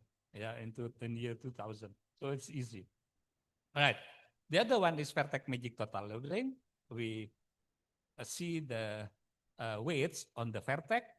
What this one is used. Okay, this is the example. Yeah, you can see in every vertex we have the same weights. Yeah, in this case we have 16. But I'm still remember that one also when we have Olympic in Sydney in 2000. Yeah, there are like mathematics Olympiads for high school in Australia, and this problem appear in that mathematics Olympic. Yeah, basically we have to put dollars, $2 up to $9 in the region of the Olympic emblem. Yeah, in the Olympic emblem, such that in one ring we will get the same amount of money. Yeah, but this one is actually we can use vertex magic total labeling. So we can represent the ring by the vertex, and the intersection between ring we can represent by edges. So we can have this solution. Yeah, and of course we can expand this Olympic emblem into many rings. Yeah, for example, if we have a new continent, probably there will be new ring in this emblem. Yeah, in this logo. All right, you can see that in every ring we will have $11. Yeah, so I think that's fair enough. Everyone get $11 in from that from every continent. Yeah. All right. Another example, another application for graph labeling is assignment of network addresses. Yeah, this one. Actually, this introduced by Alison Marr and Wal Wallace in 2013. Basically, they just give label to device and to the connection between the device. Yeah. For example, if we have this network, we can represent this one as a graph. Yeah, and then we label that graph vertex and the edge using edge magic total labeling. So what does it mean? We mean that if we want to send a message from 3 to 13, they have to use channel 25. or they have to use line 25. So the key is the magic constant. Yeah, for example, the magic constant is 41. If we want to send the message from A to B, then the sum of A plus B and the channel and the line have to be equal to 41. So that's the key. Yeah. All right. Another thing is coloring. I think everybody know coloring. I will skip this one. Yeah, but basically what this one is used for, this one can be used for scheduling system. Yeah, for example, if you want to have thesis examination, we have 5 group. Yeah, and of course we have to arrange that examiner. Yeah, such that there is no time conflict or time the same time in for the group. So basically we can represent the phenomenon, yeah, into graph. Yeah, if there are same examiner between the group, then there will be the line or there will be edges. So for short time we can have that one, yes, and then we can just color the vertex of the graph. We will get that graph coloring. So we can use that coloring, yeah, depend on the color at the time of the examination. So we can have this schedule. Okay, it's easy actually.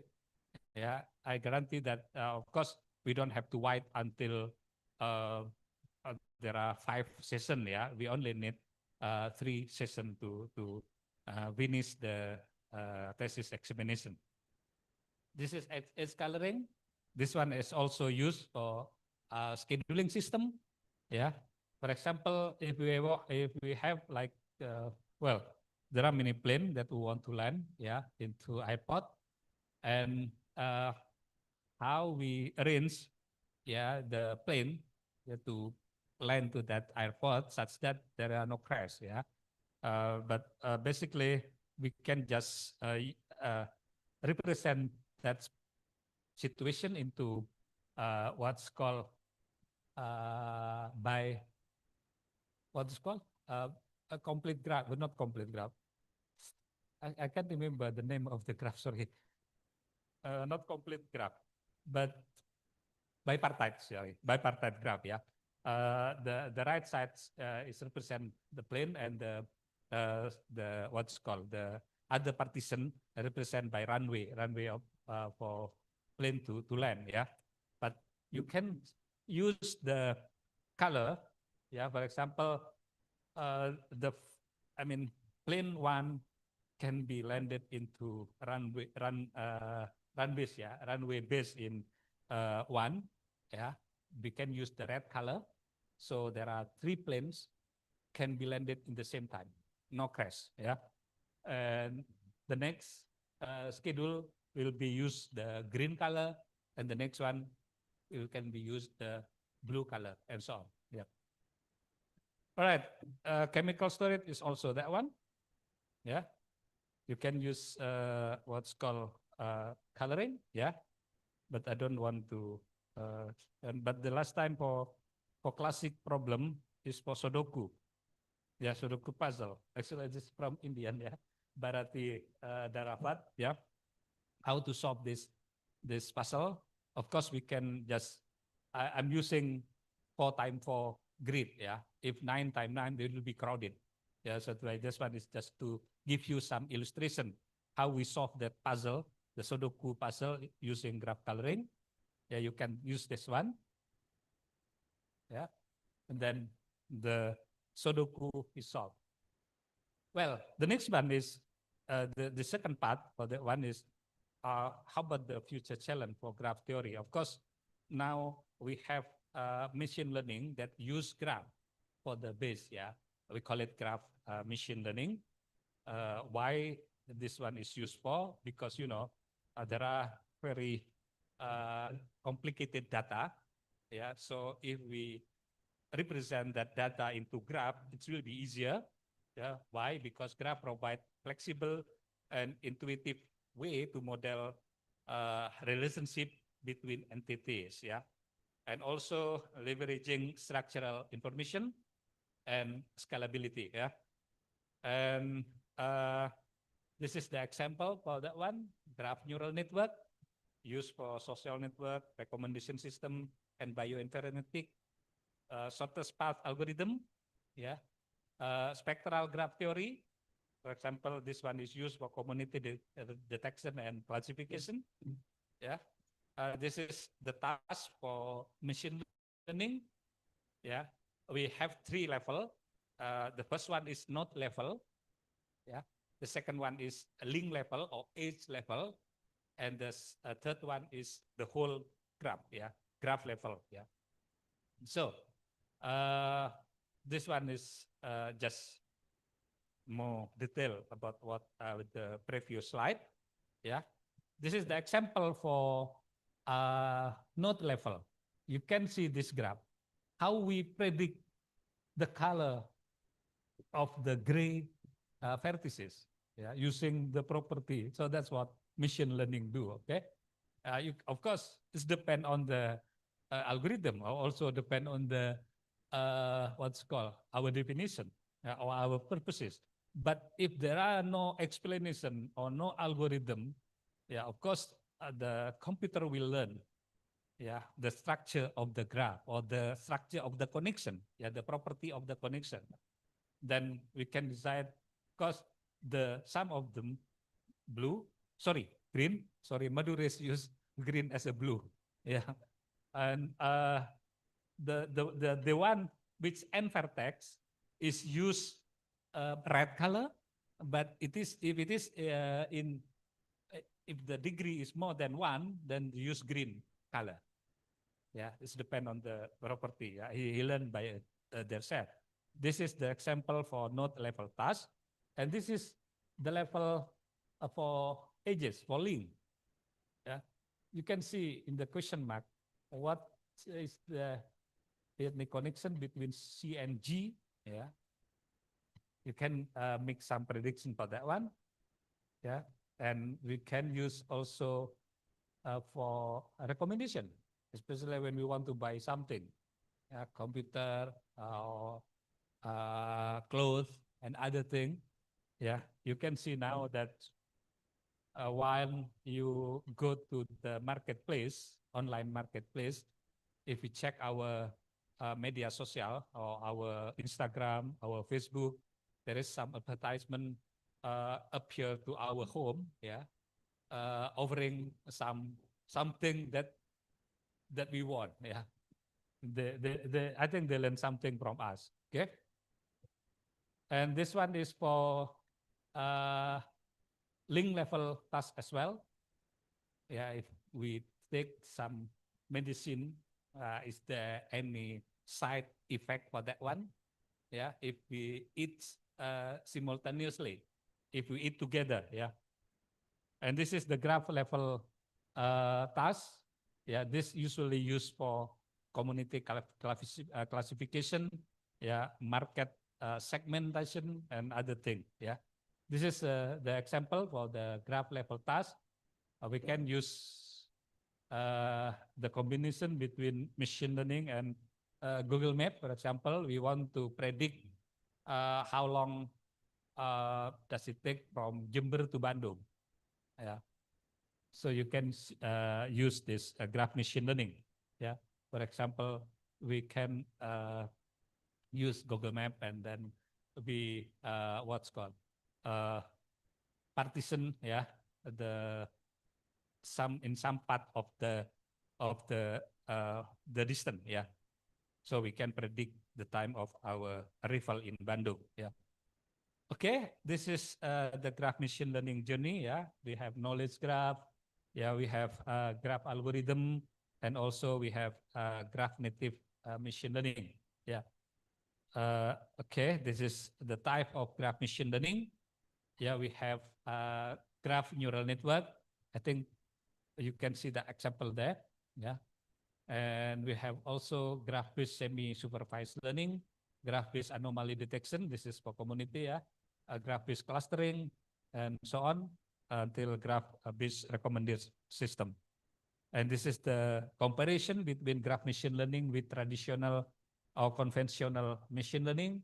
Yeah, you can see, I think, yeah, probably because we are graph theory people, yeah, graph theorists.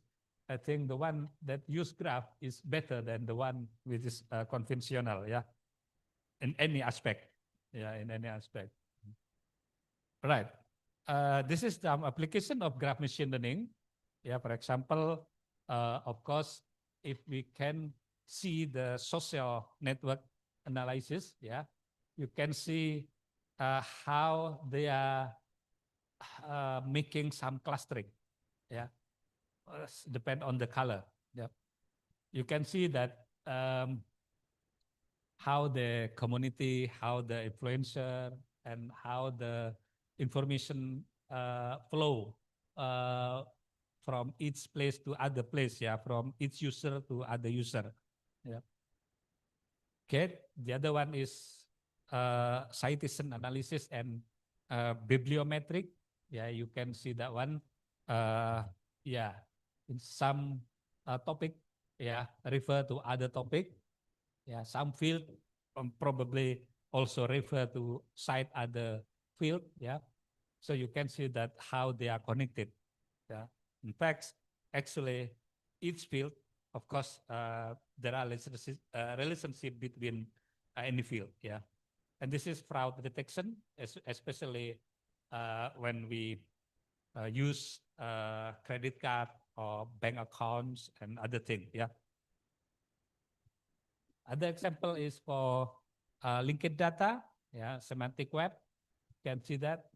I think they already spirit between up in the just stay in same cluster, yeah, if they have the same color.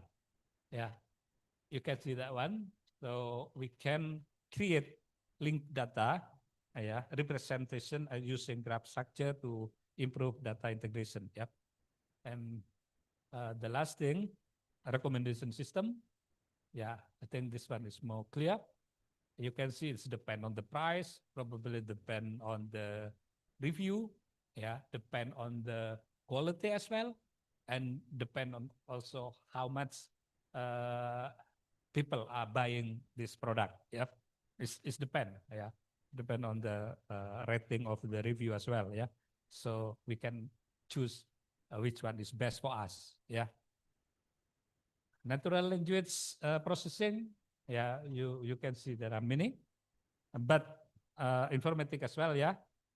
This one is actually what I want to give you some example. Yeah. For agriculture, you can see that the one graph machine learning for agriculture is precision farming, pest and disease detection, yield prediction, or automated harvesting. I think this is already popular. Yeah, many people do this research. But what I have here, I'm currently got some grant.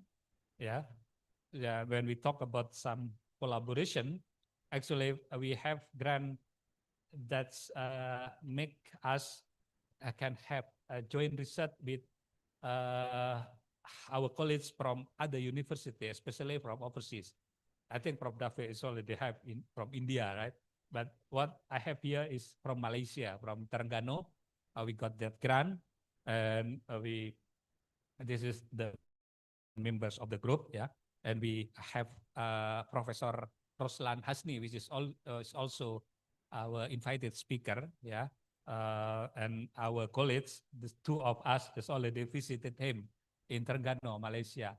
Actually, I invite him to come here, but I think he has the same program in Malaysia, so that's why he present online, yeah, not offline.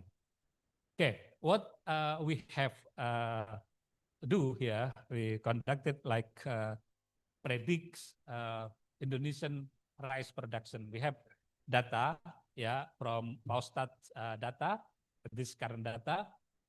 So this is actually the actual data, yeah.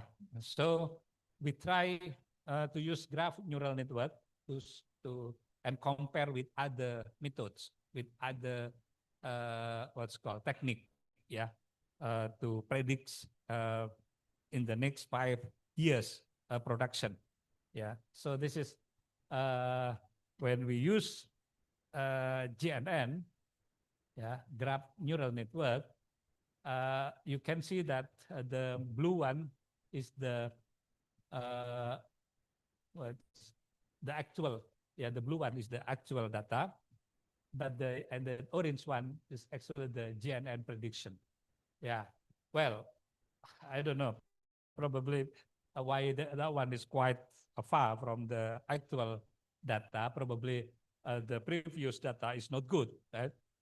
But when we compare with other model, with other machine learning, you can see that one. I think GNN is the better one, yeah. Especially when we put this one, yeah. Yeah, this one. Yeah, sorry, the next one. Yeah, that one is still, yeah, still much better. Yeah, you can see that one. Sorry, in this table, the GNN is the what? The orange color, right? Sorry, sorry, blue. Yeah, blue, and the orange one is like not good one. Yeah, I think the best one is the blue one. Yeah, the GNN. Yeah, and finally, yeah, we conclude this my talk, yeah, by this these points. Yeah, the first one, as we know, graph theory provides a powerful framework for machine learning.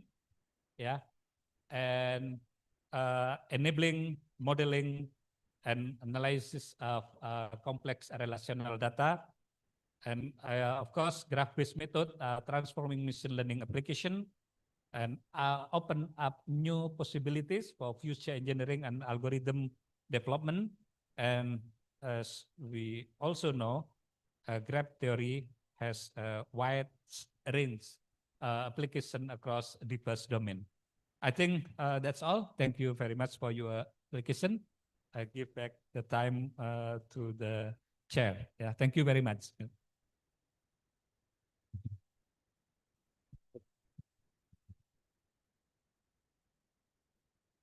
Thank you, Professor Slamin, for that brilliant presentations. What a powerful way to conclude our morning session. We have time for a few questions. As always, please state your name and affiliation. Online delegates, use the raise hand button or chat. For those in the room, please raise your hand. Okay. Okay, the first question from... Pakai bahasa Indonesia nggak apa-apa ya? The time is yours, Prof. Santos. Yeah. Hello, sir. It was very wonderful presentation. In fact, me also working in the same area, and upcoming presentation will be on the same domain.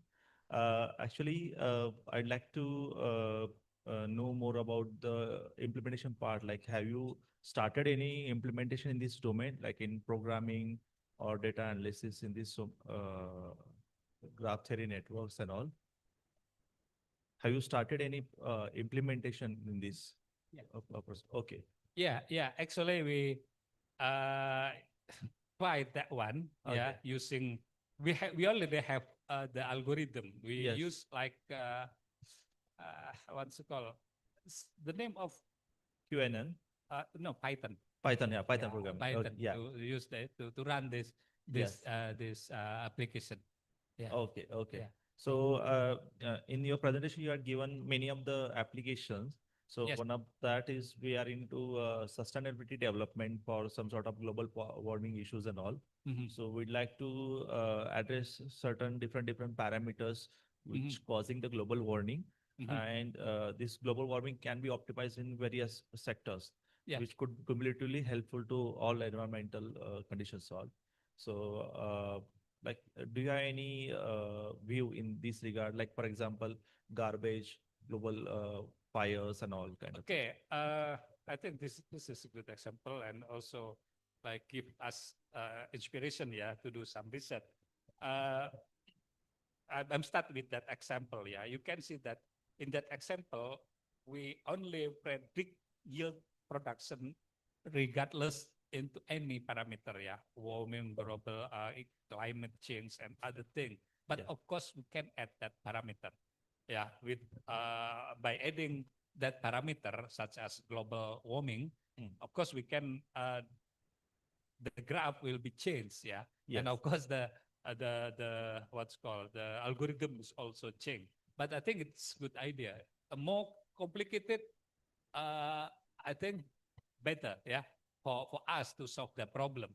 But I think this one is not easy using hand. Yeah, yeah. But if Multiple we have parameters we have to program, yeah, Yes. we can solve easily. Yes. Yes.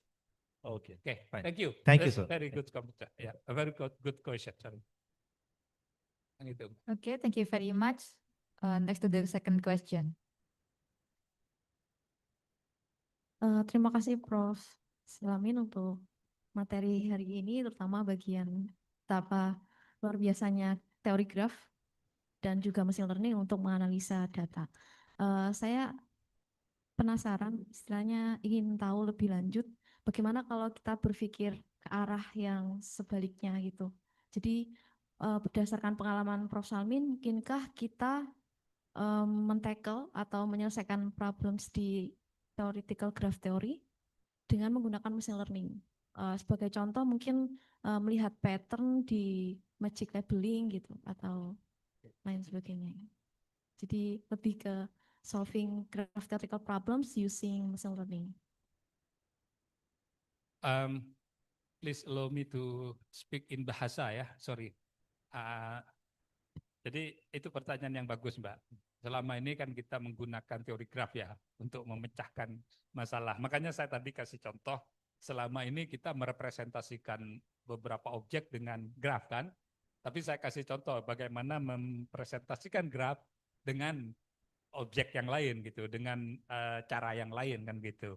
Nah demikian juga bagaimana kita memecahkan persoalan teori graf menggunakan machine learning. Gitu. Nah selama ini kita belum nyoba Mbak, tapi silakan. Yang saya tahu, ya saya karena nggak punya banyak waktu ya, pernah mengajar, baru dengan AI, ya kan AI kan menggunakan machine learning juga. AI dengan yang mengajar. Jadi ada mahasiswa yang saya kasih tugas gitu ya, karena dia duduk di depan untuk selalu memoto, mengcapture apa yang ada di slide saya, langsung dipecahkan pakai AI dan luar biasa, bagus gitu ya.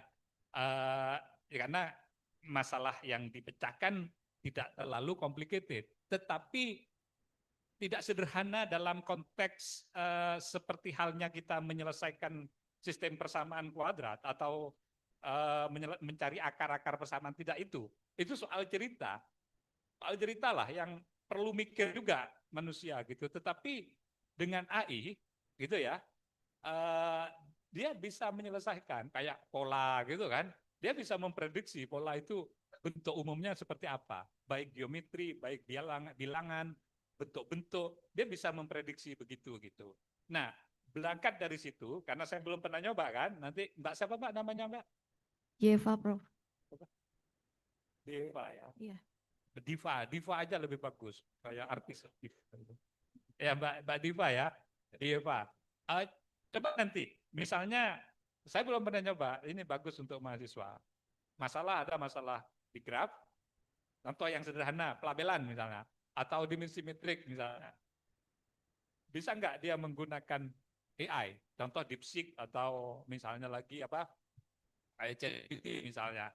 Kalau mungkin lebih bisa, itu ya. Saya yang free aja, mahasiswa itu bisa dan pinter sekali dia.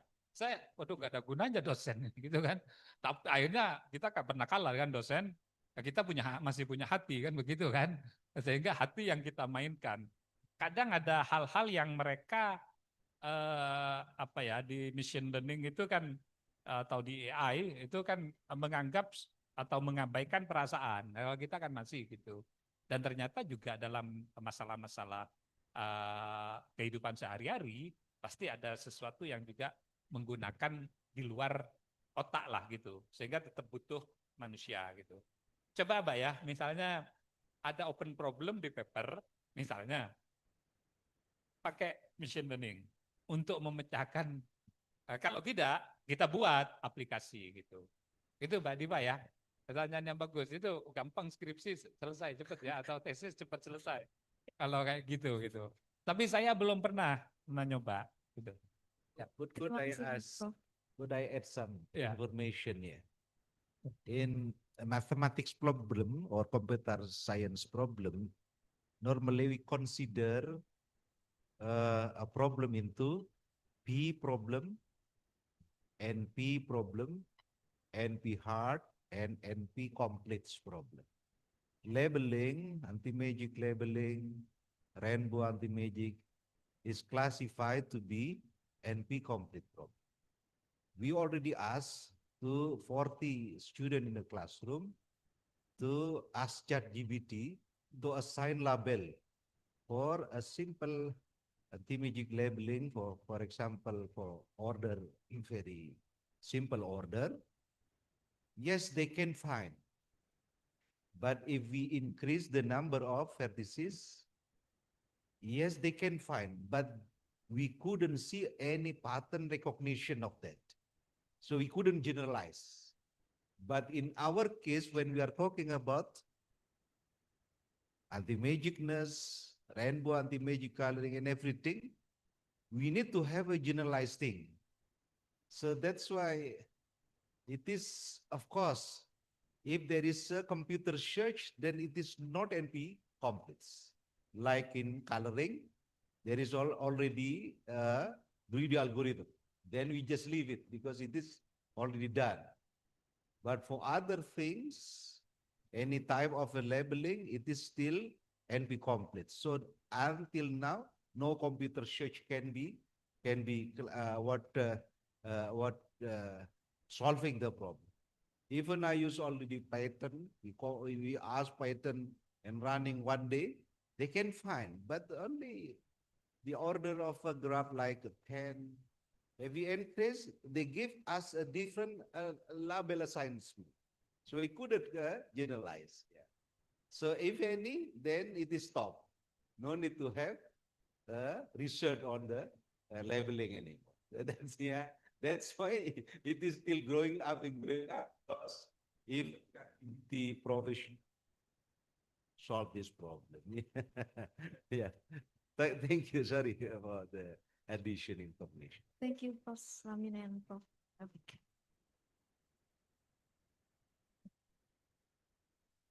Okay, that's all. Very insightful answer and discussion. Thank you, Professor Slamin, Professor David, for the explanations. So all the panel session, now give some applause for Professor Slamin.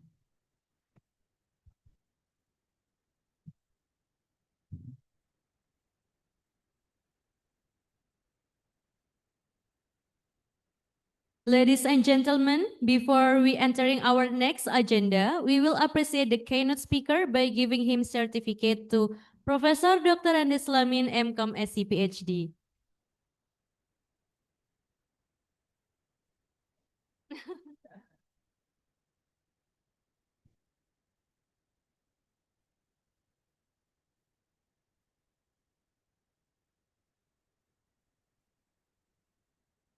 Thank you to Professor Dr. Andes Slamin, MCom SC PhD, for the fantastic presentation. This is your certificate as the keynote speaker.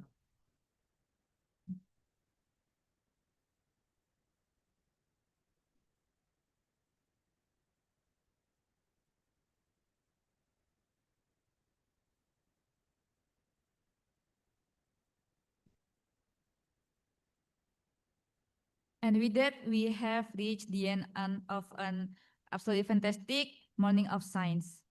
On behalf of everyone, a hug thank you to all morning speakers. We will now break for lunch and prayers, and I will give back to Master of Ceremony. Thank you from me as a moderator for morning plenary session. Assalamualaikum warahmatullahi wabarakatuh. Shalom, Om Santiastu, Namo Buddhaya, Salam Kebajikan, Rahayu.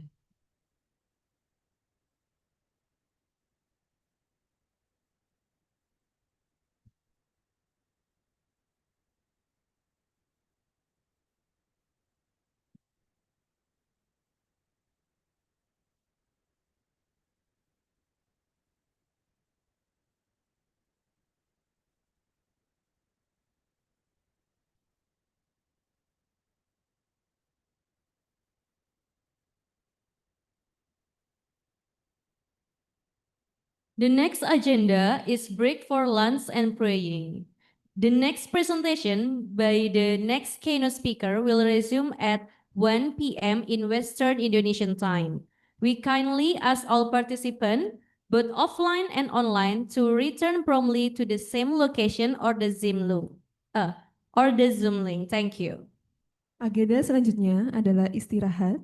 Presentasi oleh keynote speaker berikutnya akan dilanjutkan pada pukul 13. Kami mohon seluruh peserta, baik yang hadir langsung maupun online, untuk kembali tepat waktu. Terima kasih.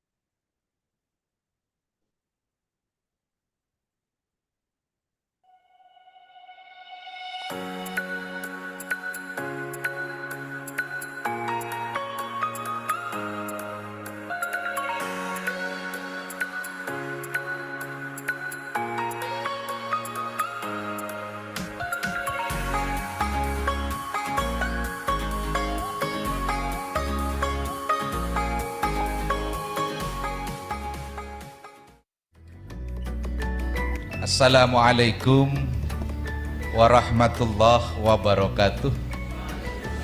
Alhamdulillah wa syukurillah wa la haula wa la quwata illa billah, amma ba'du. Good morning, ladies and gentlemen. Honorable Rector of the University of Jember, Honorable Vice Rector, let us express our gratitude to the God Almighty. Due to His blessing, we could join and share our experience in this conference. Assalamualaikum warahmatullahi wabarakatuh. Bismillahirrahmanirrahim. Alhamdulillahi rabbil alamin. Hamdan syakirin, hamdan na'imin. حمدا يوافي نعمه يكافي مزيدا يا ربنا لك الحمد كما ينبغي لجلالك وعظيم سلطانك.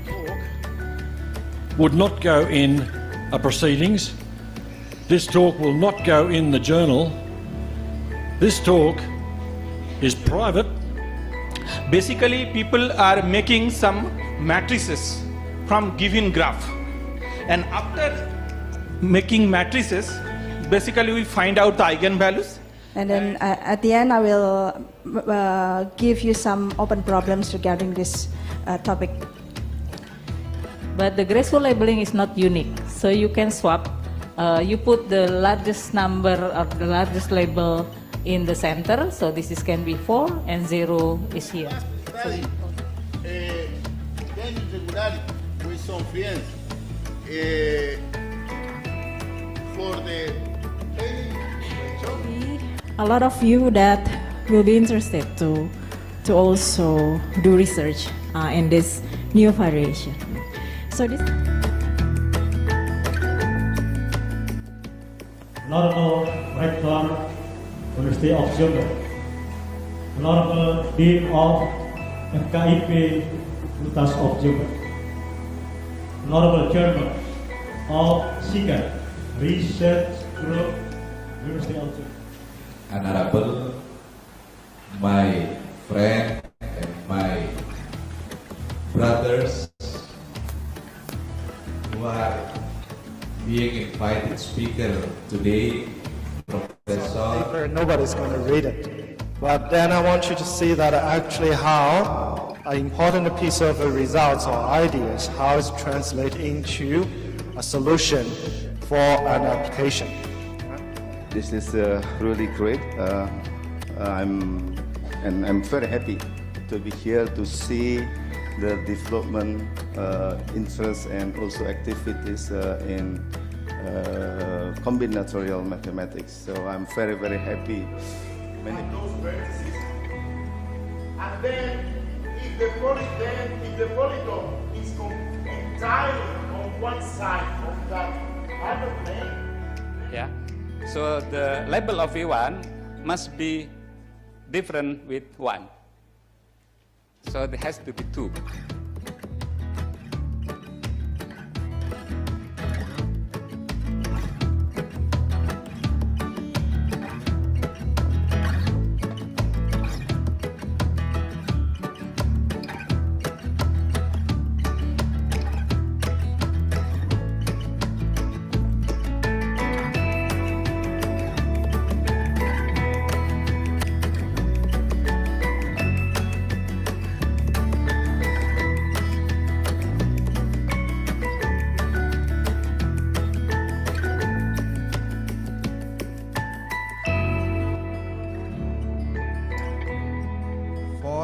Years ago, and now this year is the 4th international conference of It is my great pleasure actually and honor to welcome you at the present conference which is held by CGANT University of Jember. Okay, I think I am live. Okay, you are the co-host now. And you can share your screen. You can using the share screen feature in the Zoom. Terima kasih and selamat pagi. Okay, selamat pagi Jo. Okay, while waiting for Associate Professor Jo Ryan preparing. It is simpler and trivially we can find the rainbow coloring. And rainbow coloring is not a proper coloring like just proper coloring. Floor is yours. Okay, thank you very much for your introduction. And first of all, I would like to thank Professor Dafik for inviting me to give this talk in this conference. So I will first combinatorics and graph theory and network topology that have invited me to join our prophet to join of this conference. First of all, I thank Professor Defik and his group, second research group, for inviting me again in the 2020 for delivering a talk on graph coloring.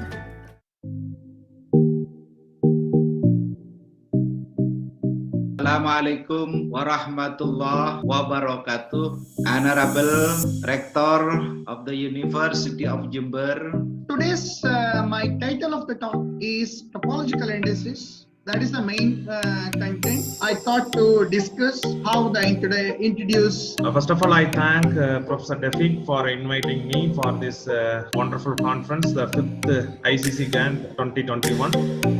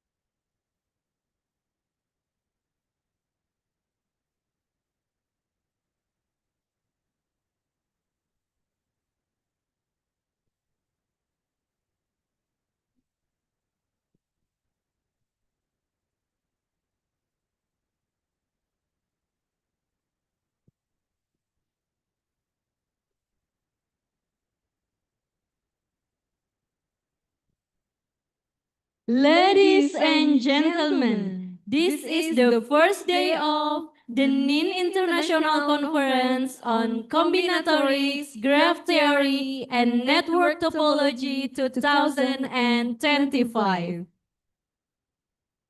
Ladies and gentlemen, we are now continue our main agendas, the plenary session by our keynote speakers. Hadirin sekalian, kita akan melanjutkan agenda utama, yaitu sesi pleno oleh para pembicara utama. This plenary session will be chaired by Syabana Nurin Nadia Aziz, SPD, MPD, from University of Jember, Indonesia. To Miss Syabana, please welcome. Sesi pleno akan dipimpin oleh Syabana Nurin Nadia Aziz, SPD, MPD dari Universitas Jember, Indonesia. Kepada Saudari Syabana, disilakan.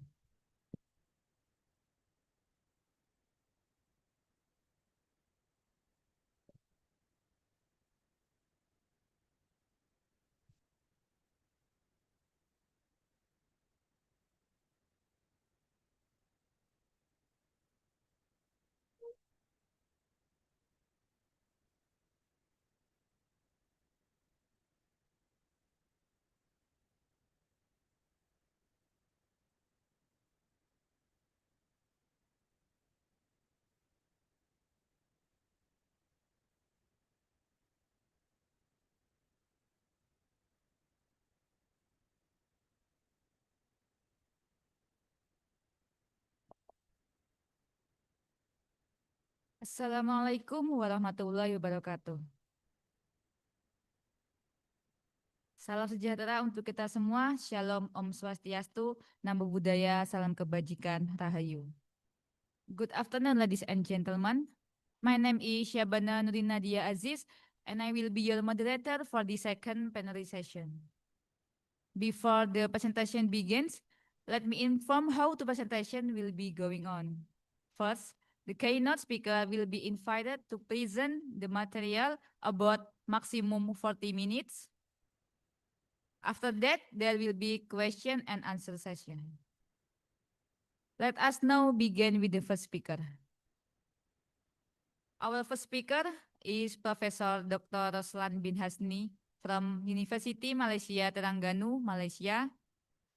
Professor Hani is a leading figure of the field of combinatorial and chemical graph theory and currently serves as a professor in the Faculty of Ocean Engineering, Technology and Informatics at UMT Kuala Terengganu.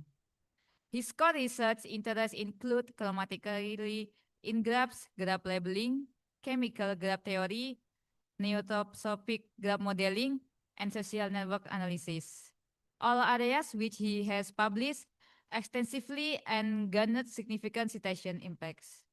Professor Dr. Roslan bin Hasni, the time is yours.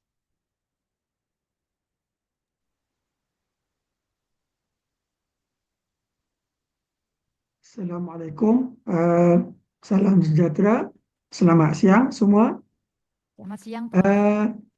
So thanks to the Miss Chairperson for the invitation, and also thanks to the organizer of conference ICCGANT 2025 for the invitation to participate in this wonderful conference. Okay, so let me share my screen first.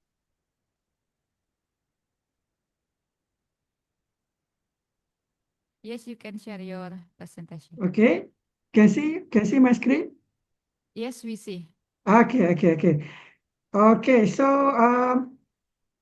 I am Roslan Hasni from University of Malaysia Terengganu. Actually now we have a new faculty. There is a Faculty of Computer Science and Mathematics, University of Malaysia Terengganu, Kuala Terengganu, Malaysia. So okay, so the title of my talk today is actually in graph labeling. So specifically, I will be sharing my research work on age irregular labeling of graphs. So the title of my talk today is on age irregular labeling of graph. Okay, so to begin with, let me start with the 7 bridges of Königsberg. Okay, so 7 bridges of Königsberg is one of the classical puzzle in graph theory, where which asks to find a walk which pass through 7 bridges once and only once, started and terminate at the same point, but the solution is impossible. Then this puzzle leads to the introduction of graph in graph theory. So so this is actually the famous puzzle or problem in graph theory. Okay, then from then the graph theory is expanding. So we can, for the application, we can graph theory is used for finding communities in networks, where we can detect hierarchies of substructures. And then for more application, if we have a big graph, also big graph, we have more or dense graph, we have more edges, more vertices. We can model anything, okay, any objects, so that we can solve the problems. But today in my talk, I'm not going to talk about application. Okay, I just focus on the theoretical part of graph labeling. So then before that, we have a modern graph theory. Okay, so in modern graph theory, some problem we can consider some problems. For example, topological graph indices, networks and computer science, including social networks, shortest path problem, traveling salesman problem, Chinese postman problems, neuroscience, fuzzy and neurosophic sets. Okay, so graph labeling, also considered as a modern graph theory, graph domination and graph coloring, then graph data structures, where data is stored in a collection of interconnected vertices and edges, electrical engineering circuits, also people can apply graph theory, also in linguistics. And we can say that mathematical study of graph is always popular, because it is being applied in many areas of in mathematics and other sciences. Okay. Okay, so before I start with the graph labeling, so this is just a map of application, how people apply graph theory. All right. So we can apply graph theory to computer networks, computer science, okay, Google Maps. So graph theory also can be applied in linguistics, social sciences, physics, chemistry, and biology, and in other discipline of mathematics and operational research, and electrical engineering as well. Okay, then actually there are many, since then many other concepts in graph theory have sprung up to solve problems in daily life. So the main idea is we apply any concept or any parameters in graph theory to solve real life problems. Okay, so there is a more on application of graph theory. Then graph labeling is growing. Graph labeling is the one of the active research area in graph theory. So graph labeling is growing very fast with several type and broad range of application. Okay, so what is the basic idea in graph labeling? So actually for graph labeling, we have three ingredients or three keywords. So we have a set S of numbers from which vertex labels are chosen, and we have a rule of function that assign a value to each age, and then we have the condition that these values must satisfy. So if you are interested with a survey of graph labeling, you can refer this survey, the survey of graph labeling by Professor Gallian. I think the latest The latest version is by 2022. So in this survey, there are many new results on graph labeling. Okay, so some preliminary results. So we have here the concept of irregular assignment or irregularity strength. So these are the definition. So we have HK labeling, sigma maps the H set to the integer 1, 2, and so on. So we have the associated weight is defined by W delta X summation delta Xy. So the sum is over all vertices Y adjacent to X. So if we have the W delta X is not equal to W delta Y for all the vertices XY, so we call this labeling as irregular assignment. So minimum K for which the graph has irregular assignment using labels at most K is called the irregularity strength. So this concept was put forward by Chatran and his team in 1988.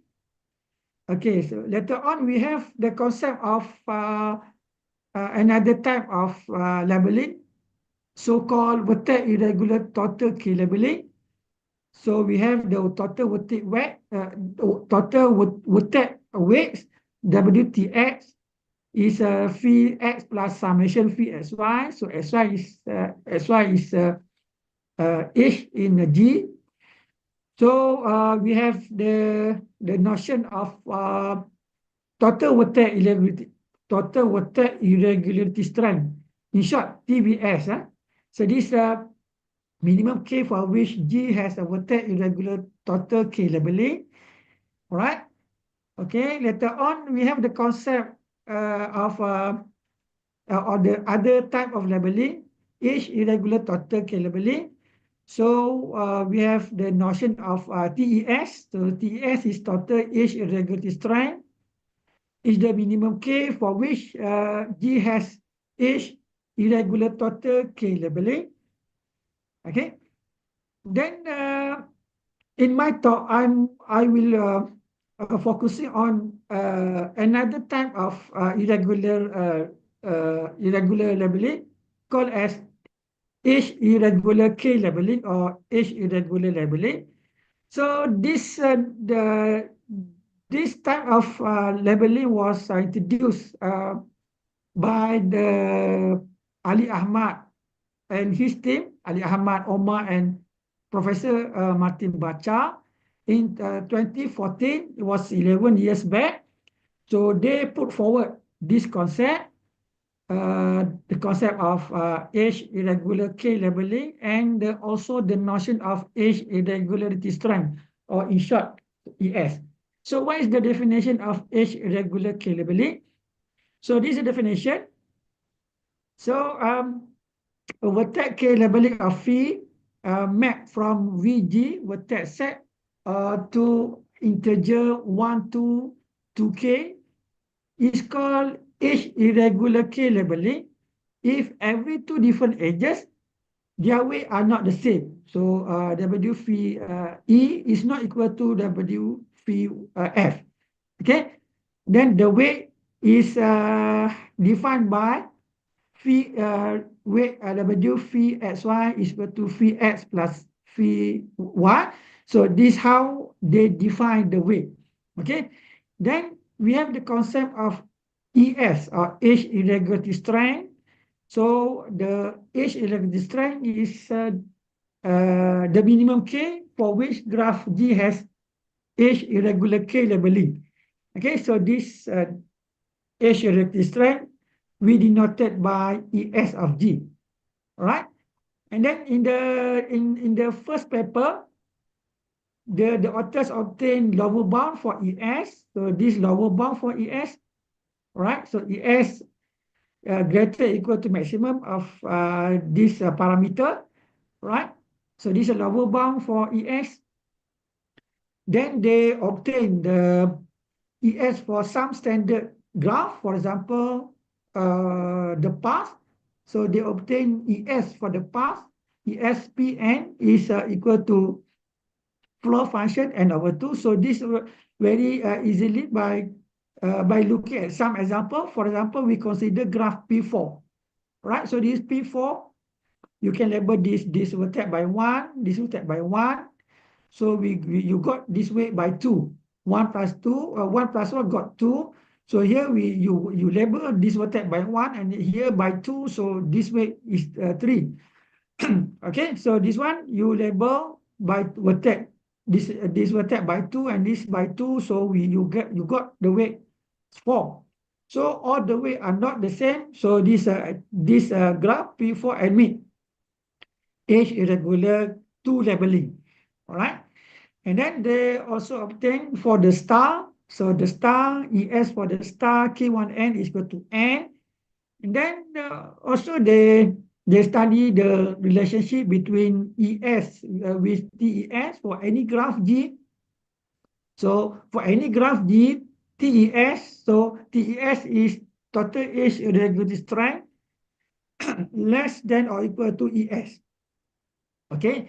Then the authors also obtain as upper bound for ES. Okay, so this upper bound. So let G be a graph of order P. So the sequence Fn of Fibonacci numbers defined by the Ricardo relation Fn. So Fn is equal to Fn minus 1 plus Fn minus 2. So they obtain upper bound. So which is ES of D less than or equal to FP. And then more graph, they study for ES.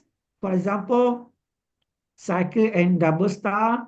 They obtain exact value for ES for cycle and for double star as given in this corollary and this theorem. Then they study more complicated graph, which is a graph product, which is Cartesian product of two paths.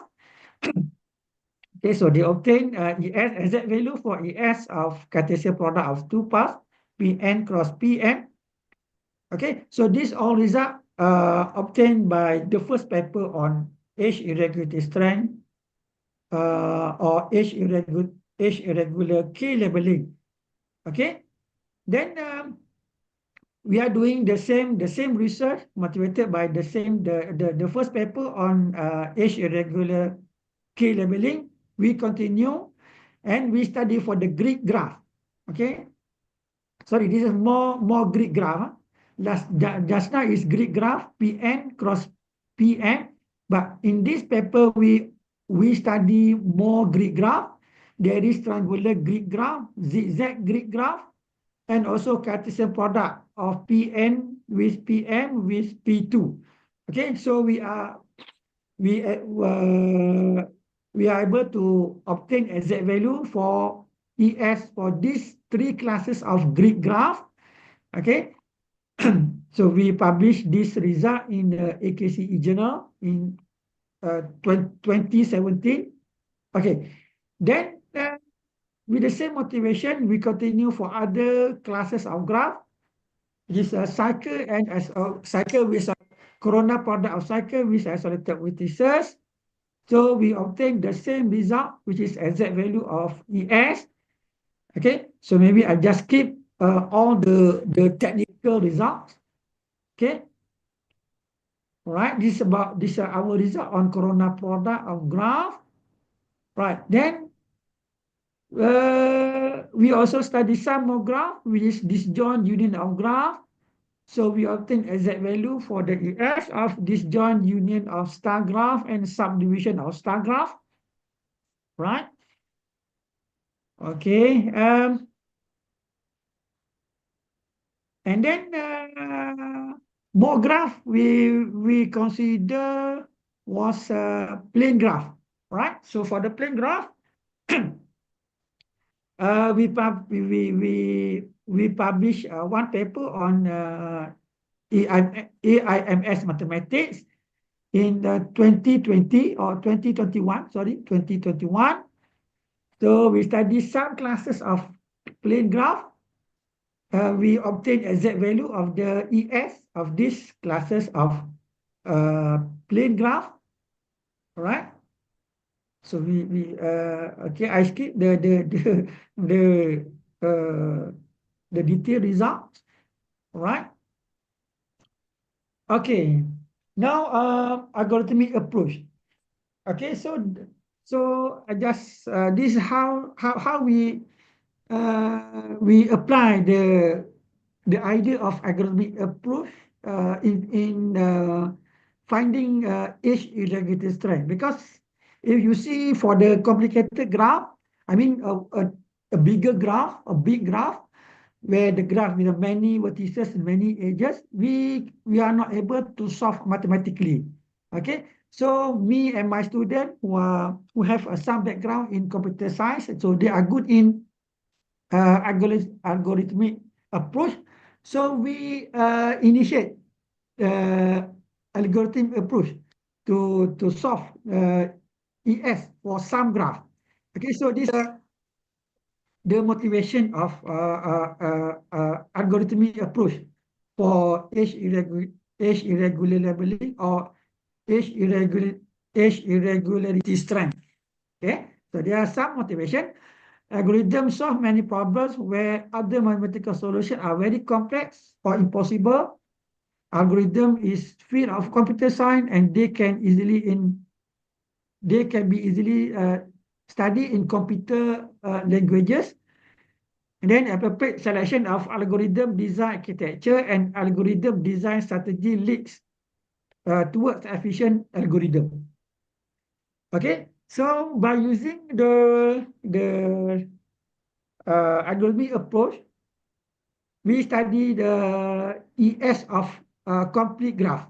Okay, so we study complete graph, ES of complete graph by using iterative algorithm where it is possible to compute manually on bigger graph. Then using the values of ES of Kn, the suggested upper bound is far better than previous upper bound Fn. Okay, so this is the I just show you our algorithms. Okay, for computing ES of complete graph. Okay, and then also we employ the algorithmic approach for the complete M-array trees. Okay, so we compute ES for complete binary trees, T to H, complete ternary tree, 3TH, and generalized for complete M-array tree by using algorithmic approach. So we published such result in 2018. Me, Dr. Ali Ahmad and Dr. Muhammad Ahsan Asim. Okay, so this is the algorithm we use. Okay, for the complete M-array trees. Okay, and then we also, me and my team, my research group, in 2021, we also consider apply algorithmic approach for the ES of circular graph. Okay, so we decomposition of complete graph on n vertices into circular graph and subgraph. We reduce degree r less than n-1. So this we denote circular graph as Cn A1 A2 until En. Okay, so we use the iterative algorithm in computer, then we obtain upper bound. Okay, so we publish this result in IEEE Access. All right, then okay, and then we have more results on ES. There are some other papers study ES for specific classes of graph. Okay, then there are some open problems for ES. For example, problem 1, determine the ES, the age irregularity strength of some particular families of graph. And then problem 2, characterize graph with the age irregularity strength ES equal to any integer k at least 2. Then for the more strongest problem, we can try to characterize the relationship between graph with ES with other variant of irregularity strength such such as TVS, total vertex electricity strength, or reflexive edge strength, RES. Okay, so problem 3 is actually very general problem. It is very hard to solve, but it is very good to consider for the future study. Then the problem 4, we can also try to work on ES for some particular families of graph by using algorithmic approach. All right. Okay, and then we also this additional from each additional work from each irregular labeling or each irregular strength, which is each irregular reflexive labeling. So we also work on each irregular reflexive labeling. So this is the definition of each irregular reflexive labeling. So this definition was introduced by Professor Bacha and his group in 2019. Okay. So this is how they define the edge irregular reflexive K labeling. Okay, where we have the total K labeling. So if two different edges SY has distinct weight, and then we call the total K labeling as edge irregular reflexive K labeling. Okay, then they define the weight of SY. So this is how they define the weight of SY. So the smallest value of K for which such labeling exists is called the RES, reflexive edge strength, and it is denoted by RES.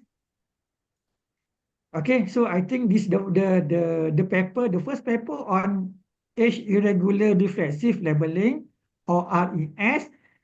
So Professor Bacham and his team introduced in this type of graph labeling in 2019.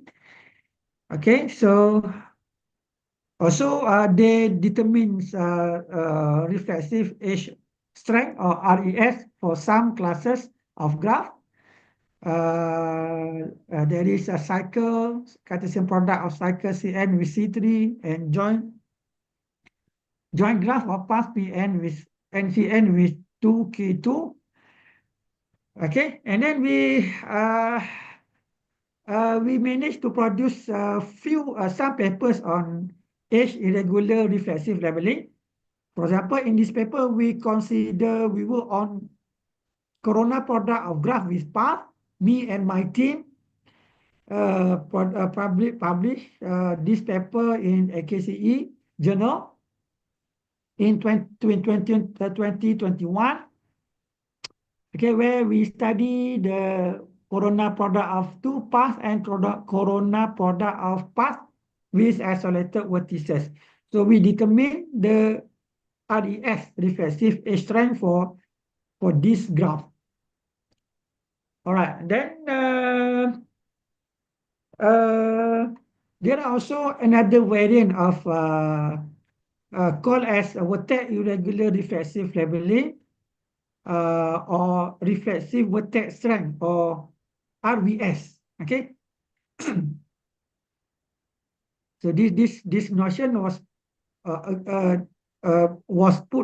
introduced by actually the same team, the same researchers, Professor Bacha and his group. Okay, produced this another version, another type of irregular labeling. They call as vertex irregular reflexive labeling. All right. Okay, then here we have some result on edge irregularity strength or ES for star and banana trees by using algorithmic approach.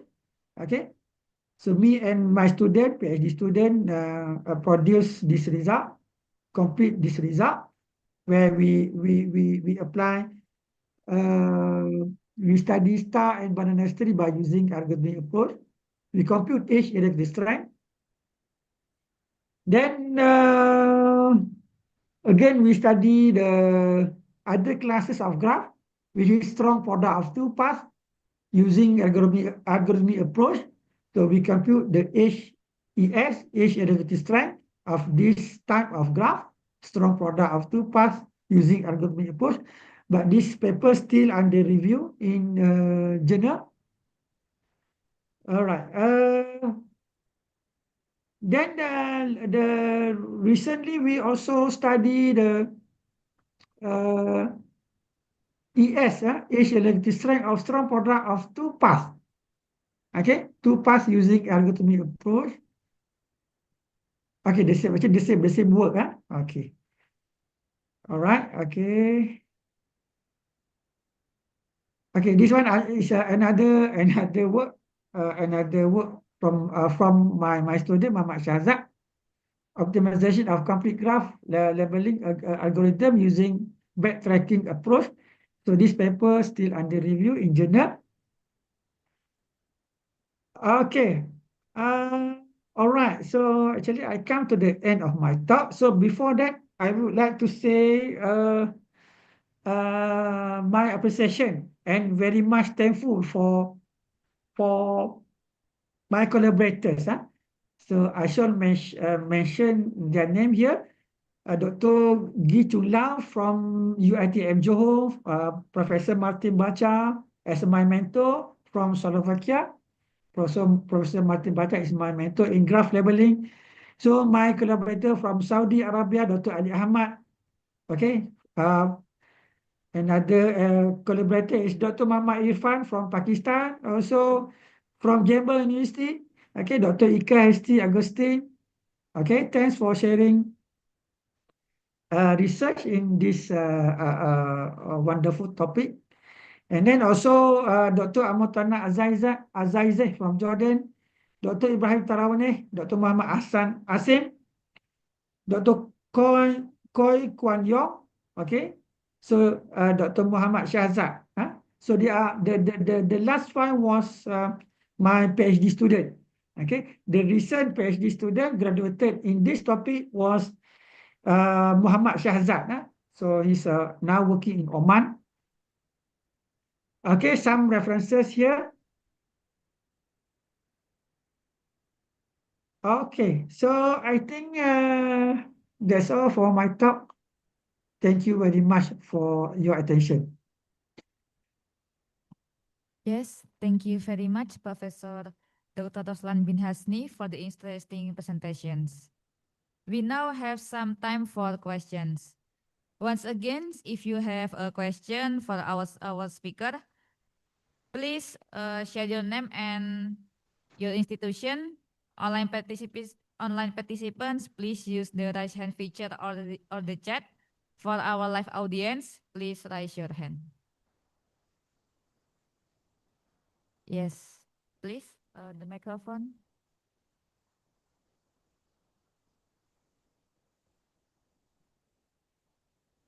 Okay, the time is yours.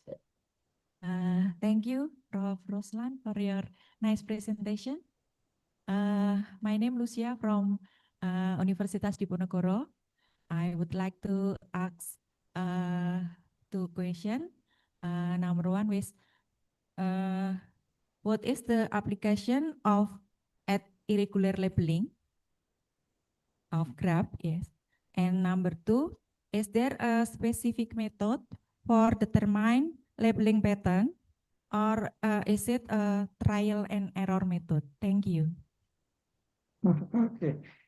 Thank you for the question. Okay. So I try to respond at my best.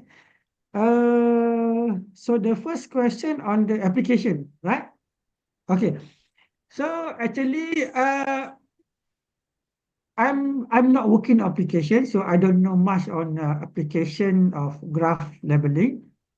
Basically, if you focus on specific type of graph labeling, you don't know about application. But in general, there is application of graph labeling in general.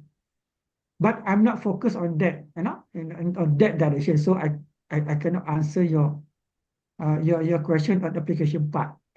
Okay. Okay. Then the second question is the the method of study graph labeling, right? Yeah, okay. So basically graph labeling is actually is very difficult to solve in general way. Okay, so what I'm doing now is just focus on the specific structure, because if you got specific structure, special classes of graph, so you know the structure of the graph, and then you can try like fix and error and try many times, try to go for the general patterns. Okay, if once you have a general pattern, okay, then you can you can solve uh, graph labeling. Okay, which graph labeling you consider. Okay, but in my research, basically on age irregular labeling, okay, not all graph we cannot obtain. I mean, general pattern for all graph. Okay, so some graph it is very difficult to find general pattern. So one way to solve is by using algorithmic approach. That's one way. Okay, but this one for the if the graph so big, so complicated, actually very difficult to solve by mathematical approach, or by proving by theorem or lemma or corollaries. So very difficult. So you go for algorithm. Okay, but if you ask me any specific method, I think no specific method. Okay, because it is depend the structure of the graph you consider. Okay. Okay, I think that's all for my answer. Hopefully can respond to your questions. Okay. You are from University what? Diponegoro, Dipo? Yes. Dipo. Universitas Diponegoro. Diponegoro. Iya, di Okay. Indonesia. Indonesia. Yes. Because Kalau I ya. apa? I usually try and error, and Yeah. I have a pattern labeling, and I generalize. Ya. Boleh saya cakap bahasa Malaysia boleh? Ya. Senang bahasa Indonesia dengan Ya. Jadi bahasa Malaysia biasanya itu kan kalau sama saya pelabelan itu saya biasanya ya. mencoba-coba dulu, Prof. Jadi saya try and error, habis itu Ya. berikan polanya, baru kemudian membuat fungsinya gitu. Apakah seperti Ya. itu ada Ya, teknik-teknik? dia seharusnya macam tu. Okay, we go for try and try many time, try for the some cases. Actually, saya ada 3 kaedah. So kalau you tak boleh general for dia yang pertama, case yang pertama you kena dapat general pattern for all n, all vertices n. Okay, if you have a pattern, then you can generalize for all n. The second one, you go for n even n odd. Okay, so actually, but you kena try banyak for some values of n. So because my student dia apply untuk n tu sampai 20. You see? N 20, so the graph tu sangat besar kan. But as long as kita tak dapat general pattern, kita tak boleh generalize. Kan? Kita tak tahu function, dia function kan dia kena before you verify the function, first you kena dapat general pattern terlebih dahulu kan. So dan yang ketiga you kena pakai yang ketiga you kena pakai modular n. Kan? Tapi pengalaman saya dalam graph research in graph labeling ini dia macam itulah. But I noticed that di Indonesia there are many good researchers in graph labeling.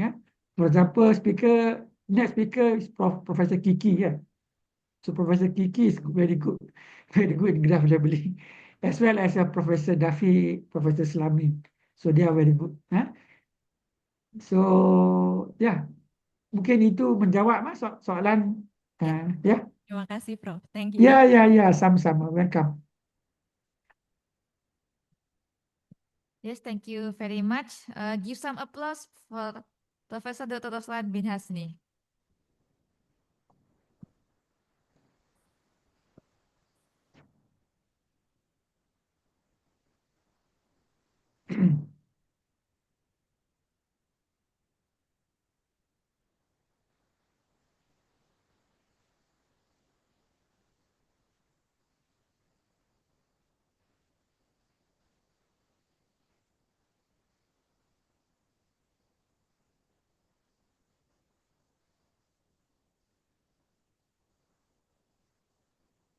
Ladies and gentlemen, before we entering our next presentation, we will appreciate the keynote speaker by giving him certificate symbolically to Professor Dr. Roslan bin Hasni.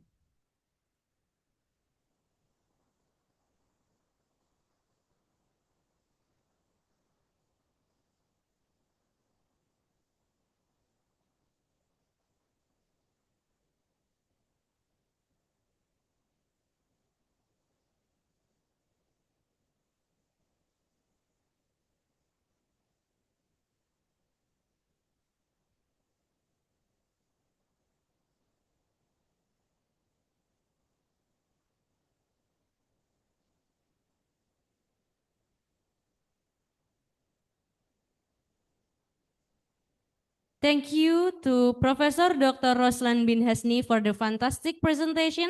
This is your certificate as the keynote speaker. Thanks.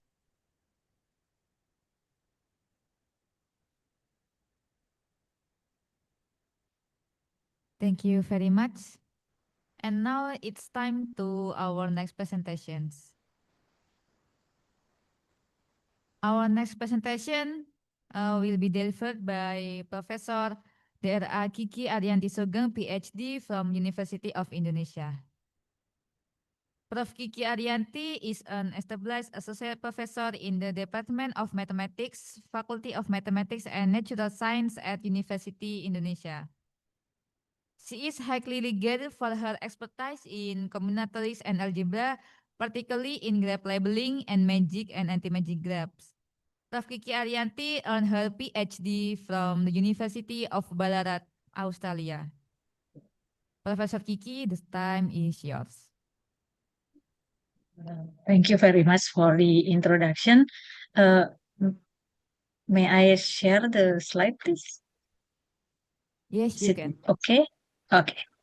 Yeah. But before I start, I would like to thanks the Professor David for the invitation and also for ICCGANT organizing committee for this excellent conference.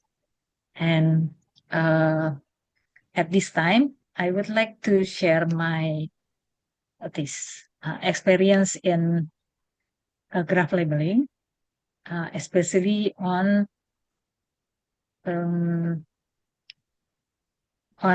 distance anti-magic graph. So, a minute.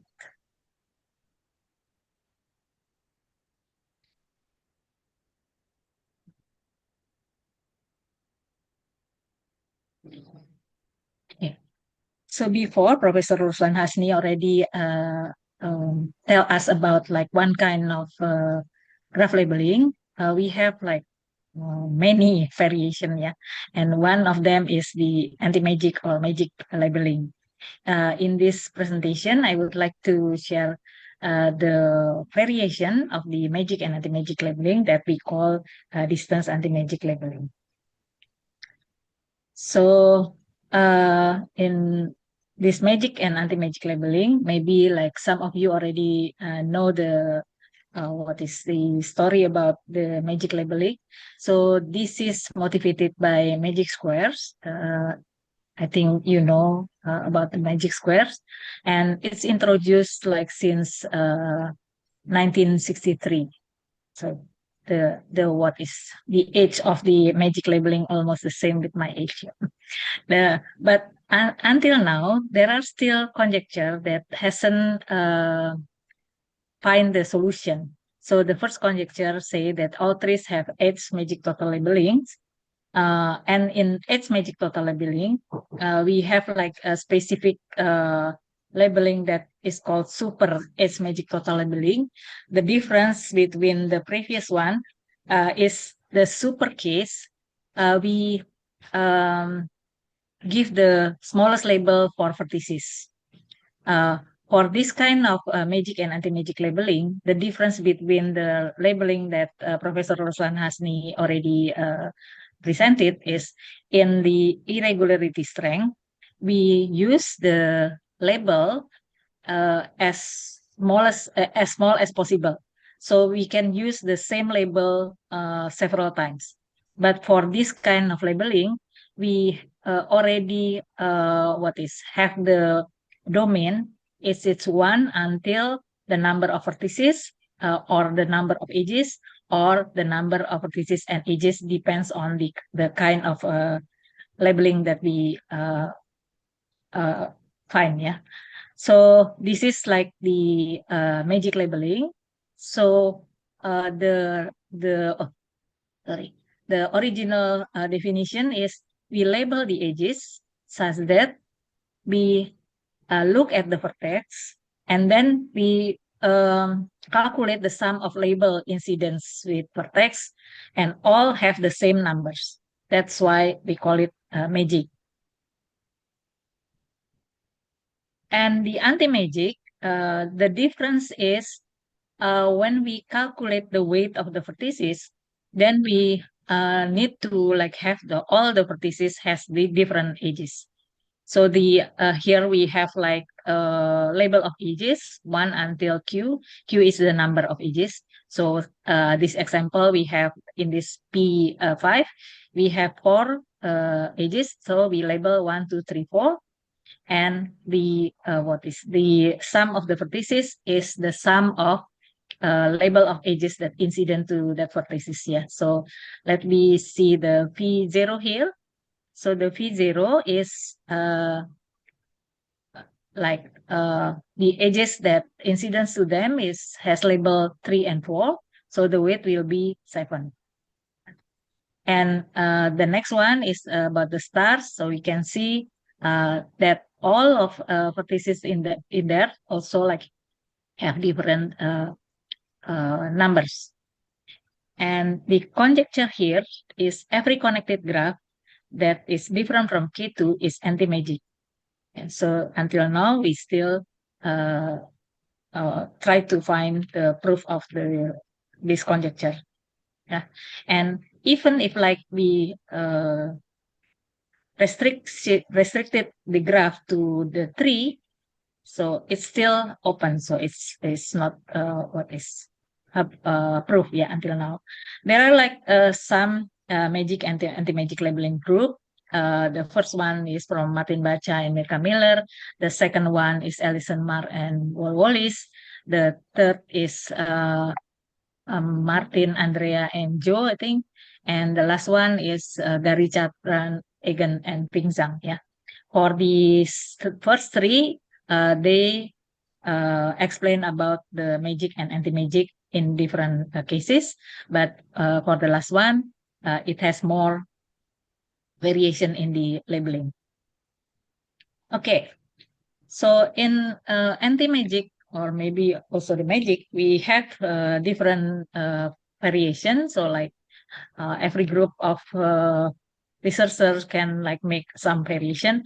The first one is about its anti-magic vertex labeling. It means that we label the vertices and then we calculate the sum for edges. So the way how calculate is almost the same with the irregularity strength that already mentioned by Professor Ruslan Hasni, sorry.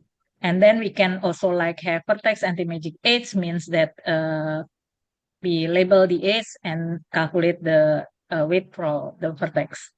And if like we label all the edges and vertices, then we have anti-magic total labeling. And we also like divide the way how to calculate the weight.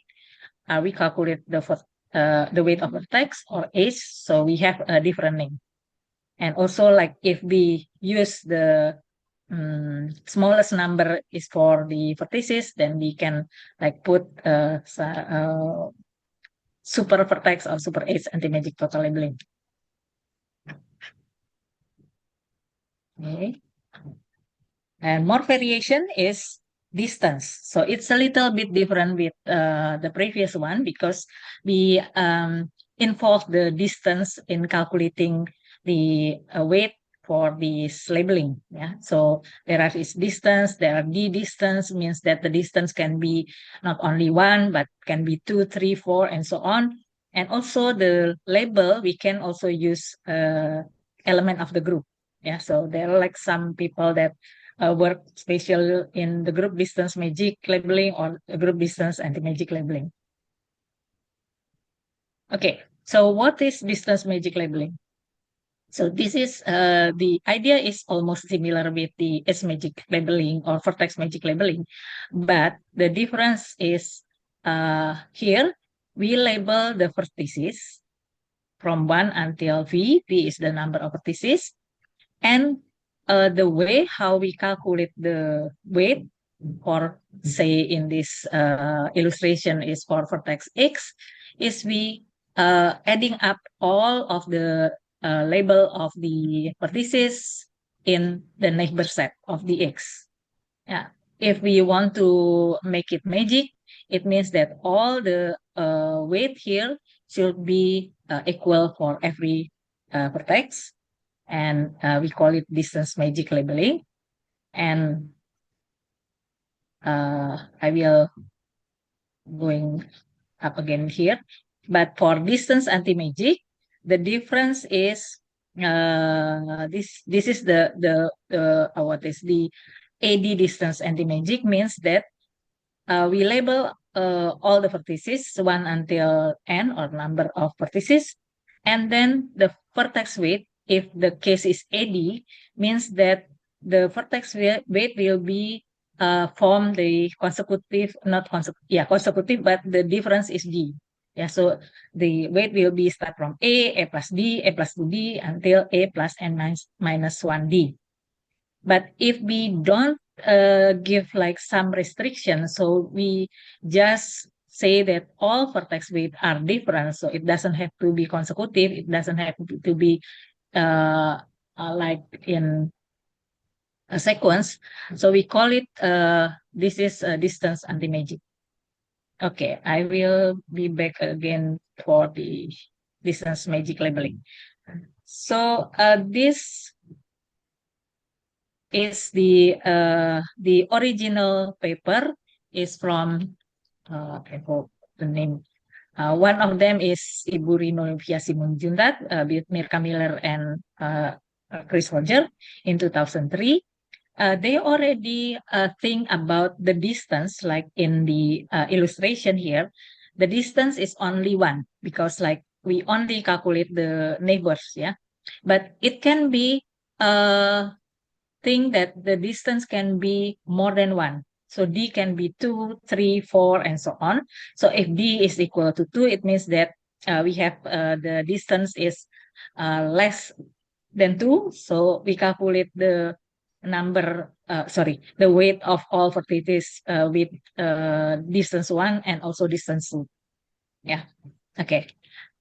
For the distance is only 1. This concept already introduced by Wilfred in 1994 with the other name sigma labeling, but at that time the information is not like right now, so it is not published, so nobody knows about that except like in their circle. Okay, so what we have like in a distance magic case. From the first paper, we can see that the necessary condition for the existence, because not every graph has one vertex magic labeling like this. So here is the necessary condition, and they look at the specific class of graph SNP, so and complete symmetric graph, yeah. here is like the examples. It's 6-5, so we have every partit has 6 elements, and we have like 5 partits in here, and we label like this way. There is an algorithm about this, and also we can check that every vertex has the same weight. So this is the lemma, the characterization when G has no labeling, and also there is like a simple graph and also like, you know, path, cycle, complete graph, wheel. It's only can have like magic labeling for a specific n. Yeah, not all n. And for regular labeling, if the degree is odd, then we cannot have the distance magic labeling. Okay, so we can go further with distance and the magic labeling. This is from Arumugam and Kamachi. This is the example. So Arumugam and Kamachi, and also like one paper from Kamachi and Arumugam, they talk about AD distance anti-magic. Yeah. So this is like, if like G, we have distance magic, then complement will be A1 distance anti-magic. So they like try to find like some connection with the magic. And here they also like give like some upper bound about the D. So it so D has a restriction. We cannot like have arbitrary D for this kind of labeling. Okay. So one of example is the cycle family. Yeah. So we can have the specific number of A and D should be 1. So if like N is odd, then D equal to 1. Yeah. And for like the specific numbers of here, we can see that specific number of AD, we cannot find the AD. So this will be 1. It can be more than 1. Yeah. And also for A equal to 1, we cannot like have the distance and the magic labeling for Pn. Okay, so right now we didn't think about the AD, so we only like think about or considering about the weight are all different.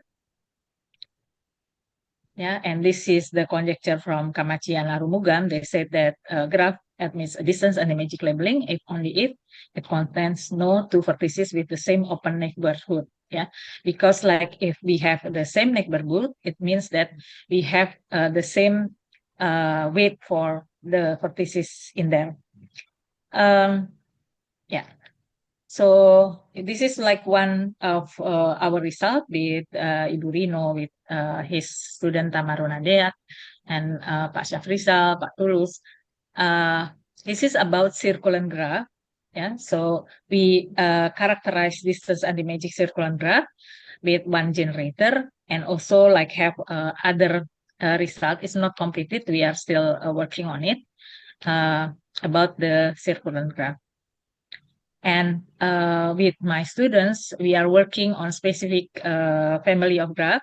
So we have tadpole, dumbbell, ladder, prism, propeller graph, and union of vertical graph. We still have more result. It hasn't written in the paper form, so it hasn't published yet. I would like to show you like how we label of this one. Yeah. So the first one is tadpole. We think that the tadpole with only like one with the tail is the distance is equal to 1. It's easy, but we can see here that it's not the label is not like, you know, following the cycle. So we have 1 in here, okay, but the 2 is over is in the here, and then 2, 3, 4, 5, 6, 7, 8. Yeah, so we need to like rotate the 2, the label the vertex with label 2. And if we make it further, we can see here is like simple 1, 2, 3, 4, and then we can put 5 almost the same, but we need to find which vertex that we can continue the label in here to make sure that all vertices has different label. And then we try to generalize this one, so not tadpole, but we can like have dumbbell. The dumbbell is not copies, yeah. So it's cycle, but this is you can see this is different. So we can see that the label, it can be start from the right hand side, so 1, 2, 3, 4, 5, and then continue 6, 8, 9, and then we have the almost similar way of labeling with different algorithm like tadpole. So here is 9, and then sorry, here is 9, and then the 10 is not in its neighbor, but this is 10 is here. And we also like want to see if like the graph is not cycle. So here is the example of the propeller graph. So we use the fan and connect with one vertex in here. So the fan can be like more than 2, yeah. So this is just example. So if like you can see, this looks like very easy. Here's 1, and then 2, and then 3, 4, 5, 6, 7, 8, 9, 10, and then 11, 12, 13, 14, 15, 16, 17, 18, 19. So at the first time when we have this pattern, we see that, this problem is maybe too easy. But actually, there is like some condition that this label is not working. And we still like have problem in that specific number, a specific case. Until now, we still cannot like find the label for that case. Yeah. So for this one, we still have like open problem for a specific number of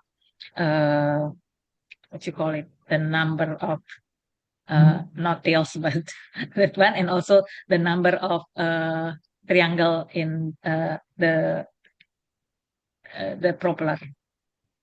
Okay. We also like see the union. Yeah, actually not union. This is copies. This graph is called hair-skull, and for the just one, yeah, single hair-skull, it doesn't too complicated. We have like several pattern for that. But when it goes further, we can see that in some case, the biggest number of weight in this the first graph, it's it's in the middle of the weight of the second graph. So we need to be careful in which condition that the copies of graph can be labeled with the distance anti-magic labeling. Yeah, okay, and this is other known result. This is another anti-magic conjecture, and also distance anti-magic product graph. We also like have distance magic labeling of graph. This is with like long time ago, this 2009, and this is the latest that's already published that I already mentioned before. Okay, so because like sometimes people asking what is the application. Actually, the answer is the same with the Professor Ruslan Hasni. we don't have the application, but if you want to find the possible application for this one, maybe we can use a secret sharing scheme. Secret sharing scheme is one of the algorithm in cryptography, and it used for dividing a secret or like very important information, so that not only one person can access that secret. So the secret will be divided to several participants, like in this illustration is like 5 participants. And then we can define who can get the access for this secret. So suppose that these two guys can like collaborate together to get the secret, but the other group, it should be like these three people. So it doesn't have to be the same number of participants in one group. Yeah, so they have to collect their share to get the secret. Yeah, so the first group is the 2 person here. The second group will be 3 of them.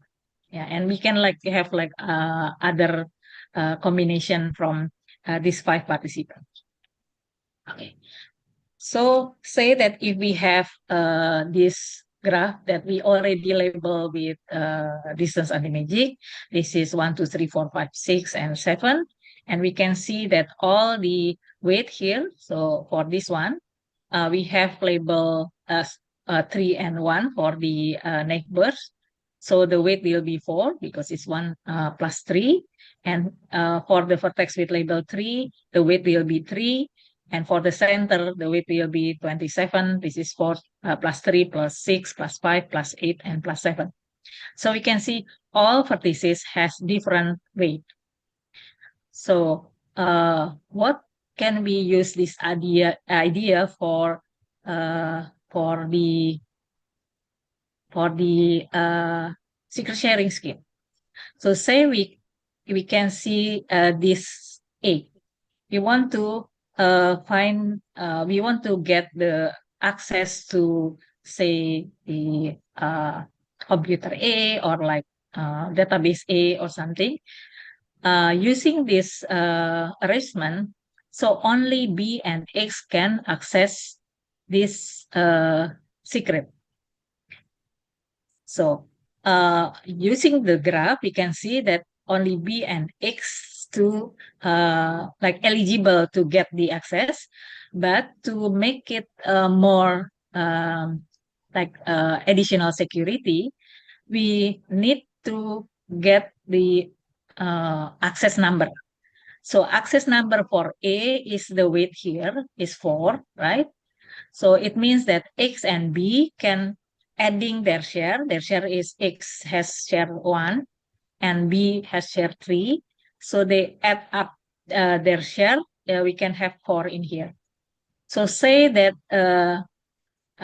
E and D want also access the information in A. So it is possible because E has 6 here, yeah, the share, and D is 5. And when we adding up, we have like 11. So we know that this should be 4 to get the secret access in there. Of course, we cannot use this as what is the algorithm for cryptography nowadays, because like this is like very maybe only by brute and force, it's only like maybe several minutes we already knows which one that has label 1, 2, 3, 4, 5, 6, and 7. But the idea we can use it. Of course, maybe we can like have what is the algorithm to give the share in this case is label. So it's the with using these arbitrary numbers, can be real numbers, so that with adding up all the shares, we can have like every vertices has different access code, and then we can use this idea to use the secret sharing in cryptography. Okay, so this is like our references using this is 4, and then this is more. Of course, that all the labeling people using the reference from Galian, yeah. So this is another references that has distance anti-magic result. So thank you very much for your attention. Thank you, Professor Dr. Kiki Arianti Sugeng, PhD, for that insightful presentations. We now have some time for questions. If you have questions, share your name and your institution. Online participants, please use the raise hand feature or the chat. For our live audience, please raise your hand.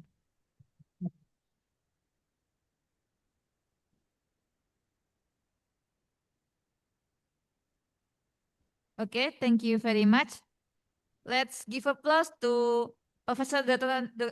Kiki Arianti Sugeng, PhD, for the presentation. Okay, thank you very much.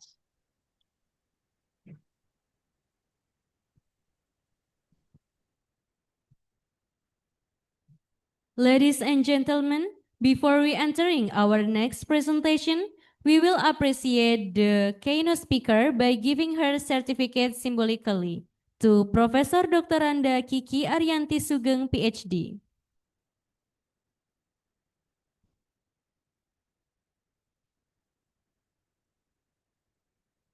Thank you to Professor Dr. Kiki Arianti Sugeng, PhD, for the fantastic presentation. This is your certificate as the keynote speaker.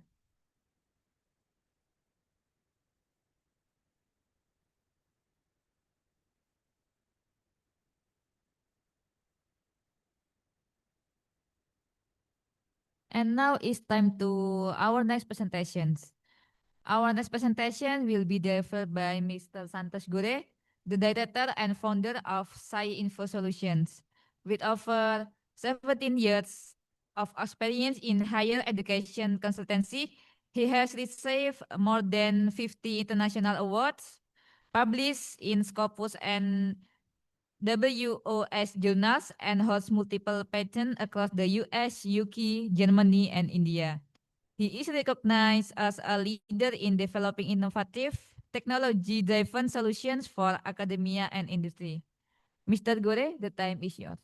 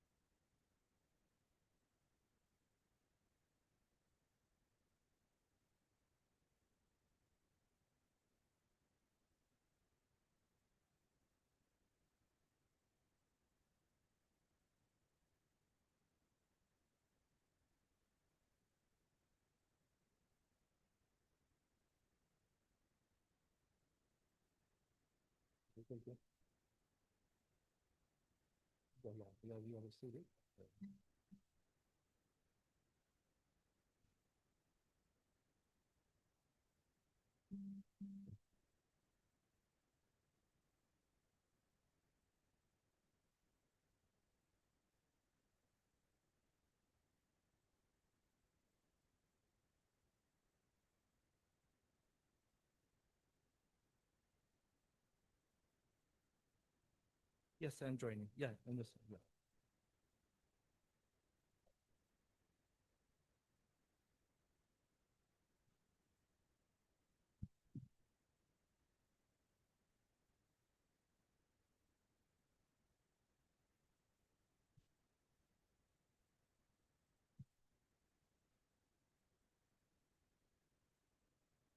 Give me the access for the screen sharing. I'll share the screen.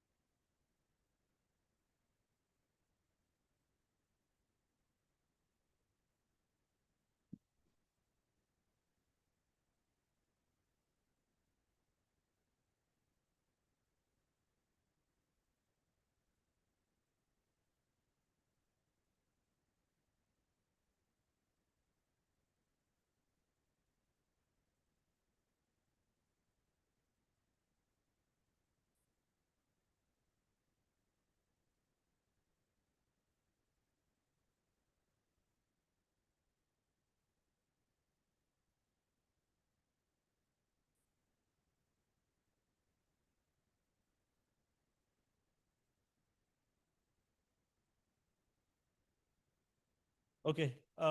So good afternoon of you. Sorry for the interruption. There was some connectivity issue now. So my name is Dr. Santosh Kore. I'm from Science team. Basically, we are into the research consultancy and providing assistance to the various university in terms of accreditation and related to the NRF and QS ranking, wherein there are various activities such as student exchange program, faculty exchange program, research publications and all. So today in this conference, I'm going to present one topic. It is based on the quantum computing and graph theory of your mathematics domain. So the topic name is quantum graph neural networks, that is QGNS. It is a revolutionary technique to have some data analysis and all.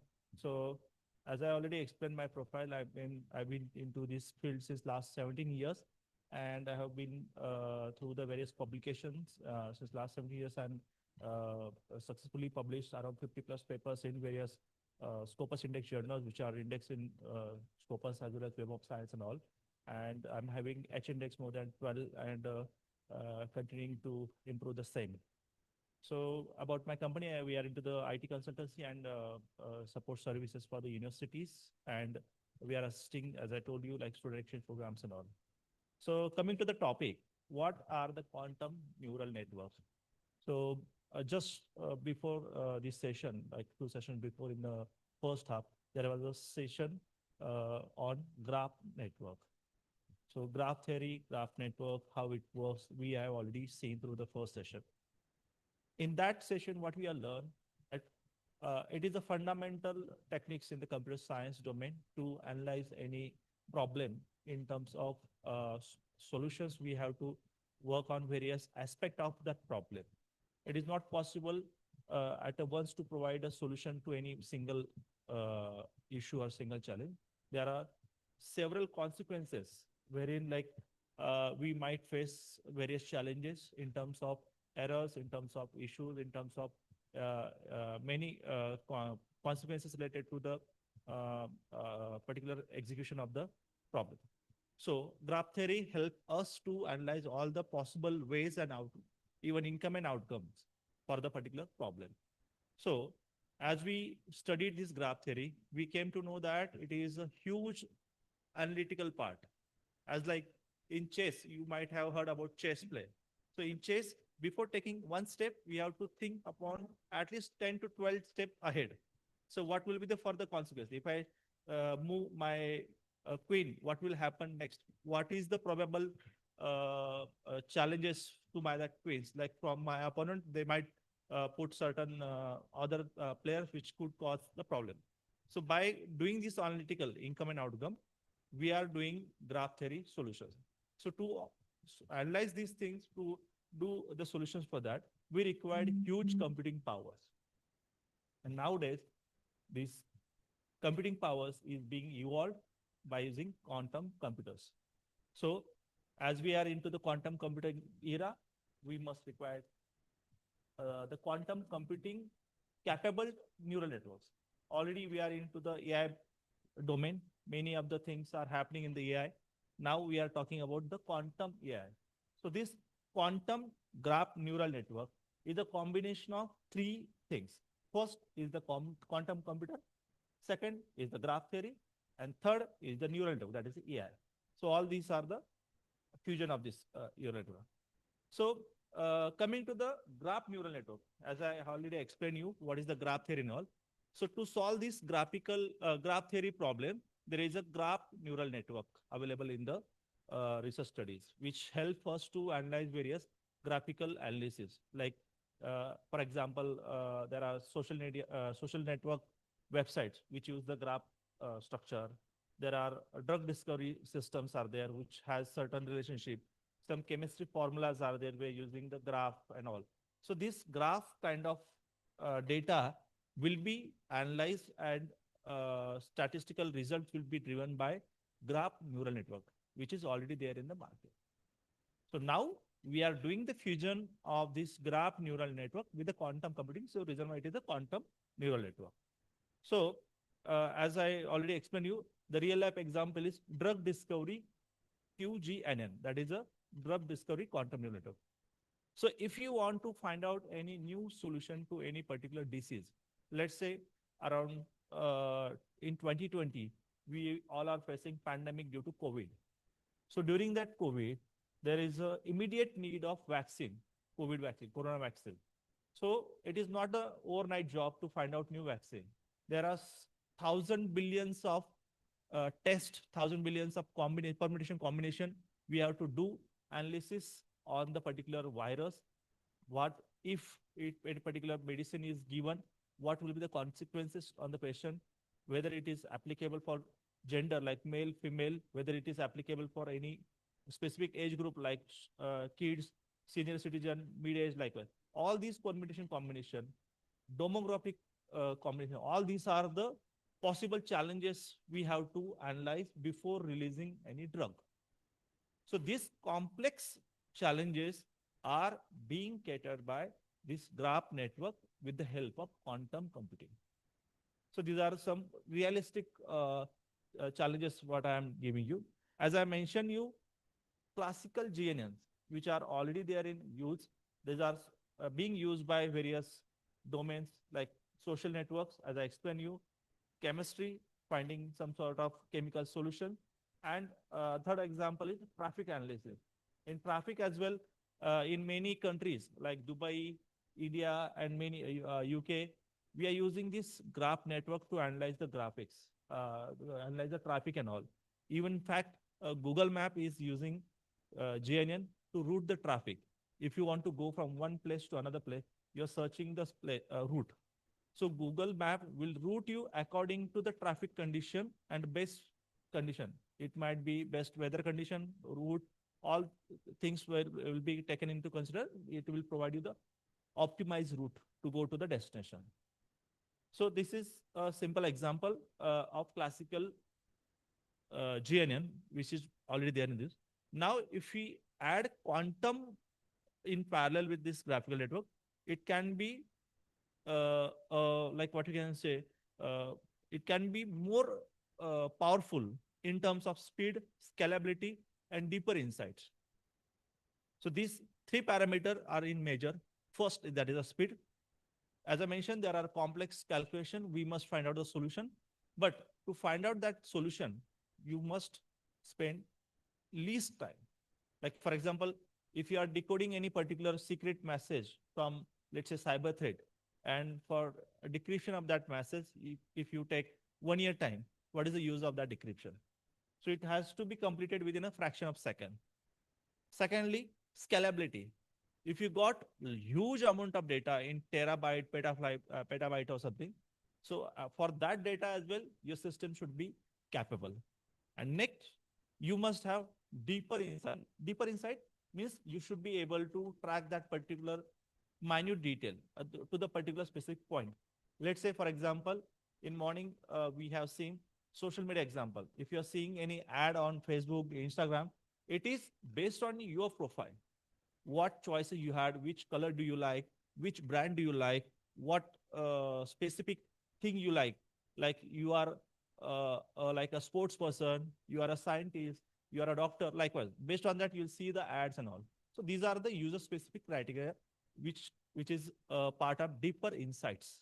So these are the quantum GNN who is working for these particular deeper insights and all. So for the analysis purpose, we have tested this QGNN on various data sets, and we have found certain statistical analysis. Based on that, we are able to say that this quantum GNN is will be the probable solution for all the further upcoming challenges. Like we have done analysis on one Cora data set, which has huge number of data samples and different node size, wherein we are tested on chunks like 128 node, 256 node, 512 nodes, and 102. These are the results which we have found. In that result, we have found that our quantum computing GNN is giving the accuracy near to the classical GNN, but we are getting the benefit in terms of speed. So all these results are in front of you that you are already same. So in statistical result, we have mentioned that in classical GNN, accuracy remains the constant at around 75% with all the node size. Even though data is being increased, accuracy will remain the same. But in case of our QGNN, small drop, like from 72, we are going to 70%, but we are getting the benefit in terms of calculation in fast a fraction of a second. That is what our overall conclusion for the QNN. We have done the literature survey before proceeding with these techniques and all.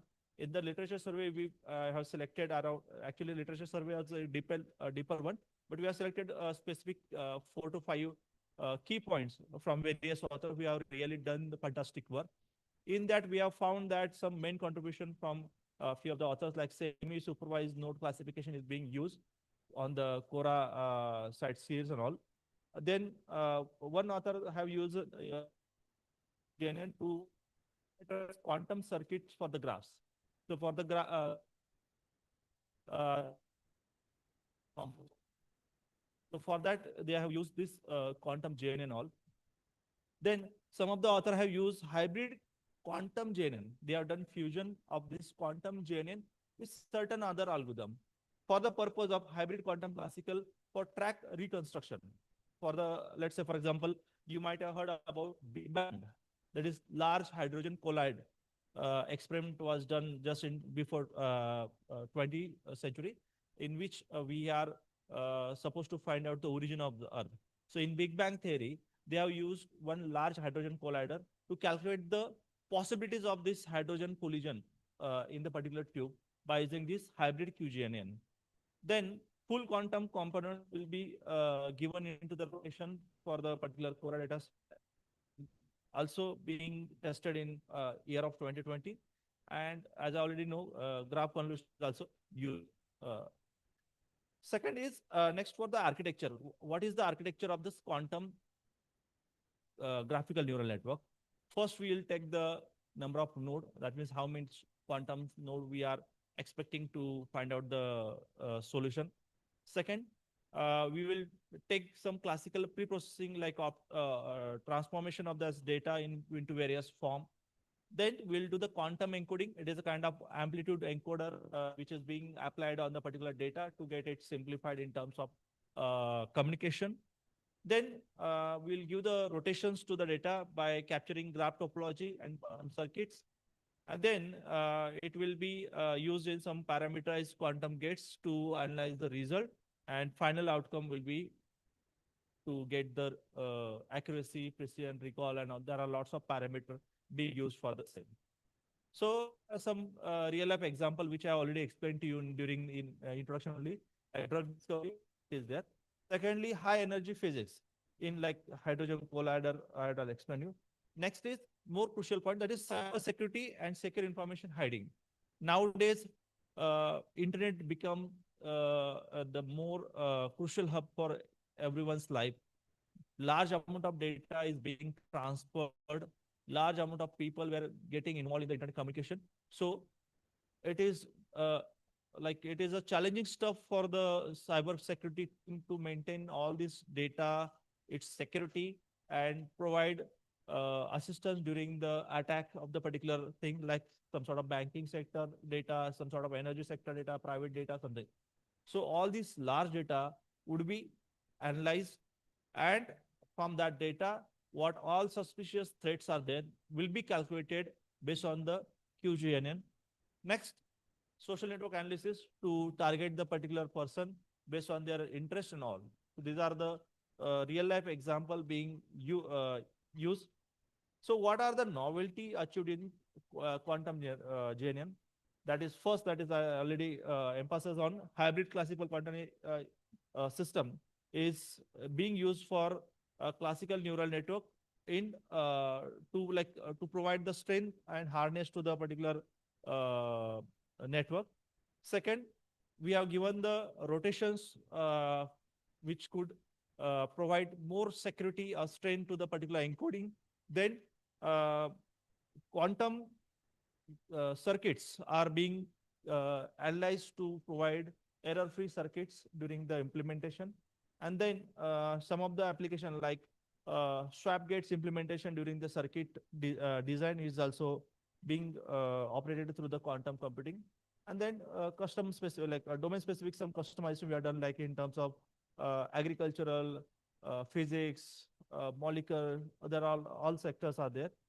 Even in terms of patent analysis, like for example, if anybody wants to file any particular patent, for that purpose as well, people are using quantum computer to analyze whether that particular invention is already there in the domain or not. to calculate this uniqueness, we are using the quantum computing. These are some references which we have already used during this communication. And this is all about the research work. I'm open for any questions if anybody wants to ask.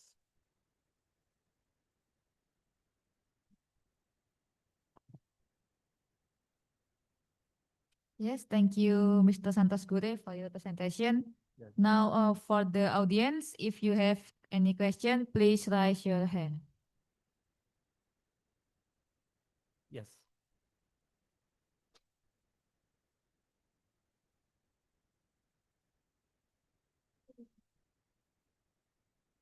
Your mic is off. I'm not able to. Check. Yeah. Actually, my English is not good. I hope you can understand my question. Yes. Speak So slowly. I have never know before about quantum graph neural networks. Before I give the question, I will introduce myself first. I am Zamrud. I am a master student of mathematics from University of Jember. Okay. My master thesis is about graph neural network too, but I am focusing on the preprocessing on the graph neural network. Preprocessing, okay, okay. Yeah, I am integrating some techniques on the graph theory, determination for the sparsification on graphs. Yes. So my question is, what is the difference of the quantum of quantum JNN and the classical JNN? I have tried to understanding the architecture before you presenting before, but I still don't understand what the difference, what the edge of the quantum process on the quantum graph neural network. Okay. If we know from the classical quantum, he use message passing mechanism. So in the quantum graph neural network, is the message passing mechanism is still on there or not? Yeah, it is there. It is there. Oh, so what is the parallelism process on the quantum? Yes. So in classical unit network, we are emphasis on a single processor, or like what you can say, it is a kind of grid of the network. But in quantum, it are the small chunks of processor being allocated for the processing of the particular information, which use some sort of random techniques for taking the analysis. Oh, so the superposition, like the superposition or the quantum entanglement. Yeah. Something like what? Maybe you can highlight more detail. What is the equation about this? Yes, yes. I am very curious about the quantum. So Yeah. it's interesting. Yes, yes. Yeah. Any question more? I think enough. Thank you very much for thank your you. Yeah, answer. Yeah. Okay, thank you very much. Give applause for Mr. Santos Gure. Thank you.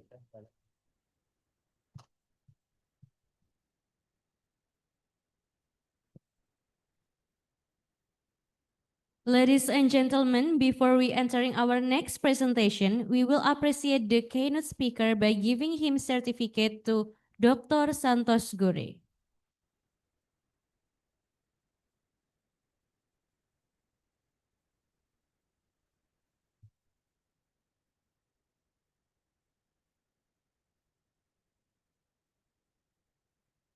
Thank you to Dr. Santos Gure for the fantastic presentation.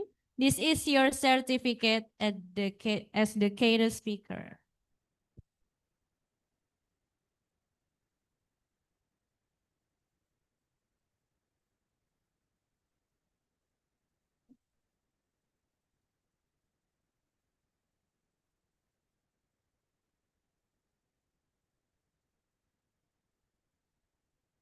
Okay, it's time.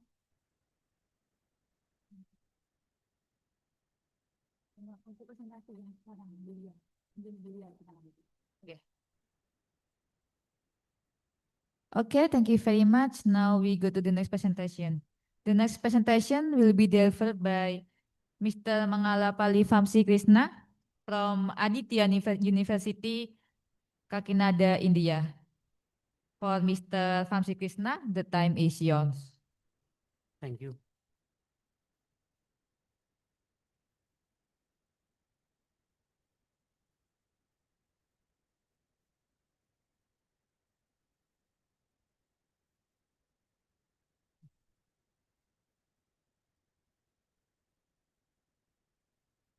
How to share it?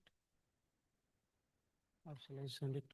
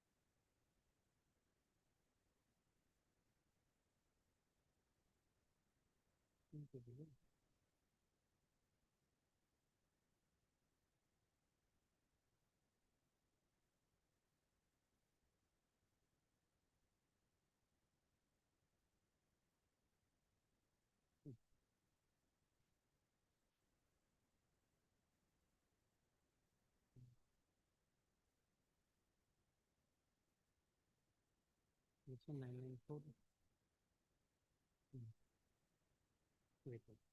Wait.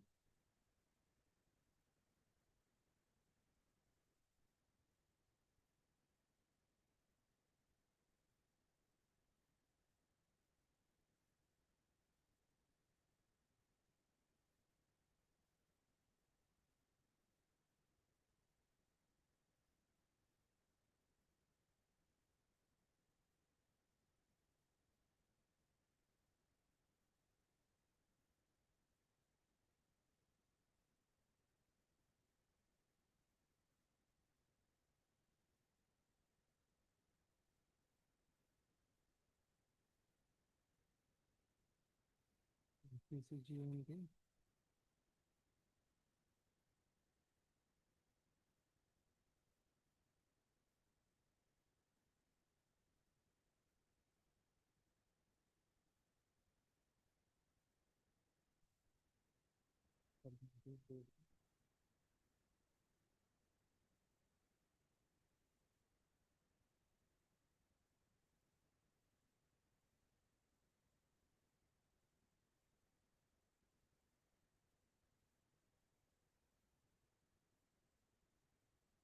It's 65003 690.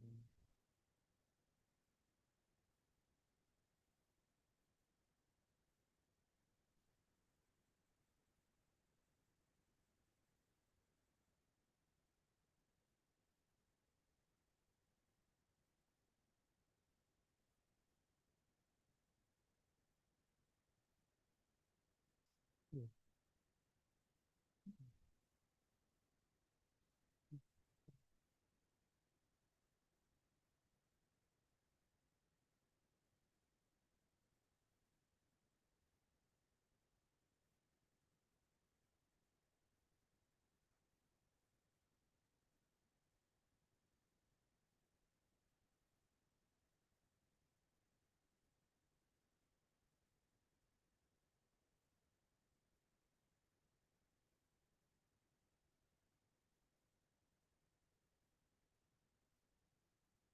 Yesterday, I think.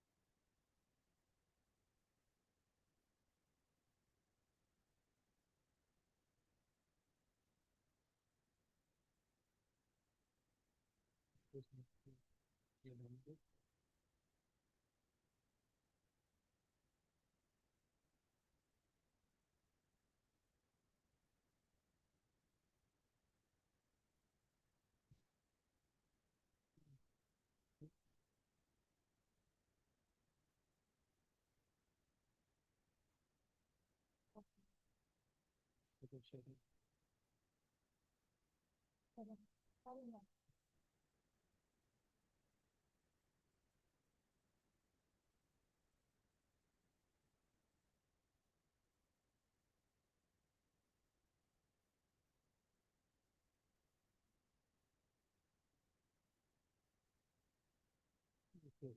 Yes, yes. Yeah. Good afternoon. I'm Dr. Vamsi Krishna from Aditya University, Kakinada. So I'm here to present my research regarding data-driven approach to disease prediction for enhancing clinical outcomes with LLMs. Right? Recently, healthcare and health-driven data, a lot of research work has been going on in this particular area, and it has been challenging for maintaining the data and classification or prediction of particular diseases or ailments or different stages. So in this regard, we have done a research, and so I'll be presenting the what we have done in the following. So this is the outline. First, it will be the abstract, followed by introduction, objectives, related work, methodology, results and findings. Finally, I'll conclude.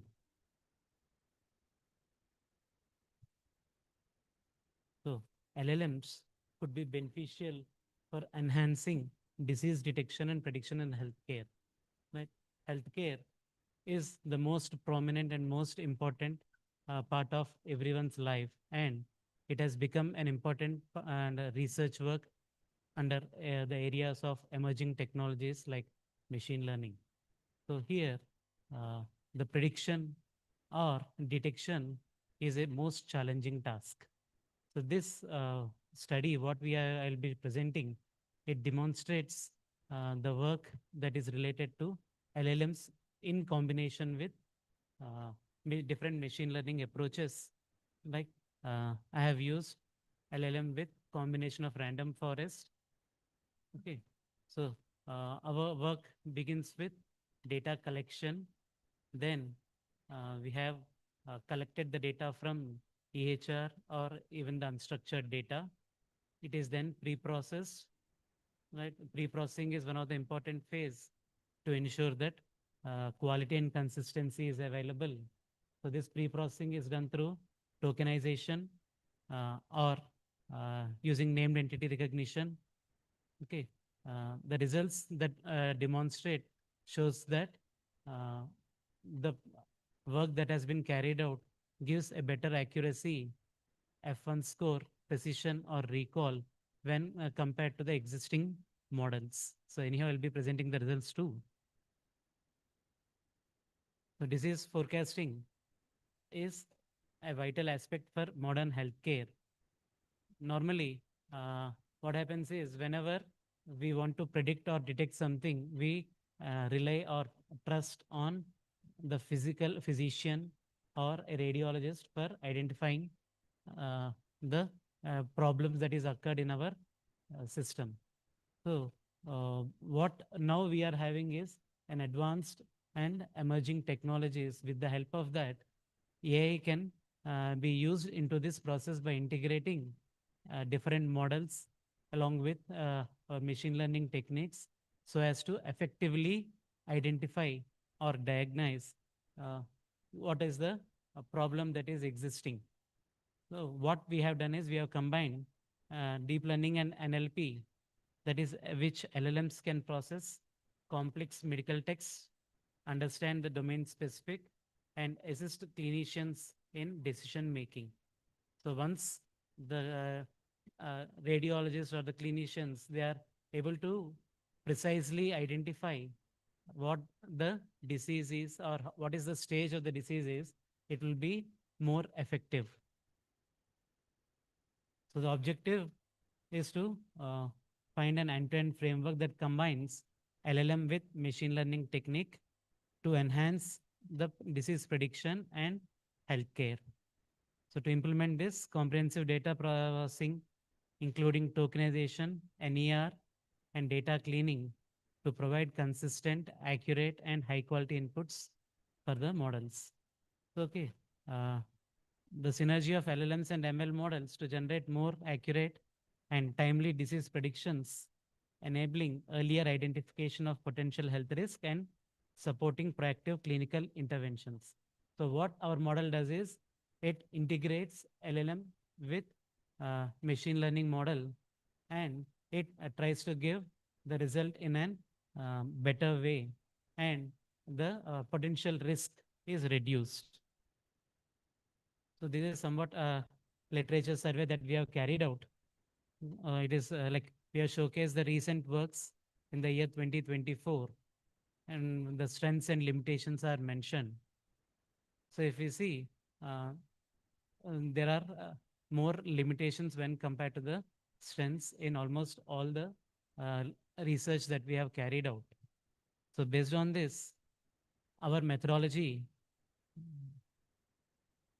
is like data acquisition, then data preparing, text representation, model feature integration, then model development and training, evaluation, validation, deployment, and clinical integration. So the first one is pre-processing. So pre-processing is like transforming the raw data into a structured form. Like we are taking either the data can be structured or unstructured. So we are pre-processing it and getting the data into a structured format, which normally is the basic requirement for organizing or analyzing the data. Once it is done, the feature extraction and embedding. So out of the existing multiple number of features, we are extracting those features that are required for clear detection of the disease, and using those features we are enhancing, and this fusion is creating comprehensive representations, enhancing predictive accuracy, and ensuring that no information is overlooked in prediction. Then model development and training. Pre-trained LLMs are fine-tuned on MMIC3 or PubMed and clinical trial data to learn medical relationships, combine structured patient data, and once the training is done, we have tested for the result, and it is like we have taken the data set, multimedia medical information mart for intensive care, which is openly available. So we have taken that data set and worked on it with the existing LLM model. Then we have worked with our proposed LLM with random forest and only on random forest. So 3 different models we have worked on with, and the results show that the accuracy, precision, recall, or F1 score of the specified model where we have used the integration of LLM with random forest, the accuracy is around 0.96. So if we see the data, we can clearly specify that integration of LLM with existing ML models provide better result and accuracy when worked individually, either only a machine learning model or an LLM. So integration or a fusion of these two results in a better performance. So this is like the graphical representation. Right? As I have specified, the LLM plus random forest model, it provides around 0.96 accuracy, precision of 0.95, recall of 0.96, and F1 score of 0.95, which indicates that it is a well-balanced capability to identify true positives while eliminating or minimizing the false positives. Right? We all know that the true positive should be more and the false positive should be less, which is crucial in sensitive domains like healthcare, right? Maybe in other domains, we may have false positives more, but in a healthcare system, if the false positives are more, that means that we have diagnosed in the person in a negative way or in a wrong way.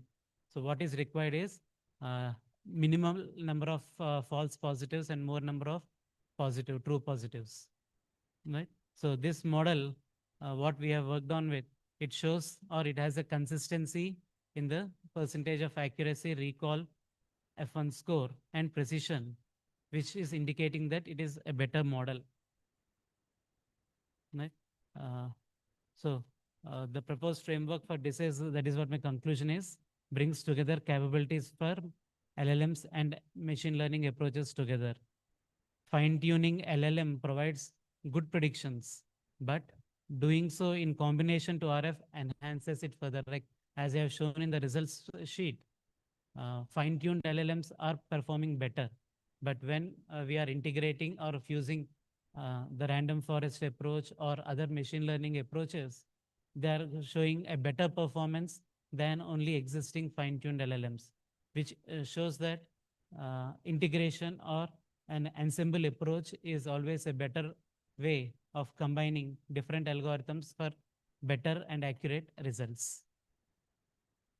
So future, we can take this model and we can work on with different types of data. Like we have worked on some type of data, remaining we did not work on with still. So we can work on with different data types such as imaging, genomic and sensor data, which while implementing continuous learning to improve the accuracy and adaptability of evolving data sets. So additionally, optimizing computational efficiency will support deployment on edge or resource constrained devices, and conducting clinical or industrial trials will help validate the model's performance. Right? Whatever we have shown, it is mathematically we have proved it that our model is better, but in order to get more accurate or better acceptance, we need to conduct clinical trials so that we can rest assured that the model is a better model when compared to the others. So these are the references that we have taken.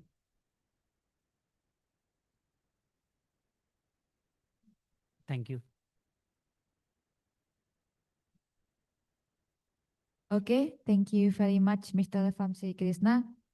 For the audience, if you have questions, please raise your hand.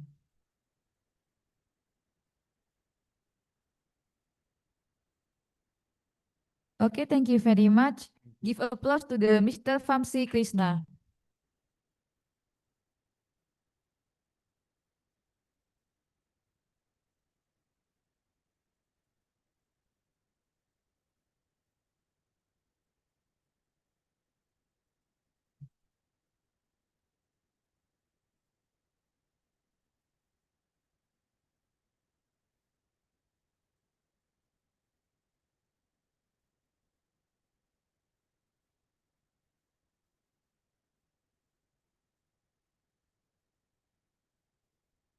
Ladies and gentlemen, before we entering our next agenda, we will appreciate the keynote speaker by giving him certificate to Dr. Mangalapalli Vamsi Krishna.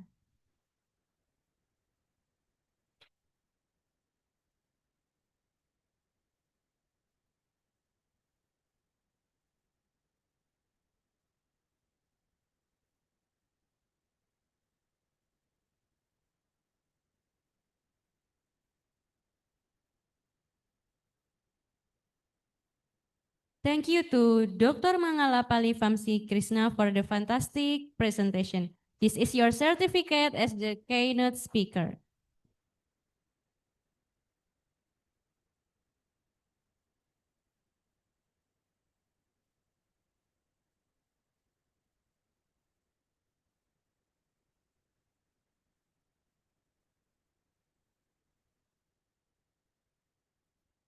Thank you very much. Now we are go to the next presentations. The next presentation will be delivered by Mr. Venkatesh Sharma, CVR College of Engineering, Hyderabad, India. For Mr. Venkatesh Sharma, the time is yours.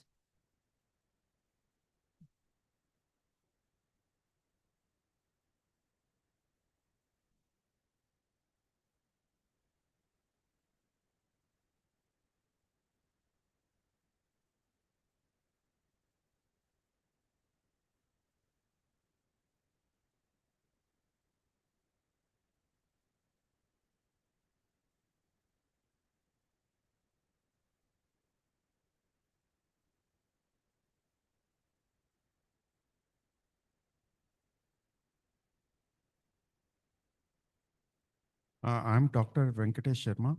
So I'm happy to present my research work, which is AL-powered automation of requirement analysis phase in software development lifecycle, a machine learning approach. These are the outlines of my research presentation: abstract, introduction, objectives, related works, methodology, results and findings, conclusions and references. Abstract. As you all know, for any software development, the first phase of which is required in software development is requirement analysis. What is requirement analysis? Requirement analysis is nothing but it is a phase where all the requirements are gathered from the customers, from the different stakeholders. Customers is a very important stakeholder in the requirement engineering phase. As you all know, in the software development process, a customer reacts only in the first phase. His work is maximum in the first phase. If and other phases are nothing but analysis, and then after analysis you have design, and after design you have implementation, and you have maintenance, and before that you have testing. In all other phases, the customer's interaction is very less, while the customer interaction is maximum in requirement engineering phase. And requirement engineering phase is the first phase for any software development. Any mistake which is done in this phase will have serious consequences in the end products. It is very difficult to change or modify any end product. Because already a lot of work has been done. It is very easy to change, in the initial phases. So what happens is it's very, very important importance has to be given to the requirement phase. If any mistakes done in the requirement phase will have an effect on the end product, and it takes some years to what you call come out with the end product. And so all the time will be wasted. Forget about the time. Lot of money will also, which has been invested, will be wasted, because it is very difficult to change any software development product in the end. So these are the, this is what is concentrated in abstract, which says that analysis, requirement analysis is important in software project.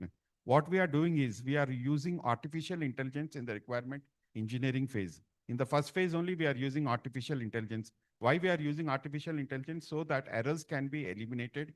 A requirement engineering phase, can be done very fast, and there is a smooth sail in the requirement engineering. If you have a smooth sail in requirement engineering, the other phases also will have a smooth phase, because this is nothing but the foundation. If the building foundation is very strong, then you can have as many, what you call blocks as you like in that building. So this is what we are concentrating. We are coming out with a unique model of requirement engineering where artificial intelligence is used in the requirement engineering. And also we are introducing machine learning algorithms in the requirement engineering phase.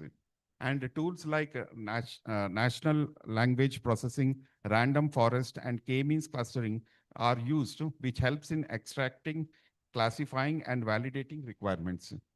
Next one. Then these are the objectives of our requirement of our research work. That is, use a natural language processing. What is natural language processing? As I already said, there is a lot of communication between the customers and the stakeholders. In the first phase. So we can use natural language processing, in order to abstract all the important communication that is taking place between the customers and the stakeholders. If you use natural language processing, it becomes very easy, because of it's very difficult to have documentation of all the customers who are interacting with the stakeholders. So we can extract the relevant requirements from emails, from documents, and other means by using natural language processing. So we first propose to use natural language processing in the first phase, which takes care of the communication between the customers and the stakeholders. First is natural language processing. Next one is use machine learning. That is a random, in machine learning, as you know, there are so many algorithms. We have supervised learning, unsupervised learning, and reinforcement learning, and we have so many algorithms. In that algorithms, we are proposing only two algorithms. That is random forest algorithm and K-means algorithms to classify requirements into categories and set problems. Third one is check requirements for duplicates, error, or missing details. And then automatically generate documents. So these are the objectives. First one, I'm explaining the objective. Use machine learning to classify requirements into categories and set priorities. Second objective, check requirements for duplicates, errors, or missing details. And third one, automatically generate documentation. So these are the three objectives of our research. Next.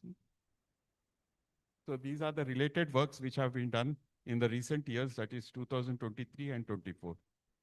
But nobody has come out with an efficient artificial intelligence in requirement engineering phase.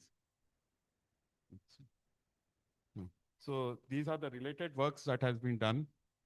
Then we go on to methodology. In the methodology, there are various phases. So first one is data collection. As you all know that this is the first phase in any methodology. Without data, we cannot do anything, because computer science engineering is nothing but data. We play with data, we have lunch with data, we sleep with data. We have data and nothing else in computer science. So first one is data collection. So without having data, we cannot do anything. So this is the first phase in any software engineering phase, that is data collection. So what are the inputs for the data collection?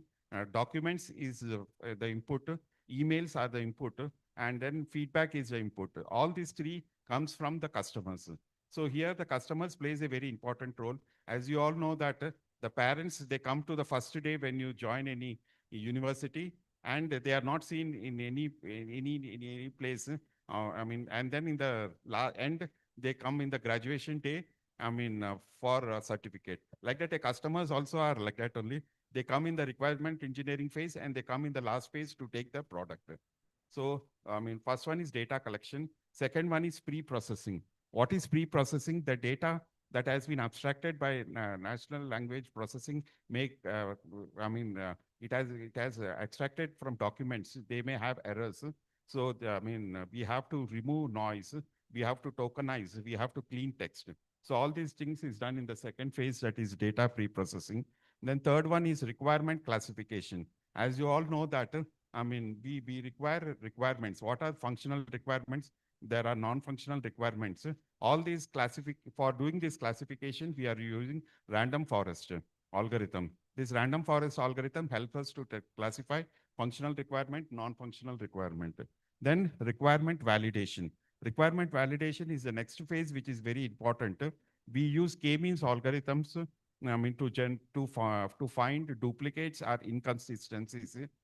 K-means algorithm, as you know, it is very efficient. It is a clustering algorithm, which is used to find out noise. Noise is nothing but unwanted requirements, and which is used to remove duplicates and inconsistencies. Then next one is prioritization. See, prioritization is very important because we need to start important requirements, and then we have to do later on with non-important requirements. So prioritization has to be done, and for that we are using linear regression for prioritization, which helps decide which requirements are important. So, these are the results. We have taken data sets from pure PURE, that is 79 documents, 34,268 sentences. And then accuracy of machine learning models. Next one, this is the accuracy of machine learning algorithm, which was found to be 93%. And then the accuracy for, the other models have also been shown here. But here in machine learning algorithms, here SVM and KNN and proposed methods, we are having a more efficiency compared to SVM and KNN. So we prove that our, I mean, what you call algorithm or our model is efficient today. Next. So these are the various charts which shows, which proves that our model is much more superior than our algorithms which we are using it. That is, I told you two algorithms we are using. First one is k-means and random forest. Our algorithm is more superior than SVM and KNN algorithm. So results, I mean, the results what we have found out that the model has a good accuracy, which means our model, which means that it works well in both precisions and recall. I mean, and also it shows that AL approach works better than traditional or manual methods.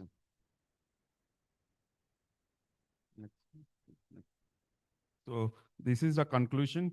So what is the conclusion? Combining random forest plus k-means algorithm plus regression, I mean, linear regression gives the best outcomes. This is what we conclude, which I want to repeat once again. I mean, combining random forest algorithm, k-means and linear regression in the requirement engineering helps us to have more efficiency. Second one, automatically requirement analysis. I mean, it helps us to reduce cost, time, and errors. By having high efficiency, automatically we are able to reduce the cost, we are reduce time, and also we are able to reduce errors. Now, what is another important development which we are obtaining is we are improving the software quality, which is delivered to the customer at the end. And last one is feature require. What is next? What is the feature works is that, I mean, we strongly recommend that deep learning algorithms, if you use along with what we have used now, I mean, will make the accuracy at a higher level and will help the customer get a better product.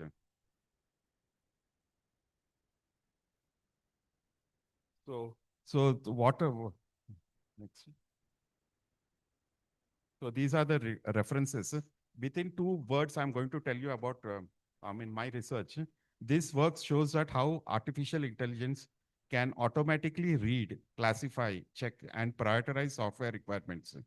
I mean, this is, I mean, two sentence outcome of my research. Any questions? Thank you very much, Mr. Venkata Sharma. Now for the audience, if you have question, please raise your hand.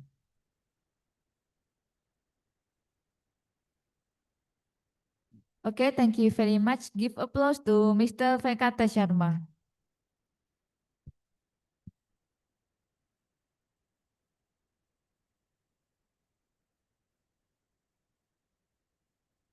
Ladies and gentlemen, before we entering our next agenda, we will appreciate the keynote speaker by giving him certificate to Dr. Kalapatapu Venkata Sharma.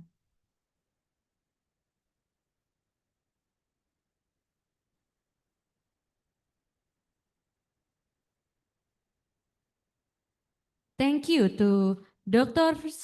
Kalapatapu Venkata Sharma for the fantastic presentation. This is your certificate as the keynote speaker.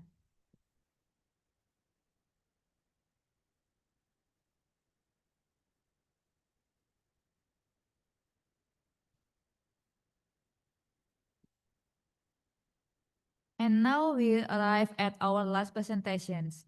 And it is a great privilege to introduce a speaker from our institutions. Please extend a warm welcome to Professor Dr. Andes Davik, MSc PhD, Professor at the University of Jember, Indonesia. Professor Davik currently serves as a Dean of the Faculty of Mathematics and Natural Science at the University of Jember. He is a senior and highly respected scholar in combinatorics and graph theory, with particular expertise in network topology and mathematics education. Prof. Davik completed his advanced studies abroad earning his MSc from the University of Manchester Institute of Science and Technology and his PhD in mathematics from the University of Ballarat in Australia.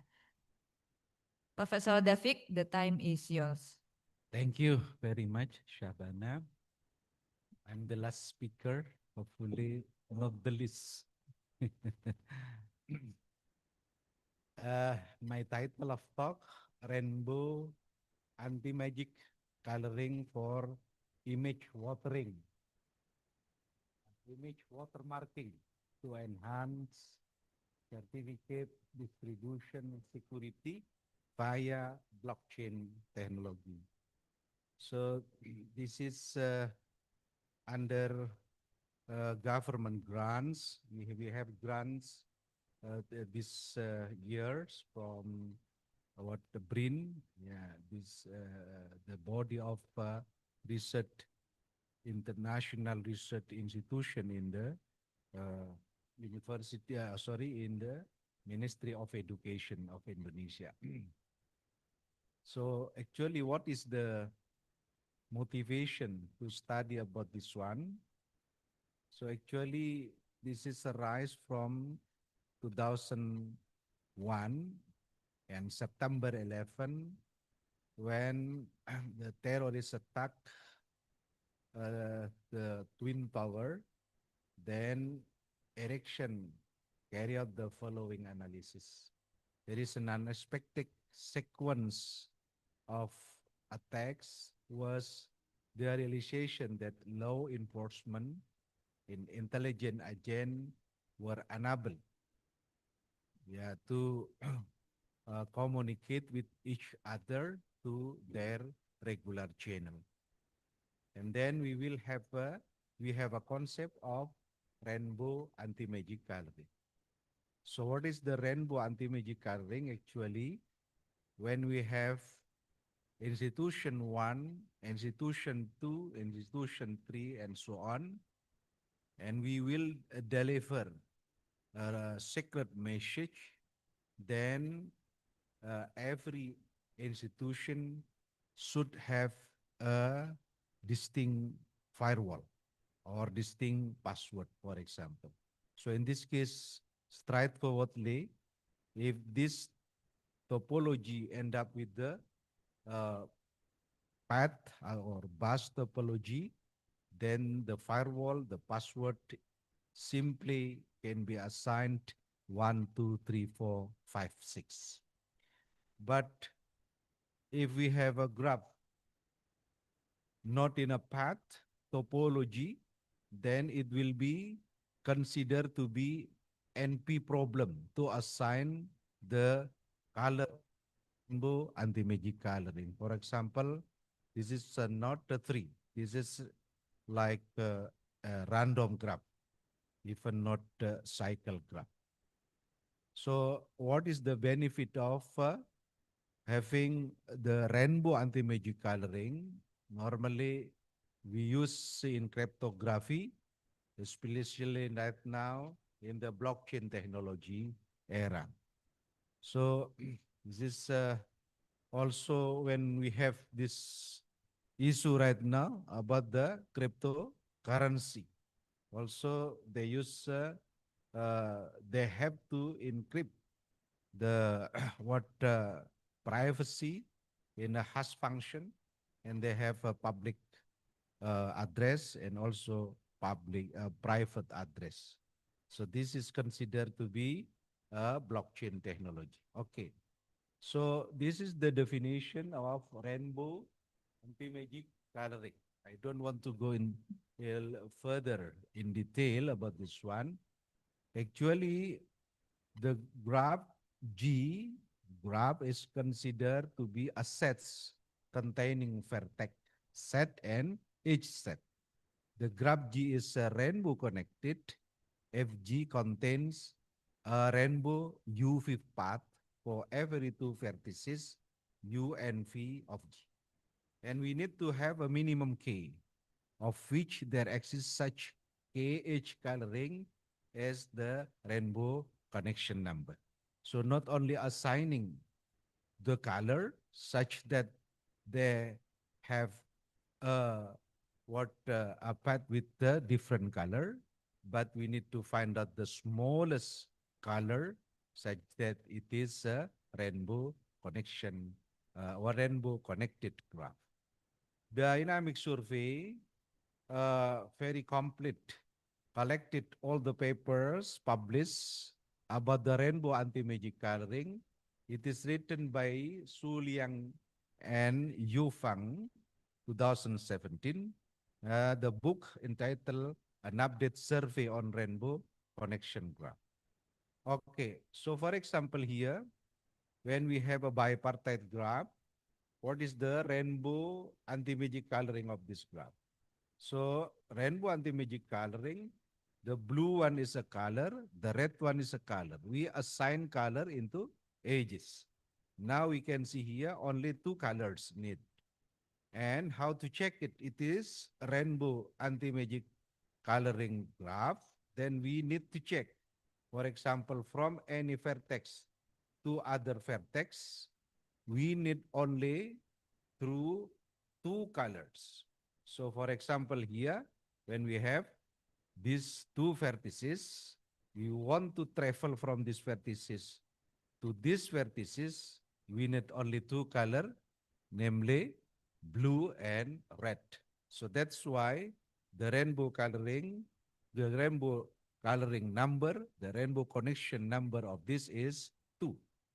What about the other graph? For example, the other vertices for here, from this vertex to other vertex, also two colors. So every two vertices taken, then we only need two color to travel. And then the other one, if we have this one, and then we need to check whether two vertices taken, two colors. Yes, it is red and blue. But what about this one? And from this one, red and blue. We couldn't go directly passing red.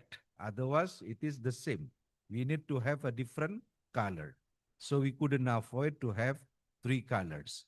So that's why rainbow connection number of fan is 3. So this is the thing that we have. Yeah. Okay, for this kind of graph, then we call this kind is com product of a graphs. And we have 8. So 8 is the diameter of graph. So from this graph, from this vertex to this vertex, the longest distance, and then they need to travel 8 color, red, blue, green, and so on. This is the principle of the rainbow anti-magic coloring. There are so many type of a research in rainbow of anti-magic coloring. It is wealth problem. So there are a lot of scientists in the world published in the top journal because there are a lot of type of rainbow connection study or topic that we couldn't finish. Yeah. So there are a lot of publication, including me, already published in several journal, and also some other scientists about the rainbow connection number. So we also wrote a book, Rainbow Connection Graph and Rainbow Connection of a Graph. Su Liang Li and Chartran and me and myself with the other co-author in this from this university. Now, when we say rainbow anti-magic coloring, meaning combination of rainbow coloring and anti-magic coloring. So this is a concept of anti-magic coloring introduced by Professor Martin Baca, who is my supervisor, ex-supervisor, also Professor Merka Miller from Australia, 2006. And now the complete survey already written in the dynamic survey of a graph labeling, written by Joseph A. Gallian, 2016. Until now, they update every 2 years. Now we have a version 2022. So there are a lot of publication collected in this book, and we are easily to find out whether it is new or not, whether our result new or not. So the combination of anti-magic, the illustration of anti-magic, we assign label into a vertices. When we have only rainbow coloring, we assign color into edges. But in this case, into a vertices. So we assign label. And finally, we got the edge weight. And the edge weight will be considered as a rainbow anti-magic coloring or not if the edge weight show the existence of a path which is giving a unique or distinct color, then it is considered rainbow anti-magic coloring. So actually, there are a lot of type of anti-magic labeling study. Now we are talking about, yes, there are a lot of publication as well. And also we wrote a book about this, anti-magic coloring as well. Now we are end up with the rainbow anti-magic coloring, which is a combination of rainbow coloring in anti-magic coloring. So we have this definition. So before that, we just assign label into edges or into vertices. Now we assign label first into vertices. Now the edge weight. What is the edge weight? The summation of the two adjacent vertices. Here we have 2, we have 3. 2 plus 3 is 5.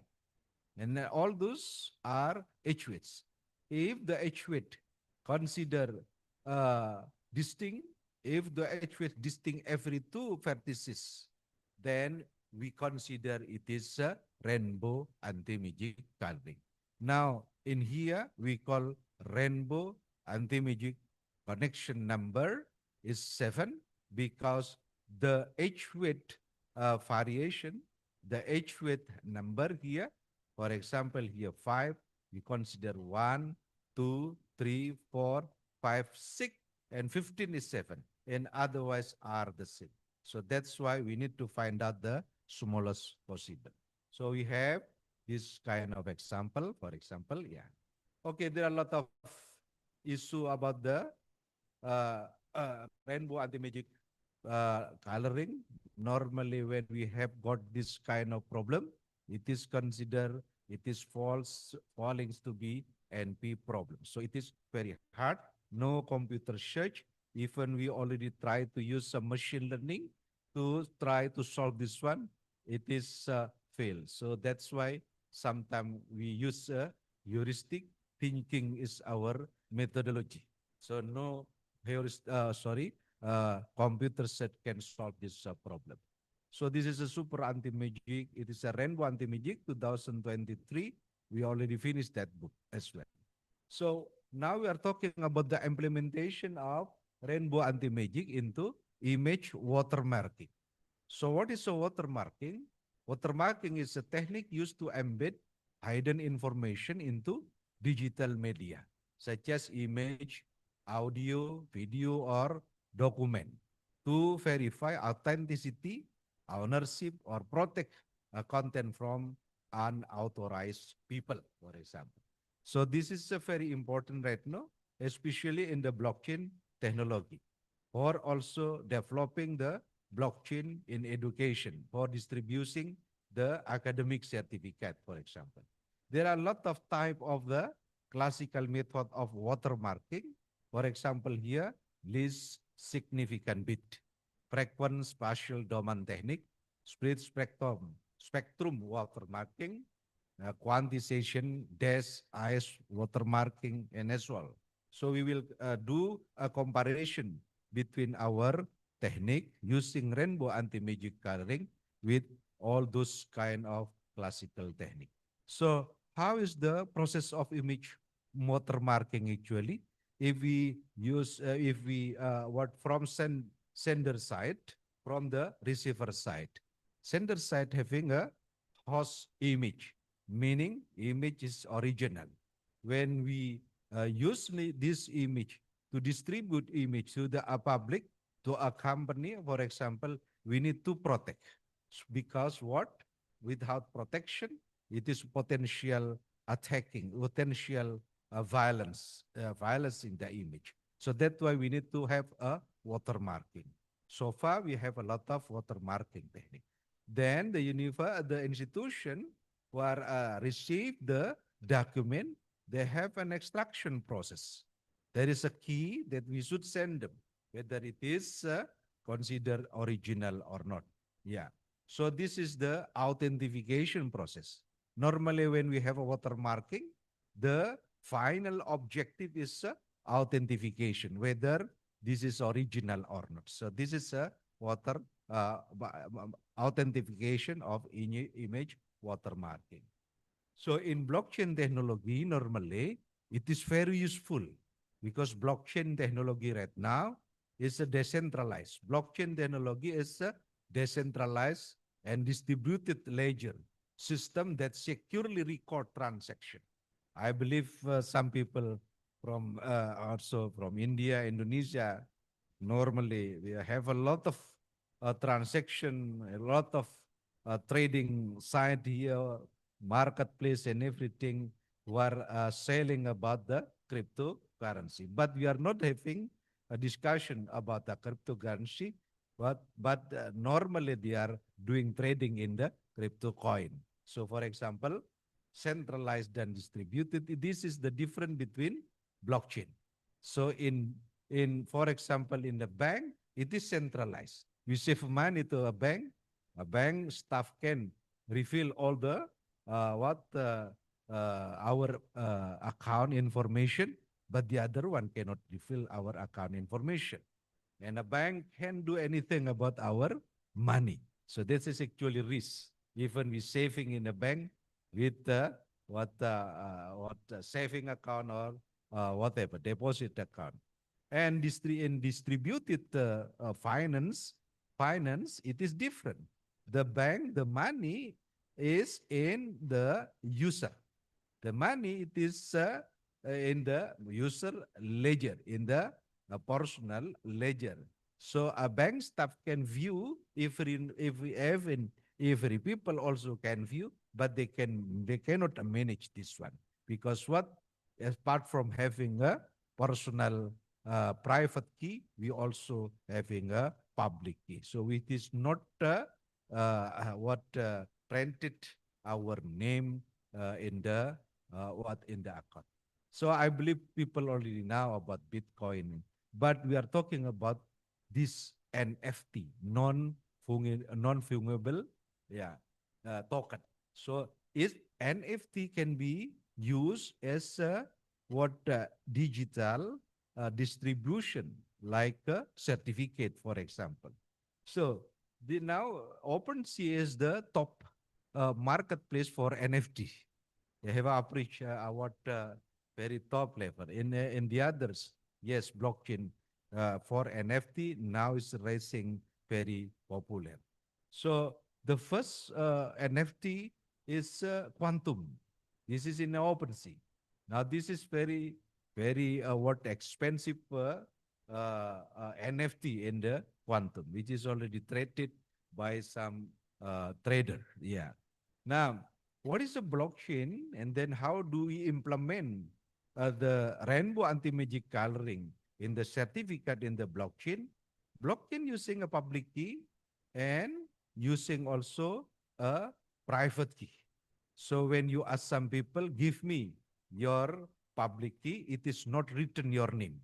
But in a bank, if you ask bank people, send me the account, it is written Dafik, and it is written the number. It is very rich. But in blockchain, no account name, only hash function. So the hash function could be like 60 character, very long. Yeah. So this is the concept of the validating the blockchain. So in the blockchain, people using a hash function, and then they send by using public key and private key by under the process of encryption and decryption. So that's why it is considered to be safe, safe in the transaction. So this is the methodology that I use for the implementing rainbow anti-magic labeling. That's we call CFD, conceptual framework design.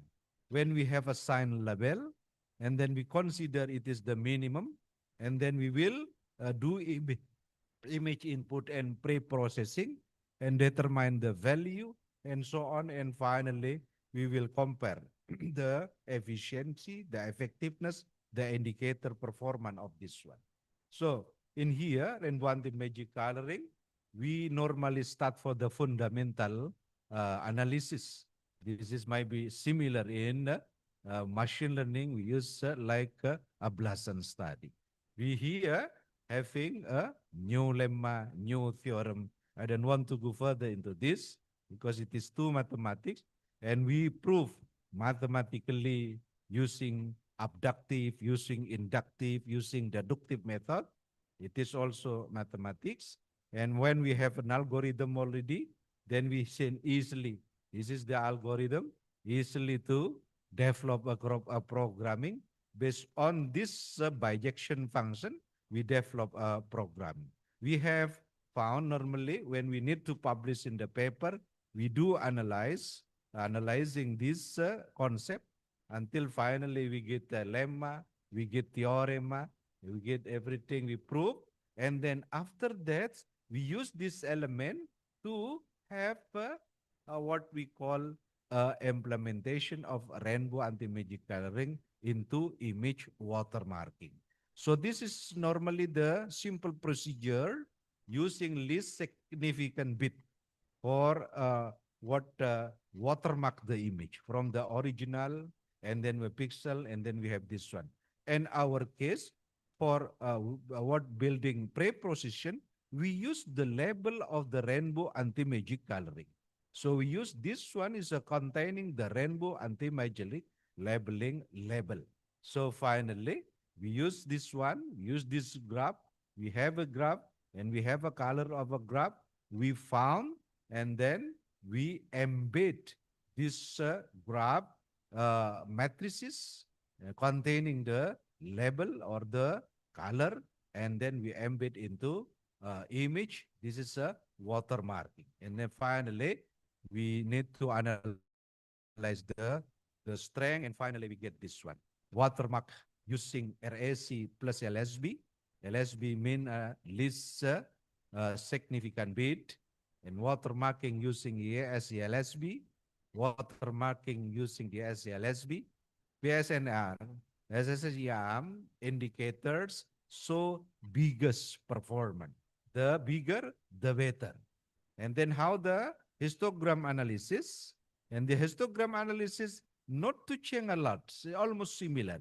Meaning when we embed, when we do watermarking into image, actually in the visible side, not so different. So that's why the histogram comparison is not to change a lot about this one. But we have go to enter further. The temperate rate, sometimes also called temperate of tempering rate, measure how much of the watermark image or signal has been modified. This is the also the indicators. RICLLSB, so very big. DS is LLB, so the very big one. So this is a thing that we have already. Now, once we have ready watermark certificate, then we upload into a blockchain. For example, here, Dr. Shams is already available there in OpenSea. So Dr. Shams can show the ownership by showing the public key. So Dr. Shams will have a file which is already a watermarks image, and then Dr. Shams can also say to us, give to us the public's address. So combination, combining with the watermark image, even we have a dual protection, we input also QR code, for example. We also input a lot of things. Then it is very hard to introduce to unauthorized people to use it because the authorship. Because when you apply a job, you don't need to give them a physics certificate, only online certificate. But how do we prove, how to identify that it is belong to this person? Then this person should have at least watermark image and also ownership using the public address from the OpenSea. Even you can use, I believe Professor Sundar already now, even you can use Phantom to collect this one. So this is already in Phantom. So if you have a Phantom, and then you can download. So people can download, no problem, but they don't have any ownership for the public key. So they are not the owners. So if you have two of them, the ownership showed by a public key and also using a watermark image that this is belong to you. So this is the authentication of image watermarking. So we will develop this dashboard, and we already said and presenting into what university, hopefully university will change distributing physics certificate into a file, a PDF certificate. But how to prove that certificate belong to a specific student? Now we are using namely watermarking image by using rainbow anti-magic coloring and using the channel that we call blockchain application. So I believe there are a lot of future work of this because we have produced like a million of certificate. Then it is okay because the element of a matrix generated from the anti-magic rainbow connection number is unlimited. So even we have a million to million student and then watermark every student will be distinct, then it is okay. We can distribute, we can produce that. And then we will store into a special word platform. And this is also very big job. So that's why government appreciate us to have to give a grant for us for Central of Excellence, this CGANT. Thank you very much. This is all from me. Thank you again for time to join our conference. Thank you. Thank you very much, Professor Davik, for the brilliant presentations. We have time for a few questions. As always, please state your name and affiliation. Online delegates use the raise hand feature. For those in the room, please raise your hand. Thank you. Thank you very much. Give some applause to Professor Davik.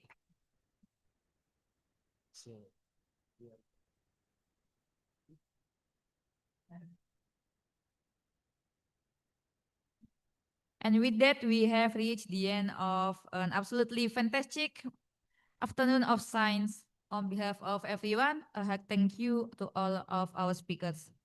And I will give back to Master of Ceremony.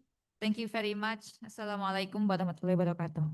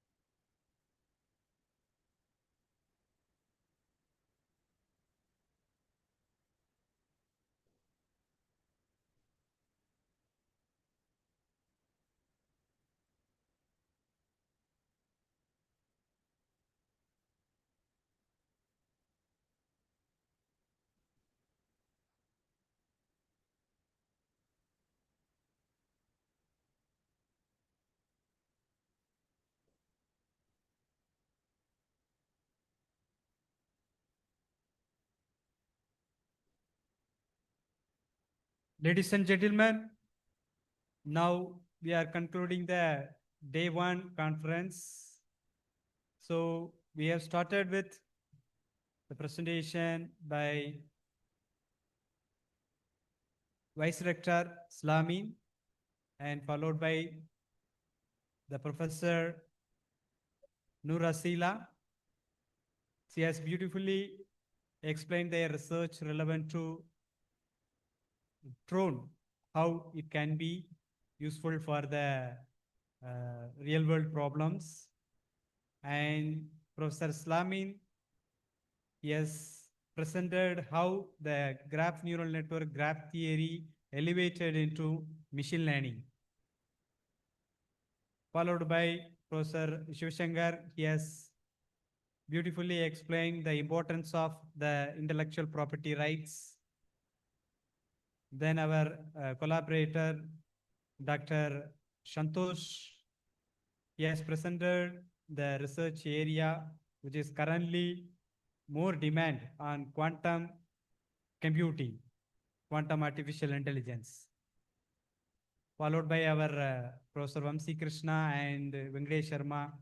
They are also presented their research work and insights to the entire audience of University of Jember and the online participants. So really, it's a great day for all the collaborators and the University of Jember participants. So thank you for patient listening and cooperation in all the aspects.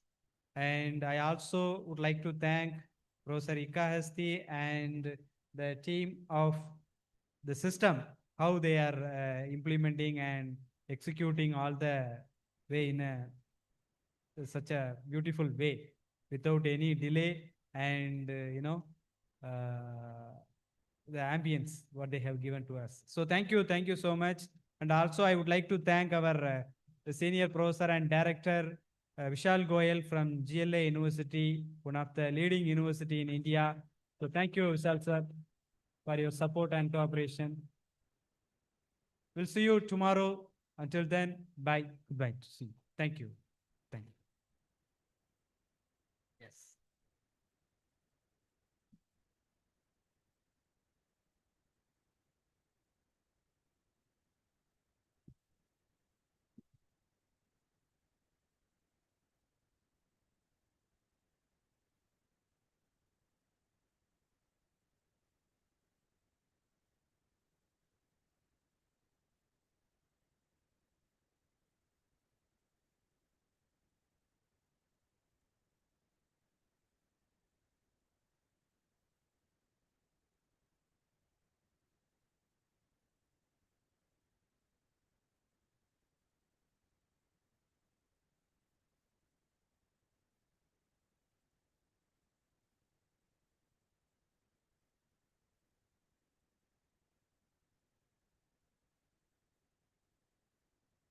Thank you very much to our honorable speaker, Professor Dr. Roslan bin Hasni, Professor Dr. Anda Kiki Arianti Sugeng, PhD, Dr. Santosh Gore, Dr. Mangalapali Vamsi Krishna, Dr. Kalapatapu Venkatesh Sharma, and Professor Dr. Andes Davik, MSc, PhD for the fantastic presentation.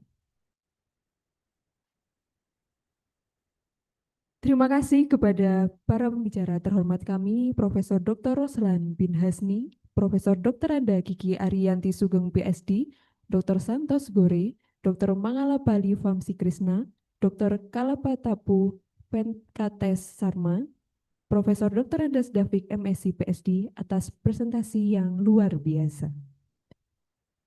Ladies and gentlemen, time goes so fast, and now we are entering the last agenda, that is closing. To online participants, don't forget to fill the list of attendees. The link is available in the Zoom chat column. Hadirin yang kami hormati, kami telah memasuki agenda terakhir yaitu penutupan. Bagi peserta daring dimohon untuk mengisi daftar hadir yang telah tersedia di kolom chat Zoom. Finally, this is the end of the first day of the NIN International Conference on Combinatorics, Graph Theory, and Network Topology 2025. Ladies and gentlemen, let us close this event by saying hamdalah. Hadirin sekalian, mari kita tutup acara ini dengan mengucap hamdalah. Alhamdulillahirabbil alamin. For the last, I do apologize if there were mistakes. Thank you very much for your kind attention. Good evening. Sebagai penutup, saya mohon maaf atas segala kesalahan. Terima kasih banyak atas perhatian hadirin sekalian. Wassalamualaikum warahmatullahi wabarakatuh.